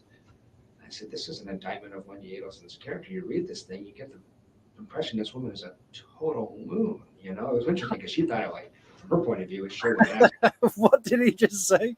What was he reading? He just goes, you get the impression that this woman is a total loon. Yes, a total loon. I like that. But I need to know what he said before. Hang on a second. Dan. I read this document. At this point, I'm a little skeptical because she's screwing everybody else. I said, this isn't a document. It was we're going to persuade some judge. Oh, it's the... If you don't have the kids, I should have the kids. Wendy claimed that was stalking because he said that. You know. So anyway, all these emails, and the idea was we're going to persuade some judge that Danny needs to be reined in.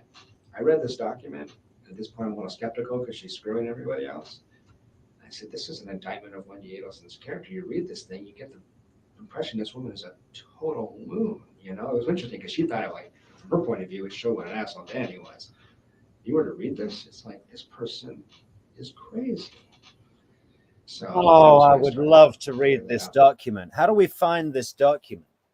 So this was the document that Wendy sent to the judge. I think it was Judge Hobbs, to say that Professor Markel had been stalking her because Wendy wasn't abiding to the terms of their custody arrangement, which was giving each other the right of first refusal. So if Wendy was supposed to have the kids but was going out of town or had to work, she'd call Dan if he could take the kids before calling a babysitter or putting them somewhere else, right?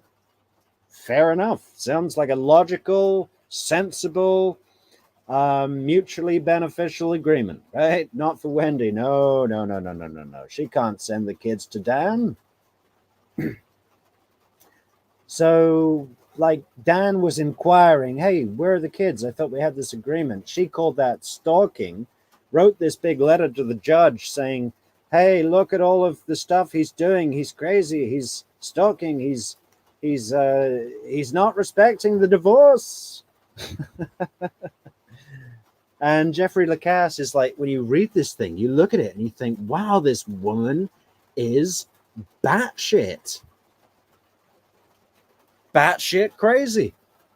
But there's that different perception. At first, she seems really together, and then. Does anybody know if that document is public or where it is or how we get it? Can we apply for it? Do you have to be stateside or what? I don't know. Anybody know? Let me know in the comments. Just loses her mind. So my worry is that she had something to do with this, and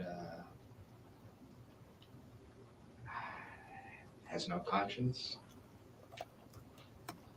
and it's hard for me to believe she could. You can't give a polygraph. I can't believe she'd pass a polygraph. I can't believe she would stand up to repeated questioning if you guys had any leverage. I understand that this was done in a smarter way.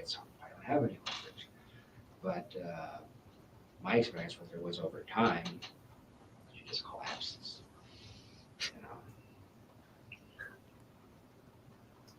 Rabbit, you are priceless. What does this say? At this point in the interview, Isom broke his pencil. Do you even think Isom even understood what Lacasse was saying? Isom's oddly quiet. Yeah, I almost feel like we're gonna hear snoring coming from off screen in a second. You know, that'd be good to like cut in. Just this really loud. What do you call it? What is that condition? Not narcolepsy. Whatever. I can't remember the name. Oh.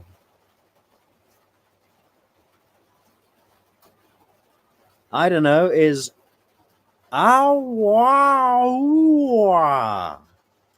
Spanish? Okay. I know loons are singers, but is that really how they spell? You know, if this was Wendi, that would be perfectly spelt. You can guarantee. And Donna, hey, she could spell it backwards. But if the question is, did he threaten Danny? No. If the question is, was he pathologically upset with Danny in a way I found disturbing and it put me off and it was different than, say, even Wendi or her mom? Yes. Incredibly intense about it. Incredibly intense. Charlie's so difficult to get along with, he doesn't have one dental office. He works at 5 dental offices, and they can only handle him 1 day a week in each office. Really? Yeah. This whole thing about Charlie Adelson being so busy and having 2-hour commutes from Fort Lauderdale to somewhere else, you know, and he likes that. That's not working. He's driving around in his luxury vehicles, probably, you know, stopping to harass women and have a good lunch at Matsui. You know, it's like it's this whole thing about him being busy and in multiple dental offices. What? So he can do multiple money laundering activities and cash only work. I mean, but they're pushing it as like a plus. You know, it's a dodgy deal, man. Like everything with these guys. And he seems to know this and strategize it. He's figuring out how to make it work for him. But he was a special ed kid, I believe. He was very difficult to get along with.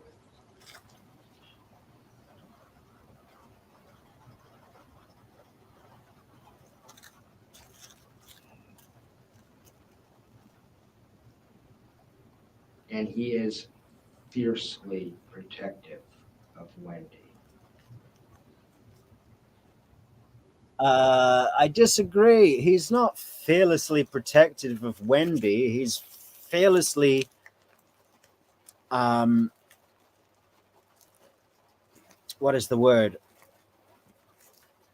Well, he's fearful of not pleasing Donna.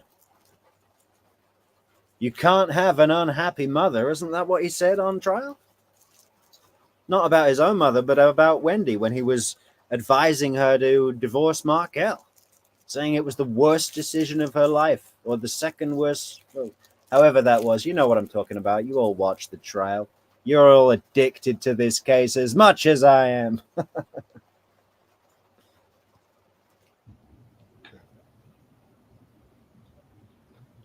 He had suggested seriously that they convert to Islam. The whole family? Just Wendi and the kids. Islam? Islam or Christianity, one or the other. Just to screw with Danny. So they're not very devout in their No, Jewish they're atheistic Jews. pardon? They're atheistic Jews, you know, Jews that don't really believe in God. They do it culturally, they eat the food. Because people don't have ethics or morals. I mean, they don't. Well, they don't really eat the food kosher. It's kosher style, guys. It's the style. We take this God, I can't even think of. Yeah, we take a piece of pastrami, and then we cover it with cheese, and finish it off with a kilo of shrimp. What? It's style.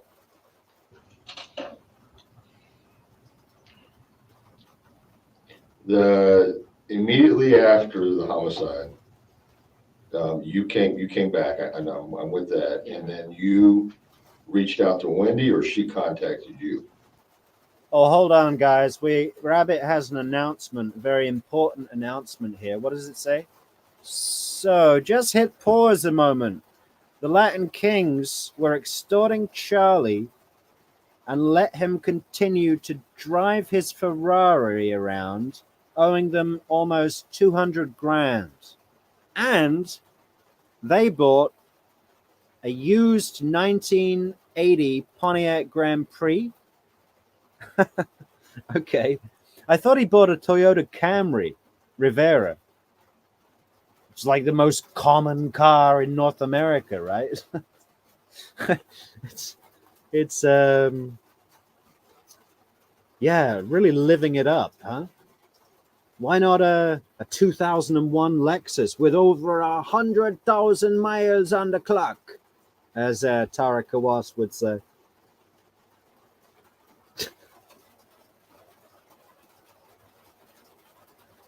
Yeah. No, we're going to extort you, and we want, what was it? Yeah, we want $333,000, not $1 million, even though you could get $1 million because all of your family are rich.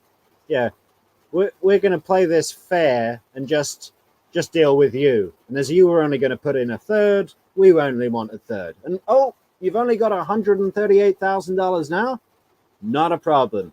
Tell you what, you pay us $3,000 a month, which is really nothing on the kind of money Charlie Adelson was on. Why $3,000? He was earning all sorts of different figures. The one that I remember is $2 million a year. So $2 million a year comes to like, what is it? It's about $180,000 a month. Okay, you take out your rent, your business expenses, your materials, your licensing fees. Maybe that comes to $10,000 a month.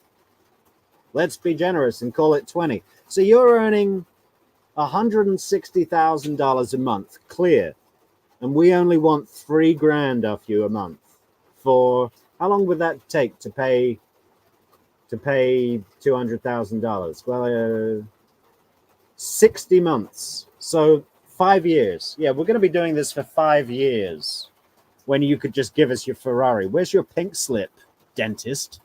Give us the pink slip, dentist, or you'll have no teeth. 10 days later, she texted a mutual friend acting as if I would be upset with her. Right. And I said, tell her to call me. She did. At 3 in the morning. She wasn't sleeping well. And we had a very awkward conversation. I think literally she talked for an hour and a half, and I said probably 30 words. I just listened mostly. It was real. She wasn't sleeping. It was real crazy. But that's where she told me a lot of things that weren't true. I mean, and that could just be a relationship thing. I mean, I couldn't contact you until Jimmy Judkins talked to you, right? Really. I don't know. That was really strange not to. All my friends were texting with her, and she wasn't writing a lot back, but everyone else she acknowledged. If I think of anything, I'll get back in. I just had 2 quick questions for you, if you don't mind. Yep. This is completely selfish, but I'm concerned about me in this situation. I'm wondering how long it is, in your opinion, before the media or journalists are poking around looking at this case. And I'm worried about my potential exposure as a professor and as a person. This is an open case. They can ask all they want to. They're not getting anything. That's for the foreseeable. I mean, I may call you. I mean, you at some day you may be called as some type of witness. I would do it in a second. Yeah. Well, I yeah, want to make sure that we're upfront about this. I mean, this yeah. Someday you might be called as some type of witness. You think? How about 3 times and counting? We've got Donna and Wendi to go. And realistically, I don't think Harvey's going to make it. He's 80 now. You know? I know Donna wants a speedy trial, but I think that was just some posturing from, what's her name? It's not Maria, it's Maricel or something. Descalzo, you know. Your Honor, I am here from Miami, and I'm seated representing Donna Adelson, who is seated to my left. It is impossible for me to conduct her trial with this. How fast does she talk? I wouldn't even be able to talk that fast if I had it written down. Did she really think that was going to work in sleepy old Tallahassee? They communicate with pictures in Tallahassee. Didn't she know that? let's say it goes from here to an arrest to a prosecution, I'm there. and for some reason, your testimony is needed. I would say anything. I love how Jeffrey is like really frustratedly, impatiently nodding along, like, get on with it, man. He's like, let's say it goes from arrest to trial and then to prosecution. Jeffrey's like, yeah, I got it. I get the picture, man. I'll come as a witness. I just said. I said today under oath. I would. Okay. So that's easy. All right. But as Yeah, far that's as easy. anything Now move on. prior to, anything that you're telling me, if for some reason that was Now he's like, Isom, he's like, okay, we got that cleared up. So part 2, and you can see Jeffrey looking at the paper going, how many freaking numbers are on this, man? I've got to go. leaked to the press or anything like that, then I got an arrest to make of somebody else, no matter who it is. Seriously, Lacasse's body language has just switched, like he's being put under some kind of endurance torture. Like where they make you stand up with your forehead resting on the wall for 48 hours in the same position. This is the frustration I'm getting from him. Okay. I got you. That'd be. One other email I sent him, I pretty much accused her. Okay. But I mean, obviously, it's more than that. I mean, yeah, you more than just suspect her at this point. That's what you've been telling me this afternoon, right? No, that's true. That's What I've basically gotten from you is this woman is directly involved. She is. Now, I don't think you're saying necessarily that she killed her ex-husband. Started to get really, really strong. Yeah, true rabbit. Have I found and watched Carl Steinbeck's coverage? Yeah, very good. Very good. Him and his brother. I enjoy the show. And he brings up some very good points. He seems to be pretty on the money, This show is a little bit more casual, a little bit more, I don't know, we try and make it a little bit comedic over at True Crime Metrics, because in the depravity of this case and many others, there's a lot to laugh about, and you guys are great. You guys are my vibe. But yeah, Carl Steinbeck, pretty good. I've been impressed so far. There was one episode where I got a little bit bored and a bit frustrated, but on the whole, very, very good. Range. And this is what I think I had a hard time getting across to Investigator Hale. So we have that fight. She goes to Portland for a weekend. She comes back. It's now June. In June, I was walking around saying to all my friends, I don't know what is going on. Something is going on. We had that very frank talk about that and decided to stay together. She said, it's one guy. He's gone. He literally moved out of the area, as you probably know. So in June, I was walking around saying to my friends, I don't know what's going on. It's just uncanny to think back on it now.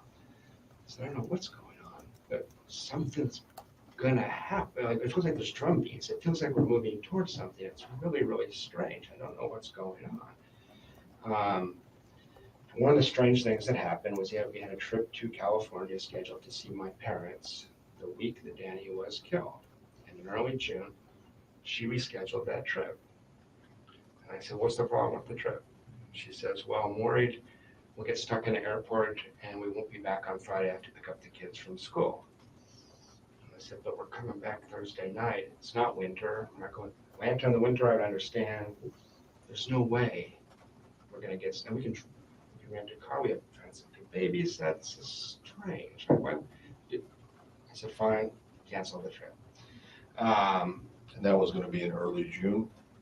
The trip was going to be the week that Danny was killed. Oh, okay. That was the trip? 11th to 19th was supposed to be the trip.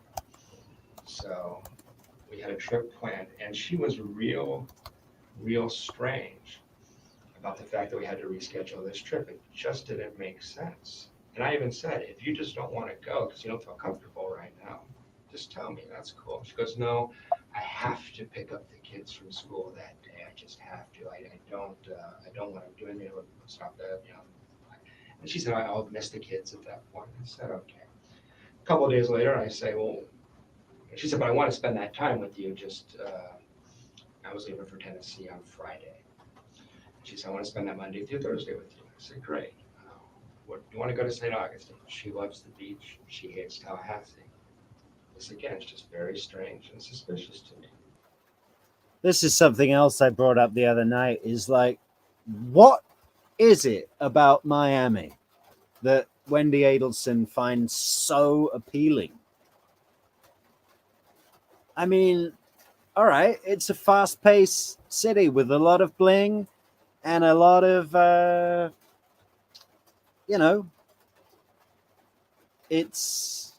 a lot of water sports and restaurants. There's a lot of great places in the world, Wendi.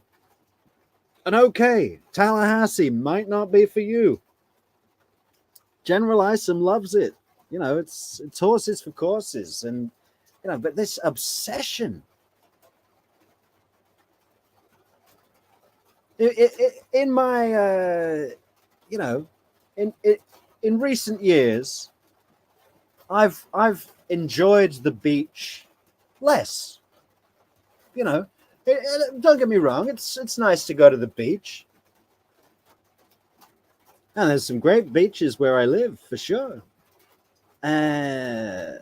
But it's for kids, really. I mean, is it that good? It's just all part of the status, isn't it?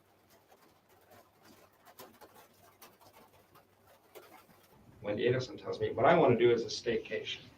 Oh, Stay yeah, home in we've gone Tallahassee. way back in the To videos. repeated questioning if you guys had any leverage. I understand that this was done in a smart way. I don't have any leverage. But my experience with her was over time, she just collapses. But if the question is, did he threaten Danny? No. If the question is, was he pathologically upset with Danny in a way I found disturbing and that put me off and it was different than, say, even Wendi or her mom? Yes. Incredibly intense about it. Incredibly intense. Charlie's so difficult to get along with, he doesn't have one dental office. He works at 5 dental offices, and they can only handle him 1 day a week in each office. Really? Yeah.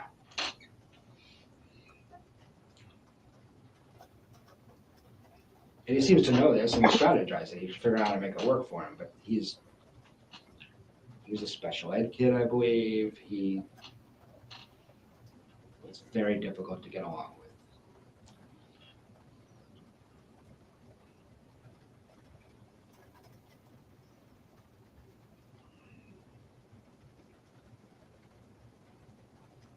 And he is fiercely protective of Wendi.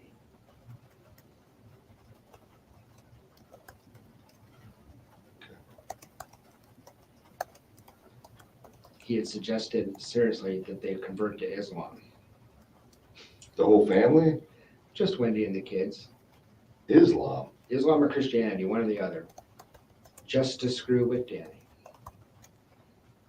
So they're not very devout in their No, Jewish they're religion. they're atheistic Jews. Pardon? They're atheistic Jews, Jews that don't really believe in God. They do it culturally, they eat the food. These people don't have ethics or morals. I mean,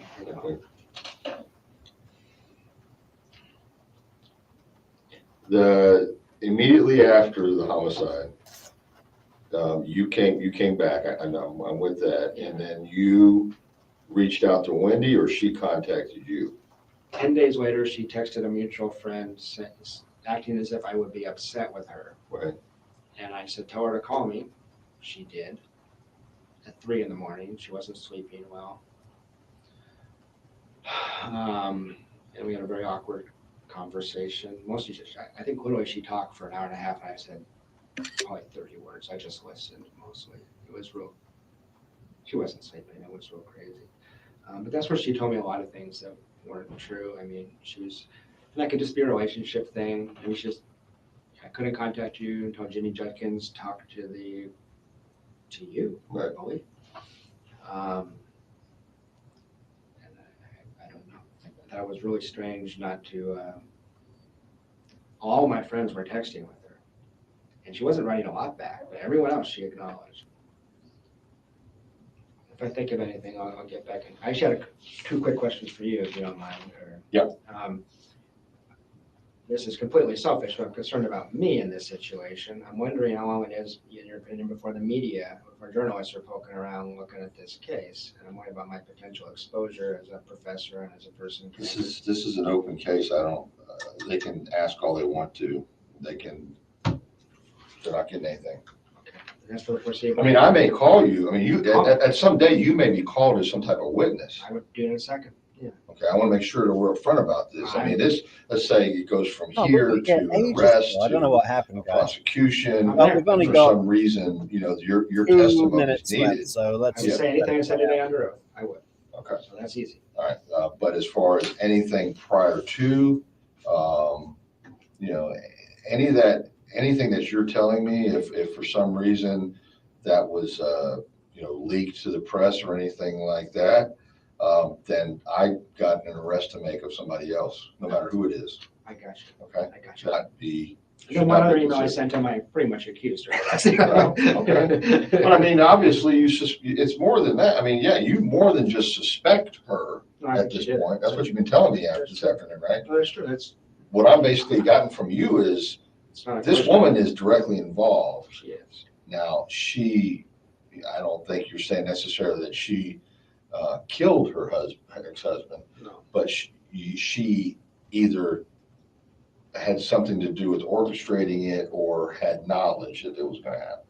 That's the whole point about I have to be back on the 18th, right? No. Give you a thumbs up, and then and knew what was going to happen. There's something weird about that date. So I don't think she doesn't skill to orchestrate it, but Charlie does. So that's correct. And But you left on Thursday, and your last conversation with her was on Wednesday. My last conversation with her was on Tuesday. Right. An hour before that email where she says, look, I need a week. No, on the email, she says she needs a week. Yeah. Yeah, and that email was obviously like pre-written, prepped. Donna probably wrote it. An hour before she sends the email, she says, "Are you still in town on That's exactly Friday?" right. That's exactly right. And you said, "I don't know. It's still up in the air." Yeah. But you did not. She did not ask you to stay in town. No, she did. But like the next day, I see Jay McPherson at work, and maybe there's all kinds of possibilities how she would have found out I was leaving. Do you have any suggestions if I know they're doing a dateline on the Frosch guy that killed his wife out in Thomasville, and they already came to town. Any just advice for being an experienced investigator what I should do if I'm approached by the media, because it's not unimaginable. Frosh. Who's that? That's another case, isn't it? Someone Frosh? Who's that? Go talk to Investigator Eisen. Okay, How simple is that? that's easy. Okay. Go talk to Investigator Eisen, but you might need to wake him up.